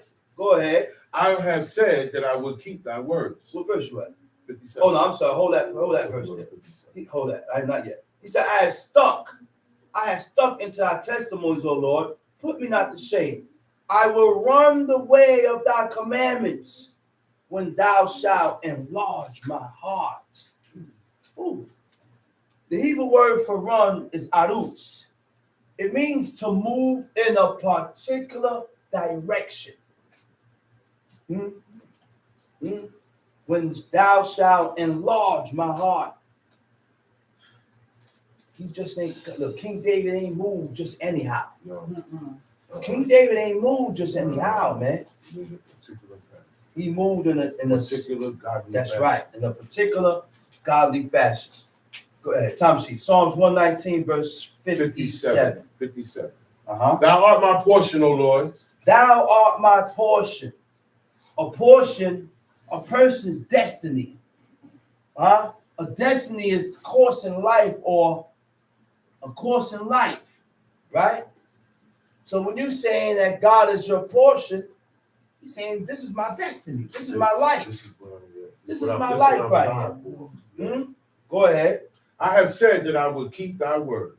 I have said that I will keep thy words. And that's what a lot of us say. I'm going to keep this. I'm going to do this. I'm going to live like this. Tom sheet. I entreated thy favor with my whole heart. I entreated thy favor. I entreated thy favor with my whole heart. Tom sheet. Be merciful unto me according to thy word. I thought on my ways. There it go again. And turned my feet unto thy testimony. Oh, there it goes again. He said, I thought on my ways. In order for you to think on your ways, you have to recognize and realize that I'm not right. That's the only way you're going to think upon your own ways. You have to recognize and consider the fact that I'm not good. I'm not right. My ways so far is not right with God because it doesn't align or compare with the commandments and the laws and the statutes of God. He said, I thought of my ways. And after he thought on his ways, he said, I turned my feet towards your testimonies. That's what comes when thinking or reckoning or recognizing your ways. The only way to turn to God is to think upon yourself. Think upon your ways. Think upon your ways, how you are. And again, how do you think upon your ways?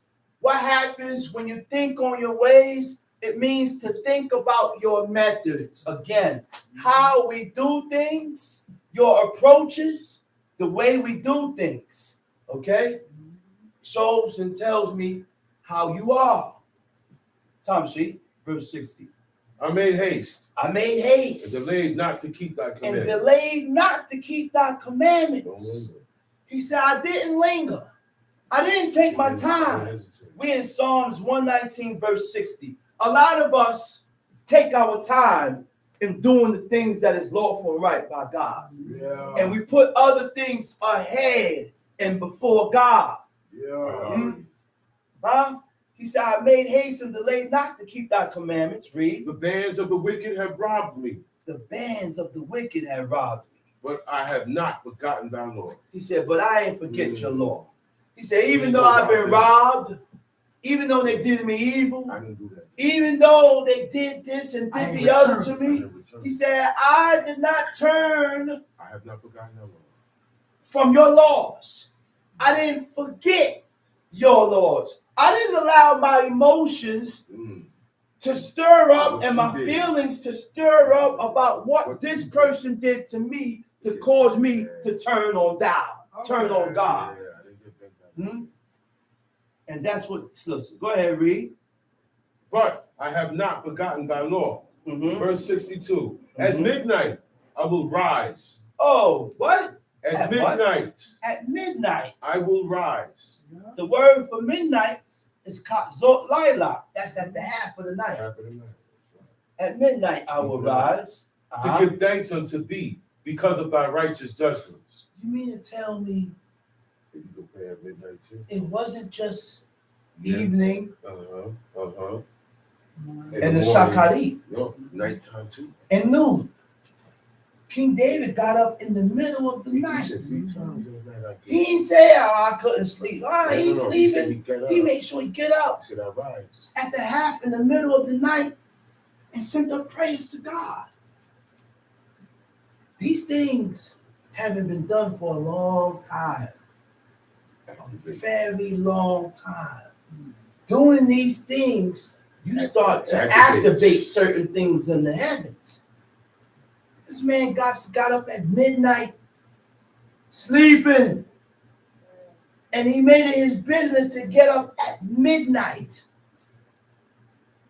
You know, you got to make it your business to get up at 5:30 in the morning. That's right. 6 That's right. o'clock. Set your alarm To get up in the morning and set up them prayers. That's right. Because there was a specific time when they set those prayers up. Set that alarm. You better set the alarm, set something. Set something. The only time I gotta set my alarm is to get up to work. I gotta set the alarm because I was sleep past, but bet you at 5:30, 6 o'clock, I automatically wake up. Thank God. Automatic wake up. Because my body is already adjusted to getting up at that time to prostrate and send my prayers up. I didn't do that on my own. I learned that from my father. That's right. I learned that from my father. That's right. Go in the bathroom, he get up.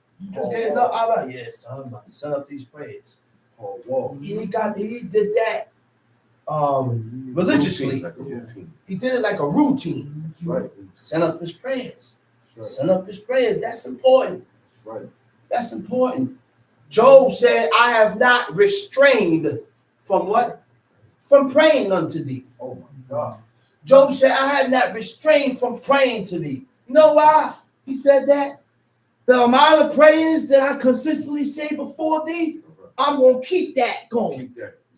I'm not going to allow nothing to get in the way of me not sending up these 5 times a day or 7 times a day or whatever amount of times a day that you're sending up these prayers. Don't restrain and hold back. Right. Don't diminish from it. Verse 63. I am a companion of all them that fear No, thee. go to 62. At midnight I will rise to give thanks At midnight I unto will rise to give thee thanks because of unto thy thee righteous judgments. because of thy righteous judgments. I said, God's judgments is righteous. The penalties that comes from your violations, because you violated, those penalties are godly penalties. That's right. You stole, you got to pay back. The principal and the 5th part. And don't get angry when it's time to pay back. Talk about you ain't got it. Because ain't nobody tell you to steal. So now you want me to have mercy on you because you don't have, but you ain't had no mercy on me. God teaches us what to have mercy for. And if a person violate the law, you can't show mercy and let that man pass, because God gonna look at you and say you're partial, you're impartial. You're partial with dealing with God's laws. God tells you what fairness is. God tells you what justice is. God tells you and teaches us what partiality is. Tom Sheik. I am a companion of all them that fear thee. Okay, hold that right there. Go to Proverbs 13. It says, not yet, but I'm going to go. You go there. Go there. Now. You go there. Proverbs 13. It says, I am a companion of all them that fear thee. King David is something else, man. When I looked up the definition of companion, it says chabed. You know what chabed is? He said, I am associated, joined, knit, united, joined together for a common purpose or common feelings. We have a common purpose, we can join. We feel the same, we can join. He said, I am a companion, or I am associated with them that fear God. I only associate myself with people that fear God. Yeah. I only join people that fear God. We can only unite, Israel, if we all have this one mind principle. That's right. If we don't have the one mind principle, Be like that. we can't unite. You're going to have millions and thousands of different camps, and every camp got a different perception about the law. Yeah. That's right. Yeah. A different perception about the law. Tom Sheik? No, I'm sorry. Hold that right there. And of them that keep thy precepts. The earth, O Lord, is full of thy mercy. Teach me thy statutes. He said, the earth, O Lord, is full of thy mercy. If God wasn't so merciful, the earth wouldn't continue. The earth wouldn't continue. He said, the judgments was given to us to deter and put away evil. Without judgment, there is no justice. That's right. No justice gonna be done. Without judgment, there's no justice. And you're right. The reason why we're just and people have to be just and they fear and they treat everybody fair because they already know. If I do something that's against, there's a penalty that comes with that. And I don't want to be penalized for that. Okay. Huh? He said, the earth, O Lord, is full of thy mercy. Teach me thy statutes. Thou hast dealt well with thy servant. O Lord, according unto thy word. Teach me good judgment and knowledge, for I have believed thy commandments. Before I was afflicted, I went astray. King David said, before he was afflicted, before God afflicted him, he went astray. I went off. But the affliction of God is what brought me back. Woke him up. You hear this, man? This is the purpose of God afflicting us.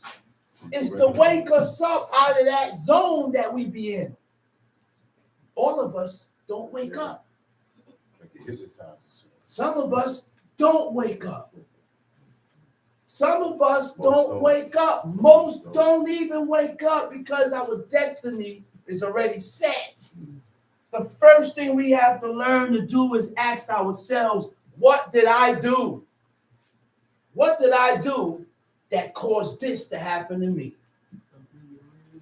And sometimes you don't even know. You're right. You're right. Sometimes we don't even know. We don't even know, man.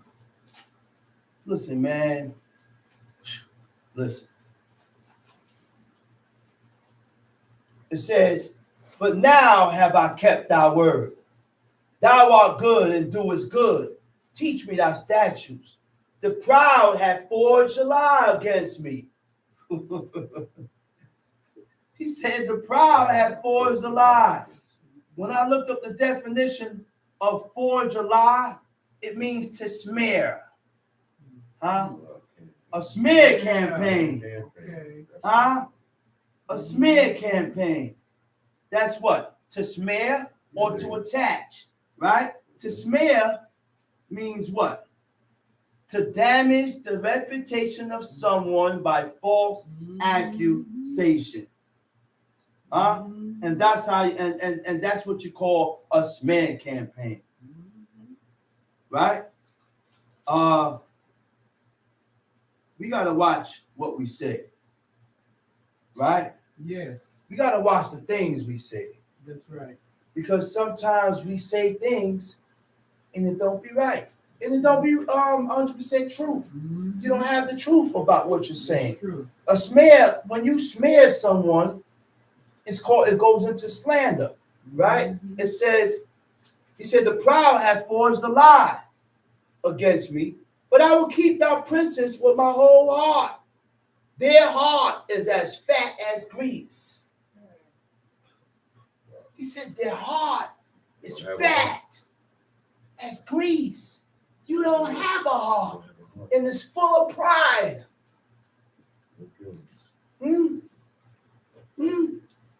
But I delight in thy law. It is good for me that I have been afflicted, that I might learn from thy statutes. Right. The affliction of God is good. Yeah, Because only by the affliction of God you will learn. Only by the affliction of God you will learn. That's right. Right? He said, it is good for me that I have been afflicted, that I might learn thy statutes. The law of thy mouth is better unto me than thousands of gold and silver. Tom sheet. Proverbs chapter 13. Proverbs chapter 13. A wise son heareth his father's instruction, but a scorner heareth Wait a not. minute. He said, a wise son heareth his father's instructions. A wise son heareth his who? His father's instruction. So that tells me if you're wise or not. Proverbs 13. According to if you hearken or not. Right? He said, a wise son heareth his father's instructions. The Hebrew word for instructions is musar. Right? In the Hebrew, it says, bang, Kakam Musar Ab. A father instructs a wise son. Everybody didn't get the same instructions. What am I instructing you about? And you don't even do what I tell you to do. You don't hearken to God. You don't hearken to what I'm telling you. And what my father said, I'm gonna leave you to yourself. He said, you listen. Come on over here. Come here, sit down here. You get out of here. And that's how he is. He look at you and say, you get out of here. And dad make you feel like spit. Get out of here. Get with me. A father instructs a wise son. Right? The Hebrew word for instruction is musar. Right? Musar is reproof. Right? Reproof is what? Criticism for a fault. To indicate or point out a fault. That is the purpose of reproof. To indicate or point out your fault so that you know where you went wrong at. Right? When you criticize a person's faults, you point out the good and the bad faults of a person and judge the matter accordingly. Judge the matter righteously. That's just. What is ethics? Right? Ethics is moral principles that govern a person's actions, that governs a person's mentality, that governs a person's ways. So your moral principles is what's supposed to govern your actions, your thoughts, and your ways. So what are moral principles? Moral principles defines what is just by God. They are fundamental beliefs or rules about what is considered right or wrong that guides an individual's decisions and actions. A person's actions is governed by moral principles. A person's actions is governed by moral principles. It means that these principles is what controls you. The principles of God are supposed to control you, guide you, and your decisions. So according to the moral principles of God, because of the moral principles of God, this is what guides me. It tells me how to move, tells me how to act, tells me what I shouldn't say, and it tells me my decisions. Tom sheet. Proverbs chapter 13. Verse 1. A wise son heareth his father's instruction. A wise son heareth his father's instructions. But a scorner heareth not rebuke. A scorner ain't gonna hearken to rebuke. What is a scorner? The Hebrew word for scorner is letz. A scorner is arrogant. A scorner is proud.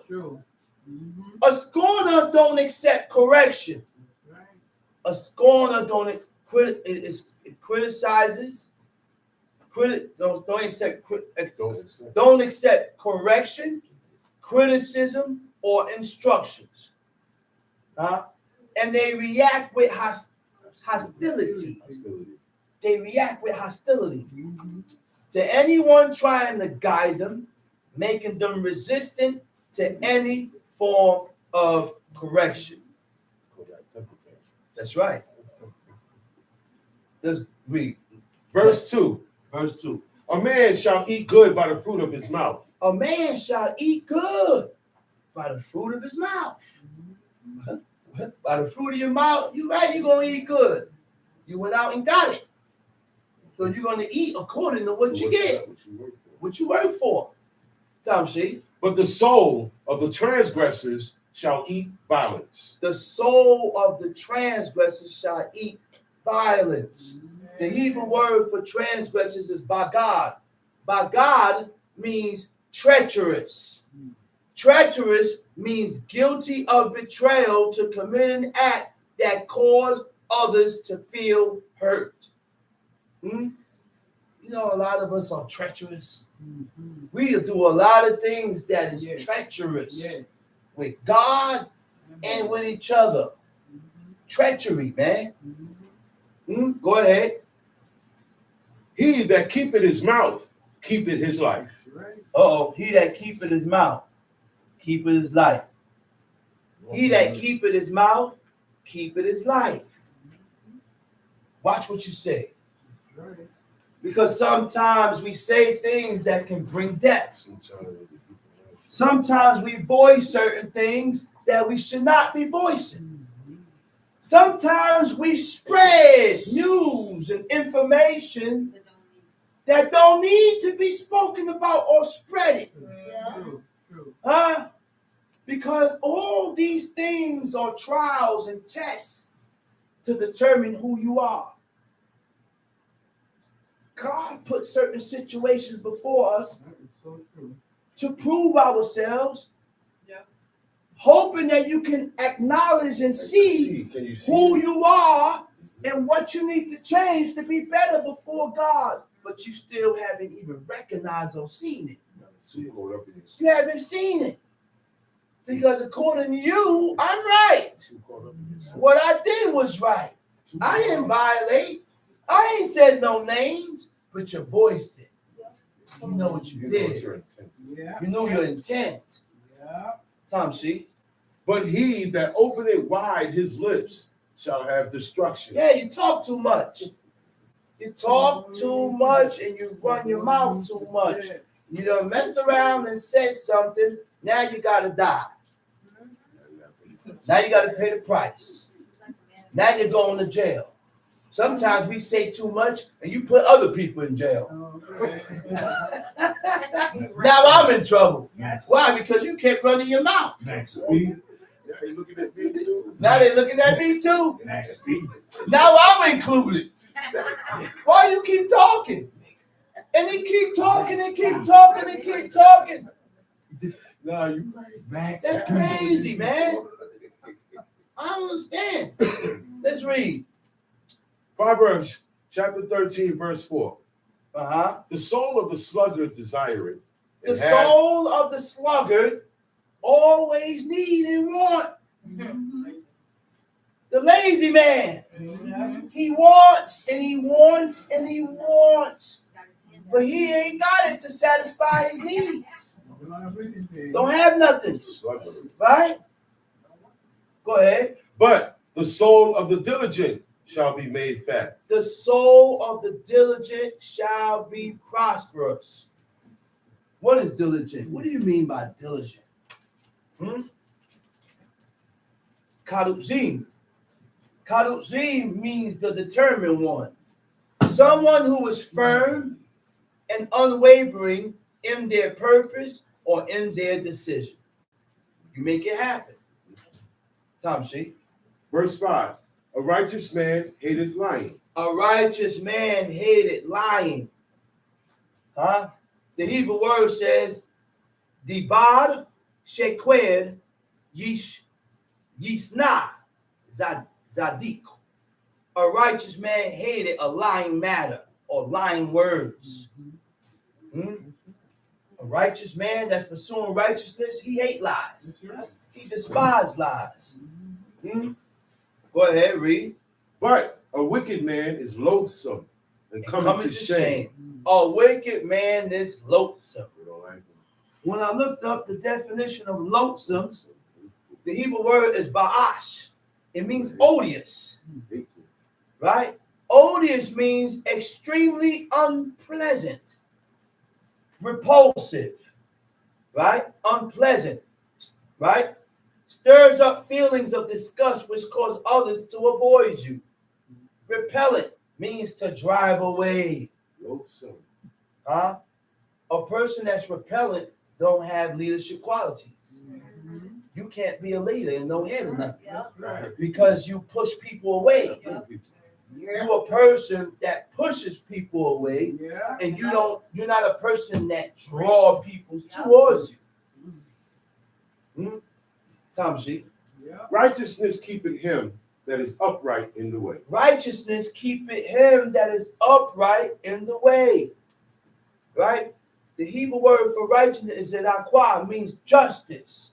Justice or righteousness keepeth him that is upright, that is tamim, in the way, perfect in the way, whole and complete in the way of God. Yes, we can be whole and complete in concerning the ways of God. Just don't slip. Don't slip and don't sin presumptuously. Take heed to yourself so that you do not slip or wander away from what God says. Because the main thing that causes us to wander is our feelings. As soon as our feelings or I feel the way about something, everything else is out the door. Everything is out the door. We don't step, we don't pause and step back and say, wait a minute. Let me breathe a second before I react or say something. Let me think a minute. True. Because we just react on impulse. And our reaction is what destroys us. Because you reacted the wrong way. He said, but wickedness overthroweth the sinner. Huh? Living a morally upright life in accordance with the standards of God shields a person from temptation, causing destructive consequences. That's only if you live uprightly before God. He says what? But what? But wickedness overthroweth the sinner. The who? The sinner. Overthroweth the sinner. The Hebrew word for wickedness, for overthrow it. Wickedness overthroweth the sinner. The Hebrew word for overthrow it is saleth. Wickedness perverts the sinner or causes you to be crooked. Pervert means what? To corrupt. A person that is corrupt, he alters or changes from its original course. You change the meaning and the state to lead a person away from what is considered right and acceptable by God. Tamshi. There is that maketh himself rich, yet hath nothing. You fronting. You acting like you got it. You acting like you got it, but you ain't got it. Huh? Go ahead. There is that maketh himself poor, yet hath great riches. The ransom of a man's life or his riches. The ransom of a man's life are his riches. But the poor hear it not rebuke. The ransom of a man's life is his riches. He said, but the poor hear it not rebuke. What is the poor not hearing rebuke? The poor is supposed to be humble. Right. The poor man is supposed to be humble and meek. And the poor is the ones that's supposed to have humility and they hear rebuke. But the poor people today is proud. And they don't want to hear nothing. They act like they got everything in town. Time sheet. Verse 9. The light of the righteous rejoiceth, but the lamp of the wicked shall be put out. Read. Only by pride cometh contention. Only by pride cometh contention. That's what brings pride. That's what brings the strife. The argument. That's what brings the arguments. That's what brings contention. You know why? Because nobody wants to back down. Nobody knows that when to step down. Pride is zadon, means presumptuous, overstepping your boundaries. It also means arrogance, right? So the humble person not gonna contend. A humble person always back down.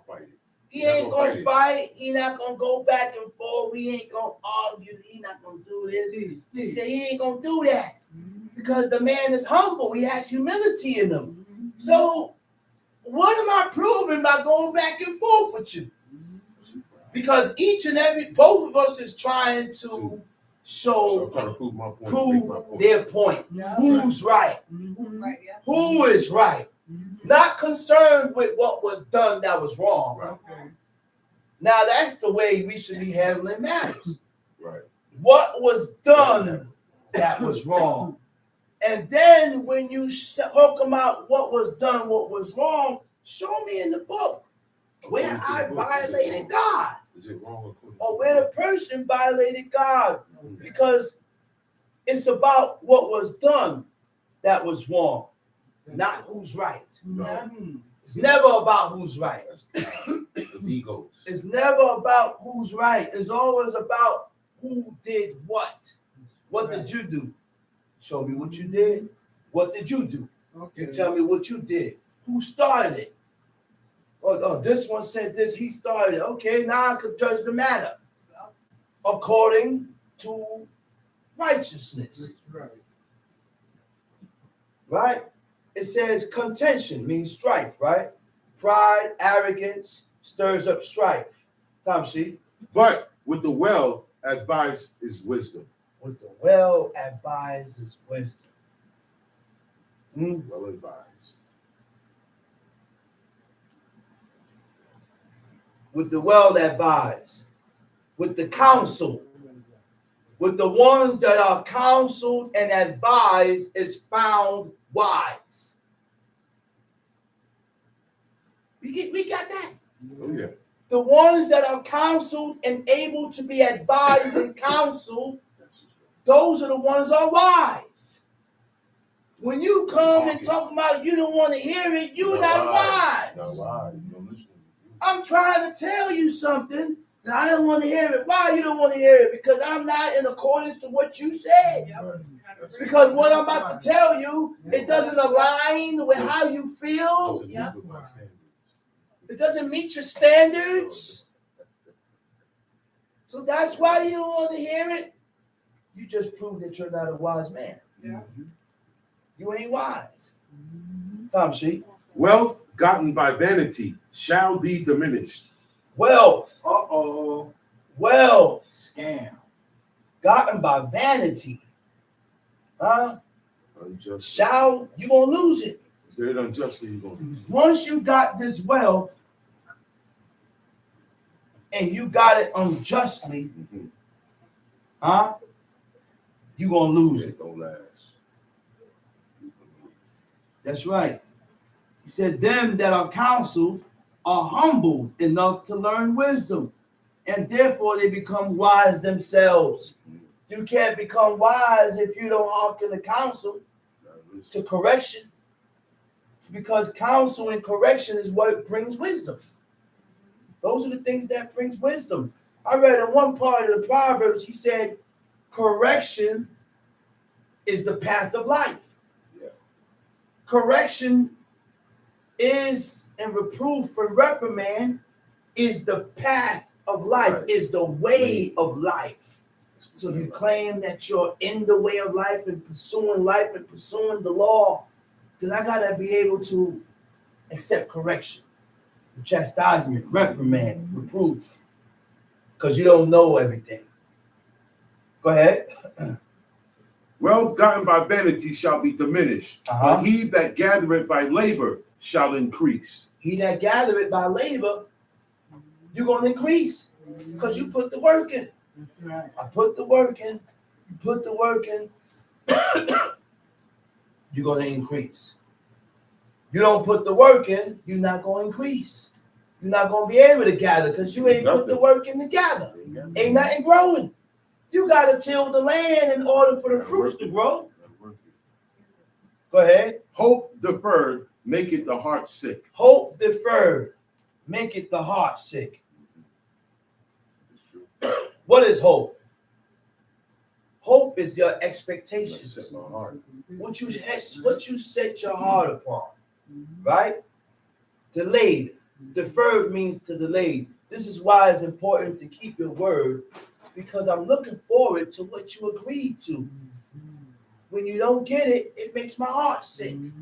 You already told me you're going to give it to me. Yeah, please. And then when I look for it, it ain't there. I'm going to feel a certain type of way. I'm going to feel a certain type of way. And you can't tell me that I shouldn't be feeling this way because I'm going according to what you just told me. Don't have me expecting something that ain't coming. Tom Sheep.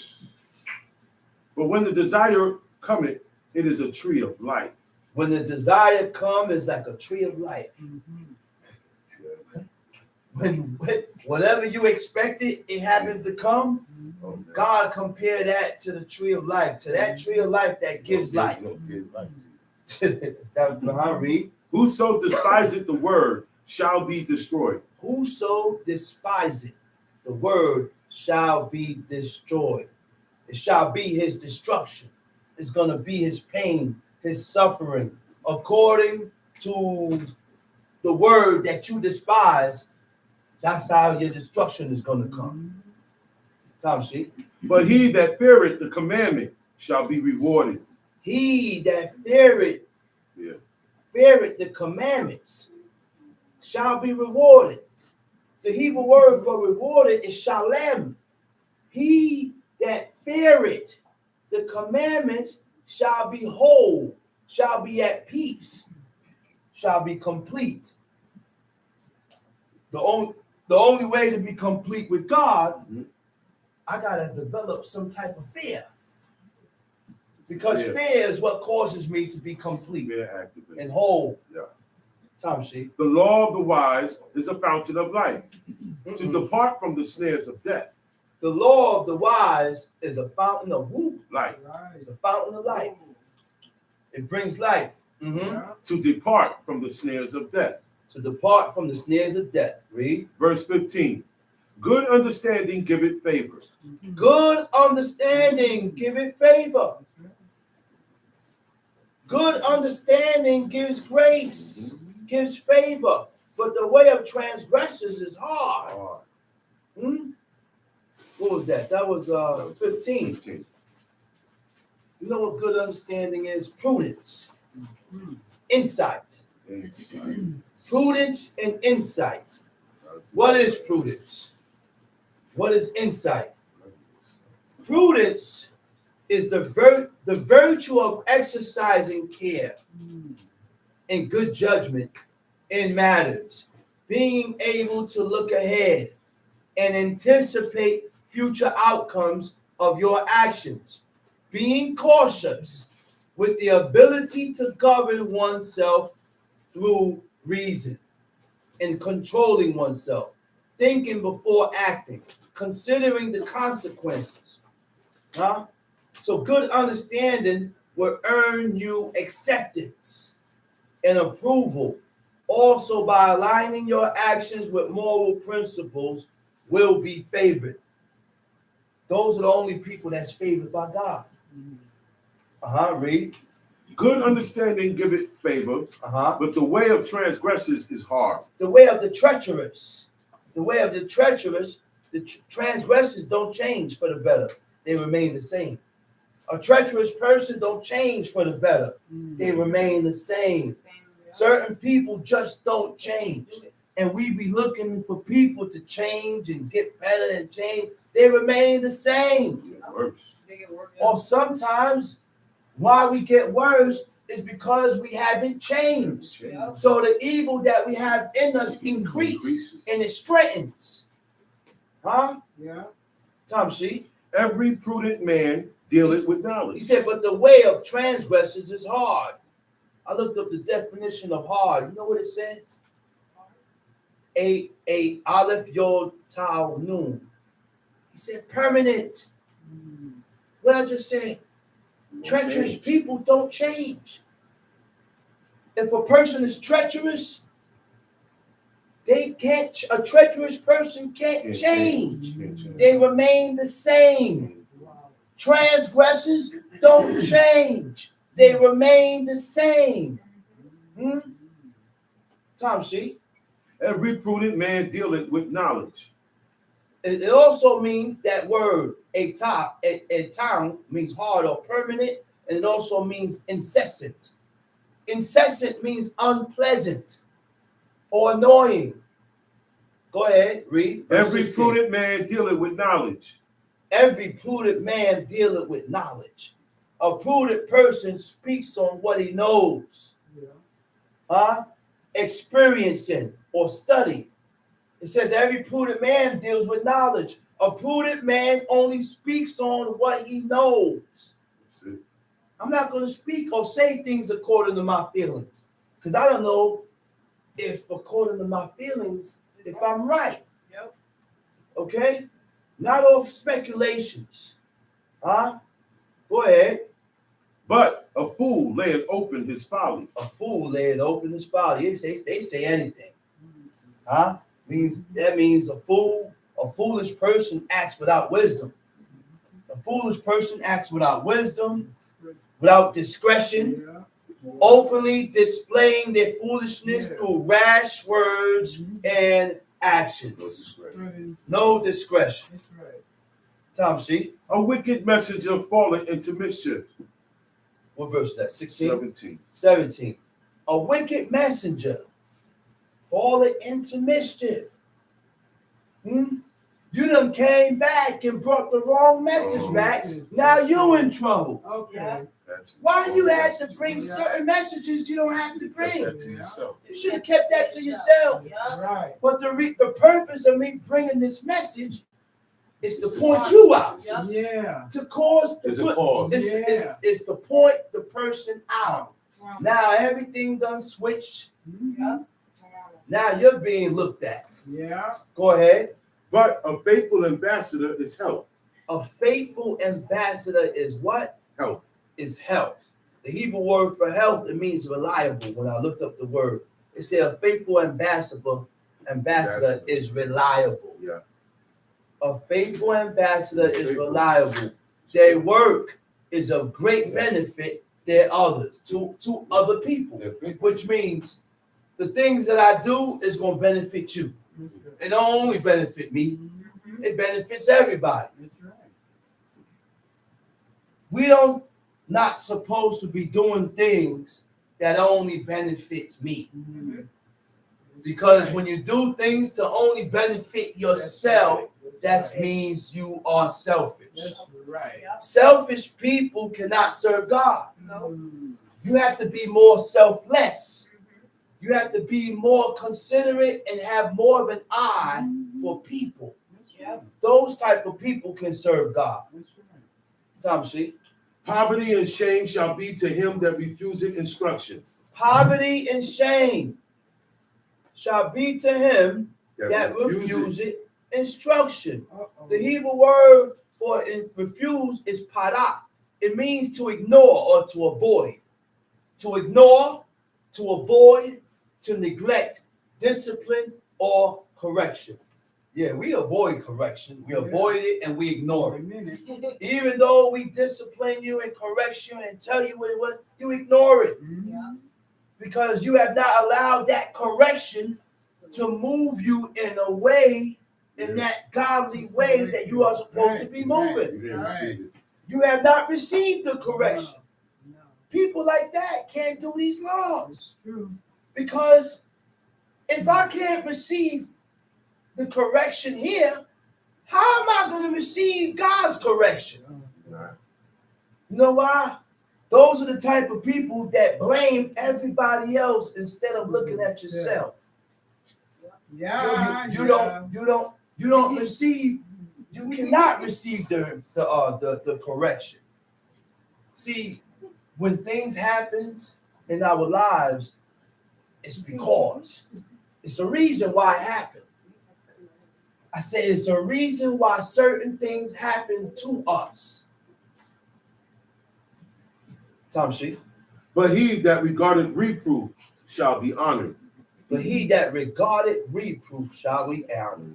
What verse is that? That was 18. He said, he that regarded reproof shall be honored. That's right. Read. The desire accomplished is sweet to the soul. The desire accomplished is sweet to the soul. Once you have accomplished what you wanted, You're satisfied. you're satisfied. Yeah. You become satisfied because I did what I wanted to do. Go ahead. But it is abomination to fools to depart from evil. To depart from evil. It is an abomination For to a fool to fools. depart. It's an abomination for a fool to turn away from that which is unlawful. Yeah. To depart from evil. Yeah, it's an abomination Huh? for him to do good. It's an abomination for him to do law, to do good. Hmm? That's how you can tell who's a fool from who ain't a fool. Yeah. According to your lifestyle, in your direction, in your path that you have chose in life. You have chosen. Mm-hmm. Verse 20. He that walketh with wise men shall be wise. He that walk with wise men shall be wise, because you're gonna learn from them. Yeah. Can't learn nothing from a fool. You can't learn nothing from a person that don't know nothing. You can't learn nothing from nobody that don't read and study and live their life according to what they read. You ain't gonna learn nothing. You'll get evil counsel. You're gonna get evil counsel. Yeah. That's why the counsel that you receive is different from when you receive a counsel from a person that is in law and doing these laws and living It's gonna his be life different. according to this law, because that person is going to advise you Uh-huh. according to what it says in the book. Towards God.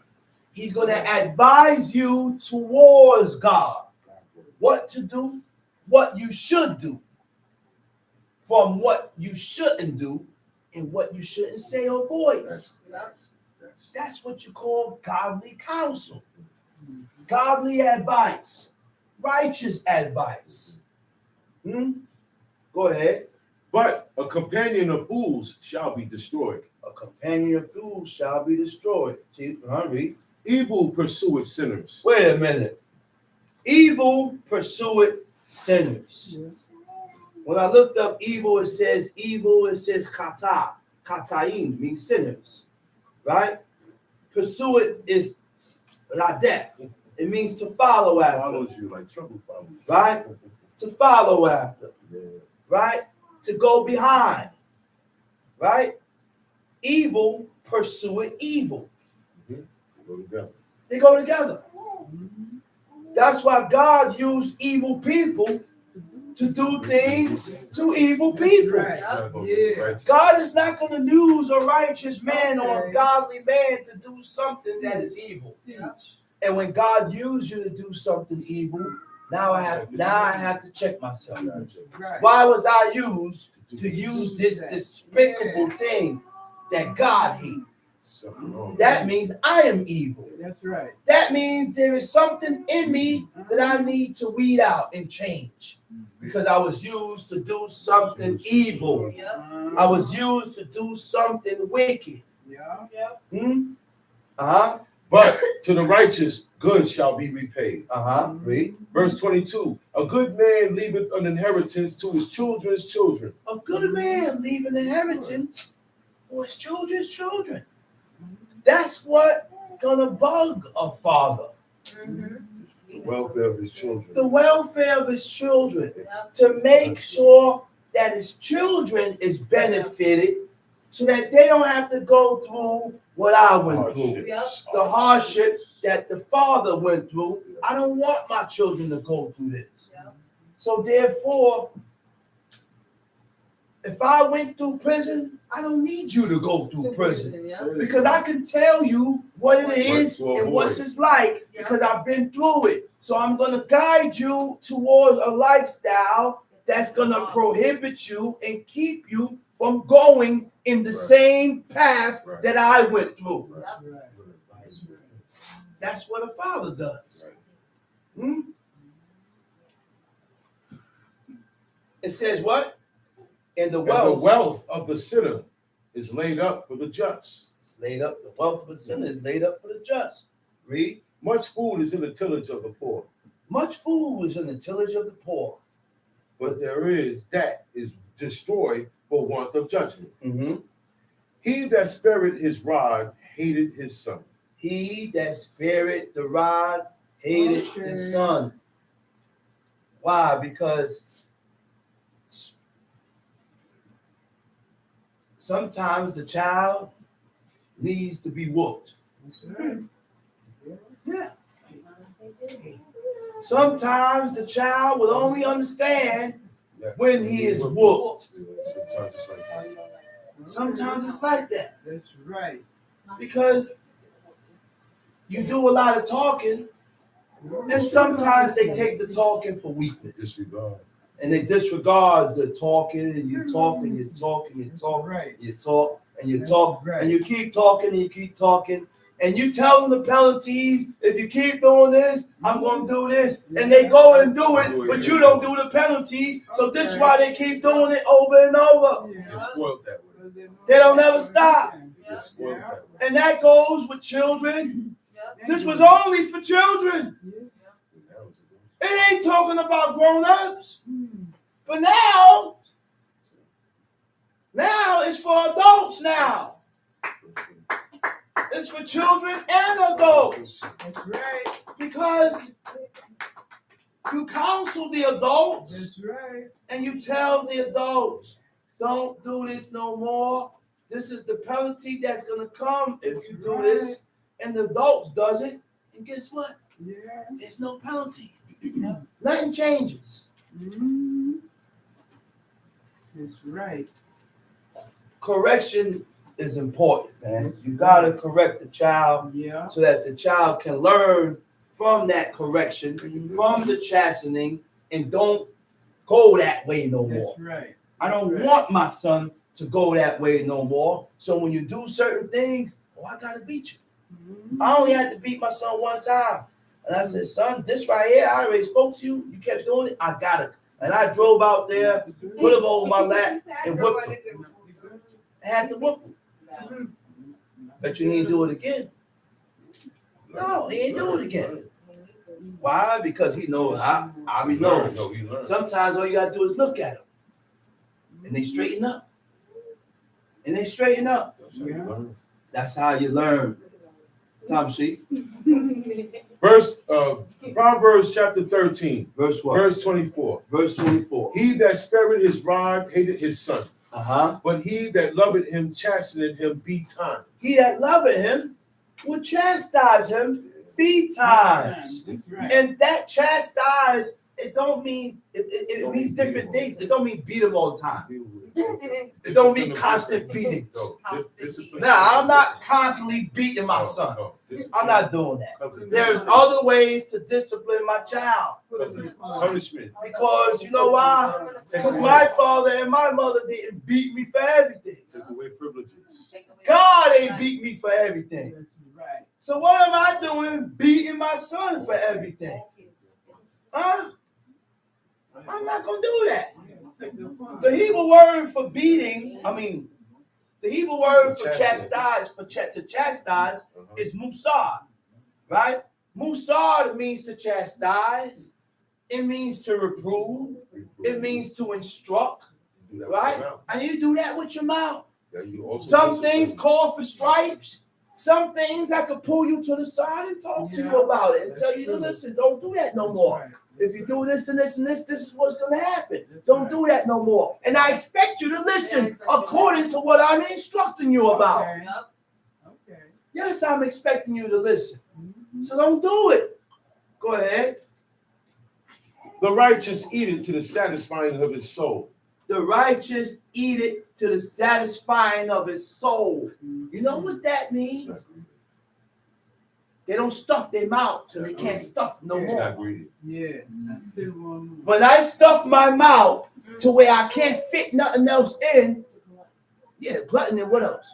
You ain't righteous. That shows me and denotes that you are an ungodly soul. Why? Because the righteous only eat to the satisfying of his soul. He eats just enough just to be satisfied. And you know who did that? My father. He said, I'll be wanting more. That's what he said in the room.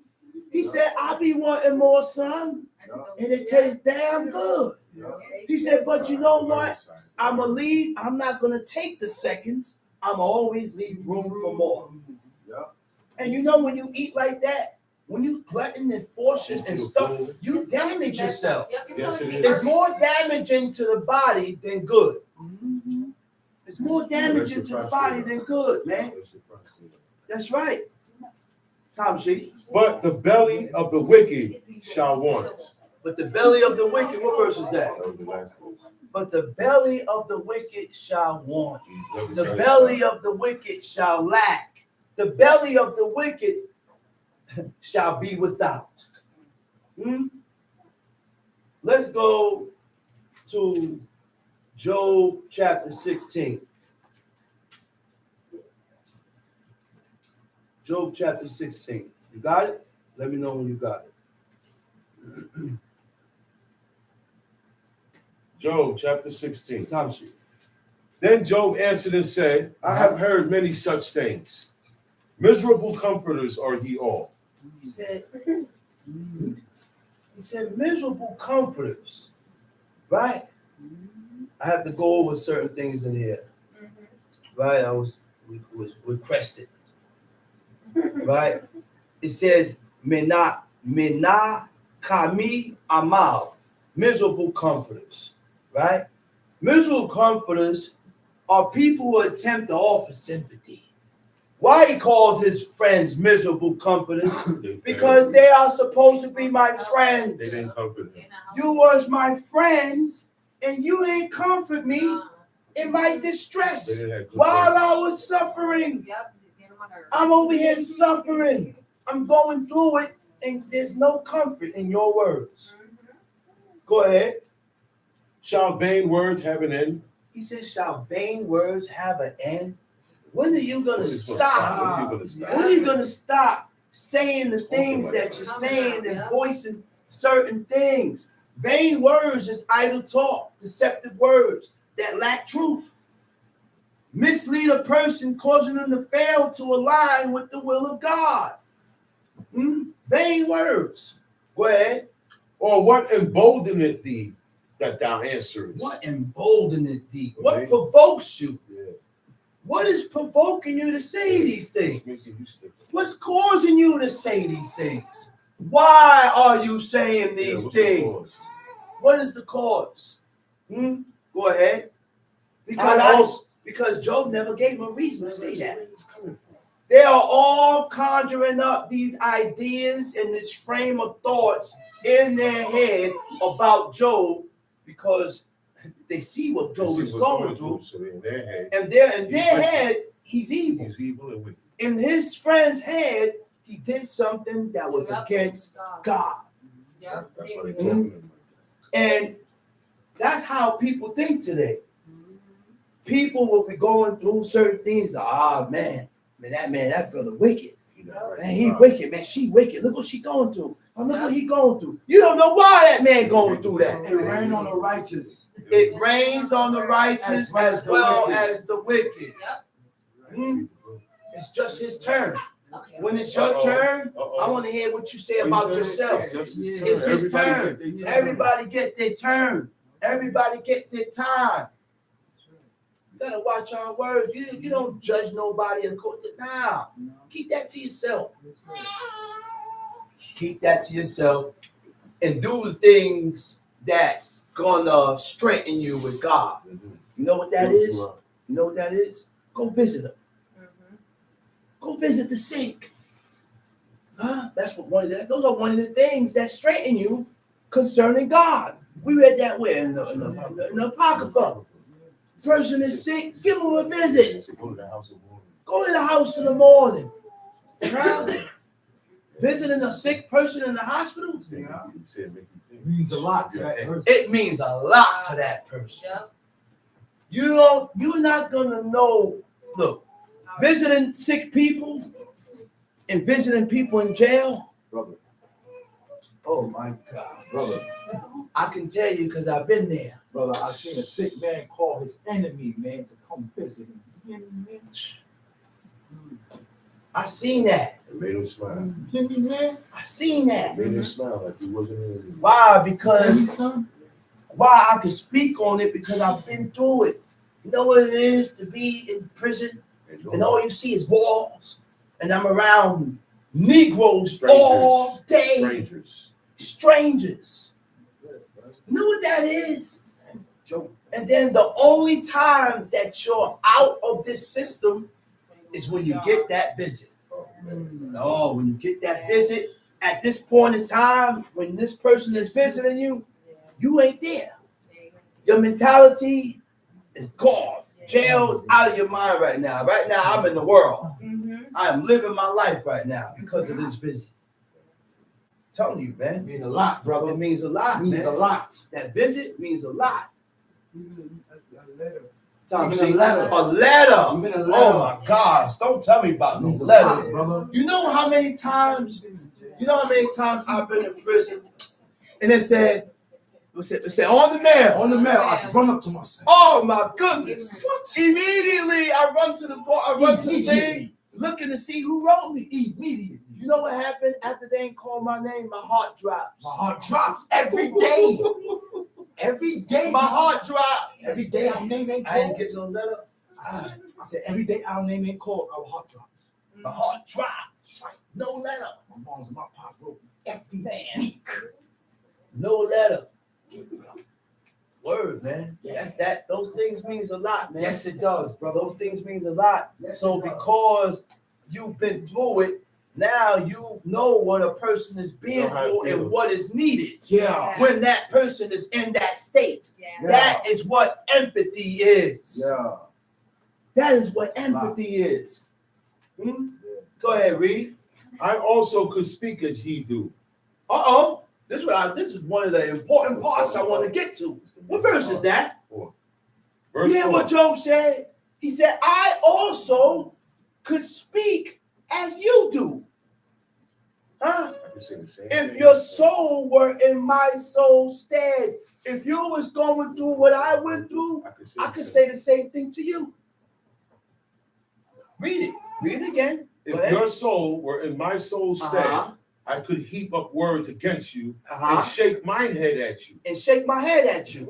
Read. Go ahead. But I would strengthen you with my mouth. Look what Job said. He said, I could have said the same things to you if you was going through what I was going through. But I didn't. He said, but if you was going through what I was going through, I would strengthen you with my words. Yeah. I wouldn't give you I wouldn't shoot you words down. I of wouldn't shoot grief. you down. I wouldn't give you words of grief and pain and sorrow to break you down. I'm already broken down. God is already breaking me. God is putting me through trials. He's putting me through it. And all you doing is continuing to break me and say things that's going to break my spirit. Making it way heavy. Tom C. But I would strengthen you with my mouth, and the movement of my lips should assuage your grief. Read that Verse again. 5. Verse 5. Uh-huh. Job chapter 16, verse 5. Uh-huh. But I would strengthen you with my He mouth. said, but I will straighten you with my mouth. Words of strength. Huh? With your words, you can weaken a person. With your words, you can strengthen a person. Like I heard Zachariah say, he said, man, I don't call my kids stupid because they're going to be stupid. Why you keep telling the child's stupid? Yeah. I don't know. Why you keep telling the child he dumb? Not everybody is strong enough. Not everybody Everybody's strong enough. absorb that information and accept it. A lot of people are not strong. Sometimes those words It hurts. becomes a The scar. scar, Yeah. Stamp. and it's a stamp, and it's a beat down. That's right. And I'm learning that now as I grow older. Sometimes I used to talk to my kids, and my mother come out, hey, my mom said, look at me. She said, hey. I turn around, I say, yes, mama. Stop talking to him like that. Stop talking to her like that. Yeah. And I don't go to my mother and tell her about that's my child. You can't tell me what to do with my That's her child. child. No, because my child is her child. That's what they can say. These are My kids is her That's kids. right. Huh? My father used to come. He said, man, where my son at? Huh? I used to look, what you talking about? I'm right Your here. son. What you mean? I'm right here. Now I ain't talking about you. Where my son at? Oh, he here. He right here. No, there he is. And he come inside. I come home from work. He inside sitting on my father's bed. He said, "Nah, I'm here chilling, relaxing with my boy over here." I'm like, "Who?" He said, "No, he's sitting down in the bed with me. He's sitting down right here.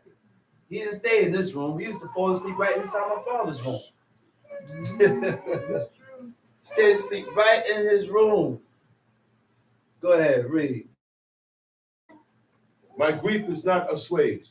And He said, though I I speak, he said, my grief is not assuaged. You did not pacify me with your words. Soothing words is supposed to heal. It will have a soothing effect.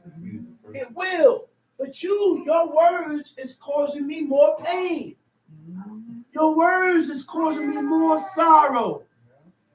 Where we at? Verse 6. Though I speak, my grief is not assuaged. And though I forbear, what am I ease? He said, though I speak, my grief ain't assuaged. It ain't passed by. He said, and though I forbear, what am I ease? I stopped, I held back, I ceased. He said, but it ain't pacify my it didn't pacify the grief. Tom C. But now he hath made me weary. Thou hast made desolate all my company. But now he had made me weary. Thou hast made me desolate all my company. Your words has put more stress. We added on. And you're adding on more stress. Go ahead. And thou hast filled me with wrinkles. Thou hast filled me with wrinkles. This ages you. It ages you. Yes. Yes. All this stuff here. These age. Yes. Yes. Yes. Yes. These things add age. Add years to your life. Grief add years to your life. Grieving. Make you older quick. Pain. Yeah. Sorrow causes you to age fast. Stress causes you to age fast. And that's why Depression, affliction, vexing, Tobit all of that. told his son, he said, when I die, he said, don't grieve your mother. That's what Tobit told his son. Which means don't do things to cause grief to her. That's right. Don't do things to cause her to be sorrow or sorrowful. Right?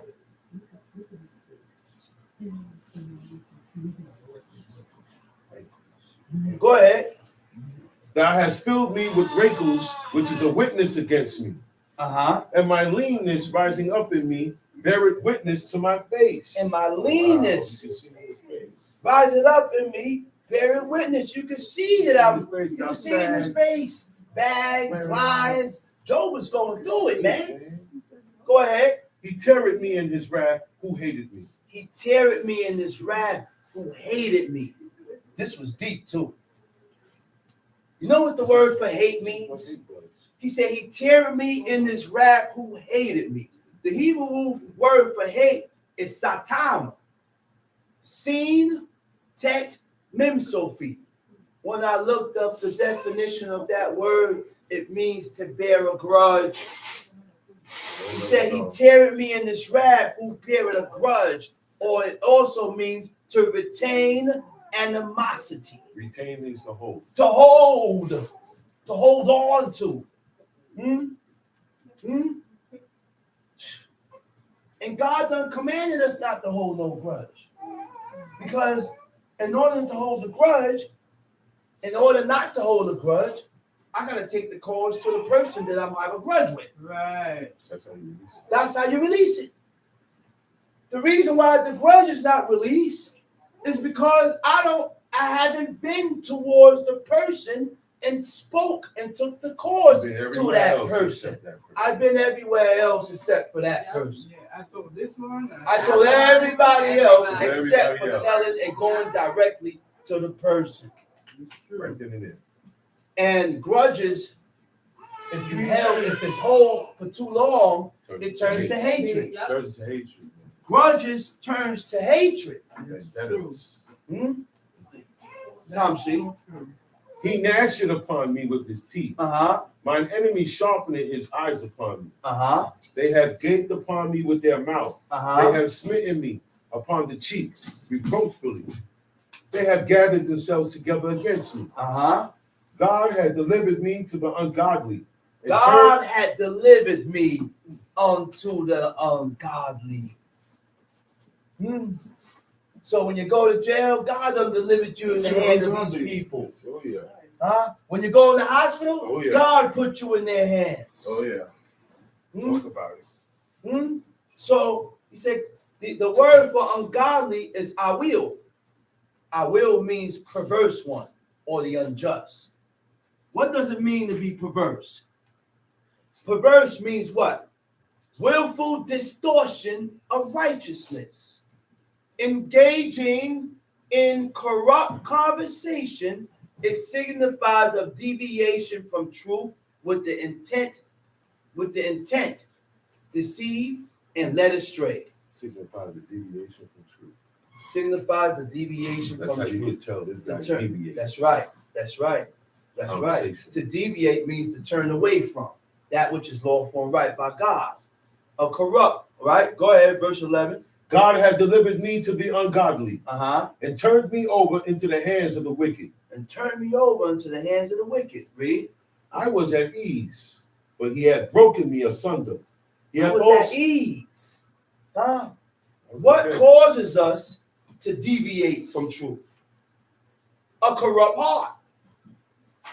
When your heart is corrupted, a corrupt heart refers to your thoughts, will, right? Your thoughts will be infected by moral decay and the natural inclination towards sin. Moral decay refers to gradually declining from ethical standards.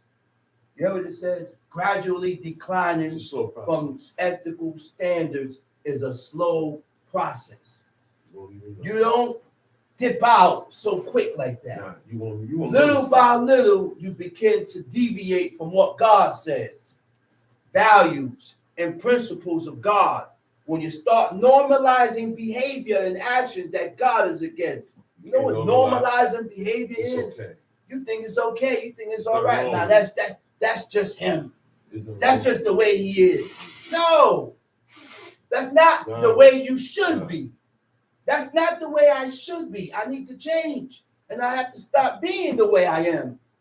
We got to stop normalizing things that's not right. Tom She. He hath also taken me by my neck and shaken me to pieces and set me up for his mark. His archers compass me round about.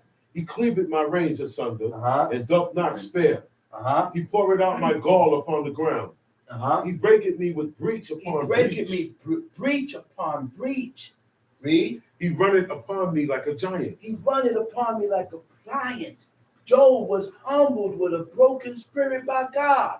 God humbled him. Well, while being put through this to prove his loyalty.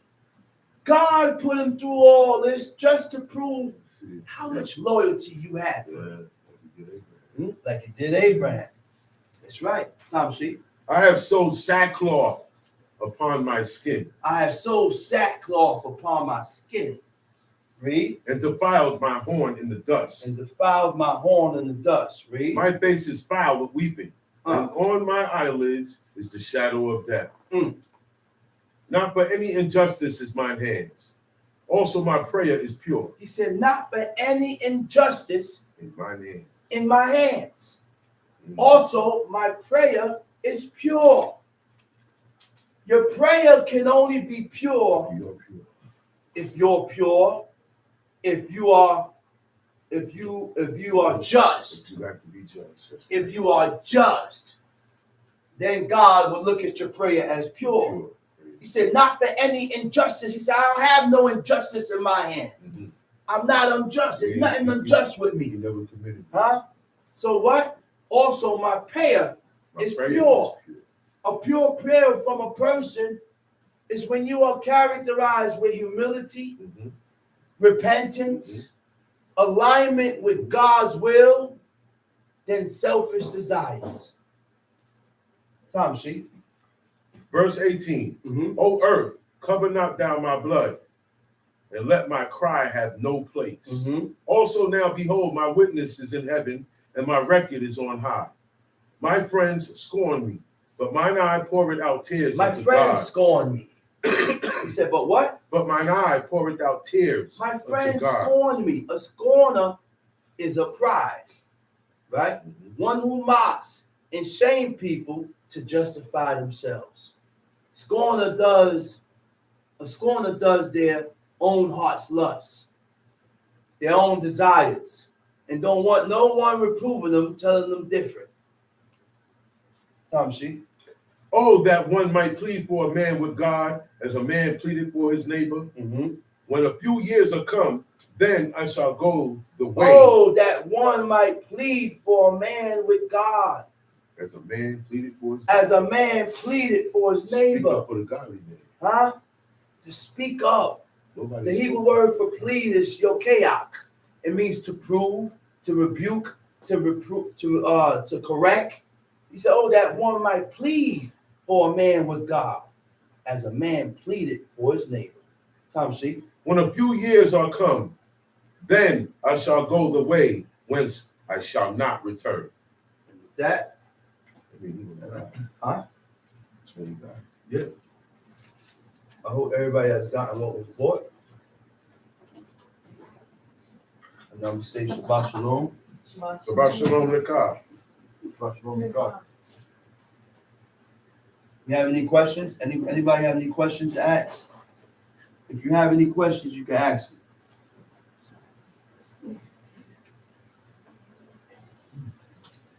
The new channel, the new page will be in for next week. I've been typing it in the chat.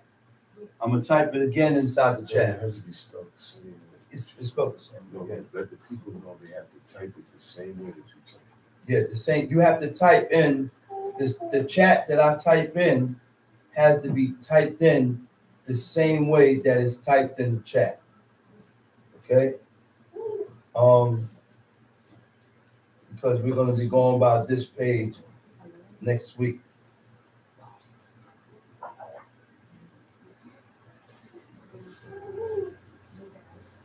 This is the new page in the chat. And Sagaria typed it up. I just typed it up.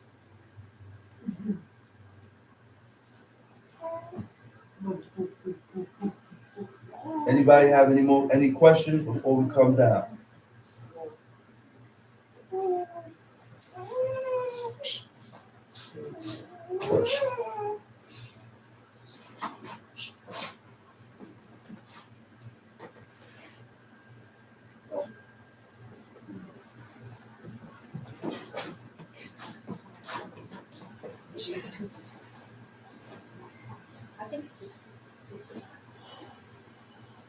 Messianic. Are we messianic?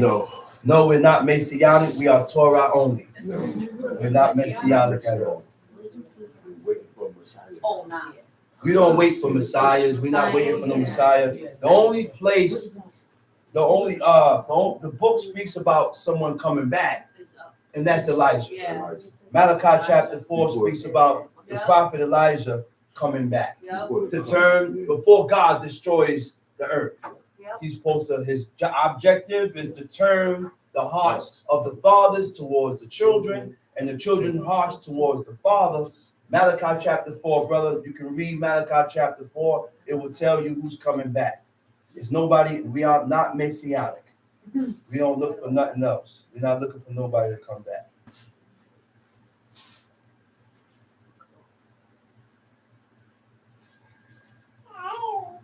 No more questions? Then we're going to close out. Grant you a Shabbat Shalom. That's the air. Shabbat Shalom, God.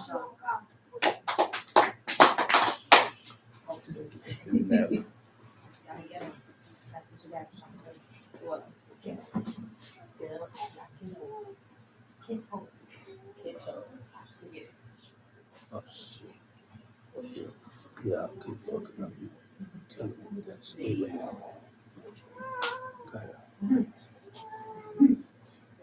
Moses.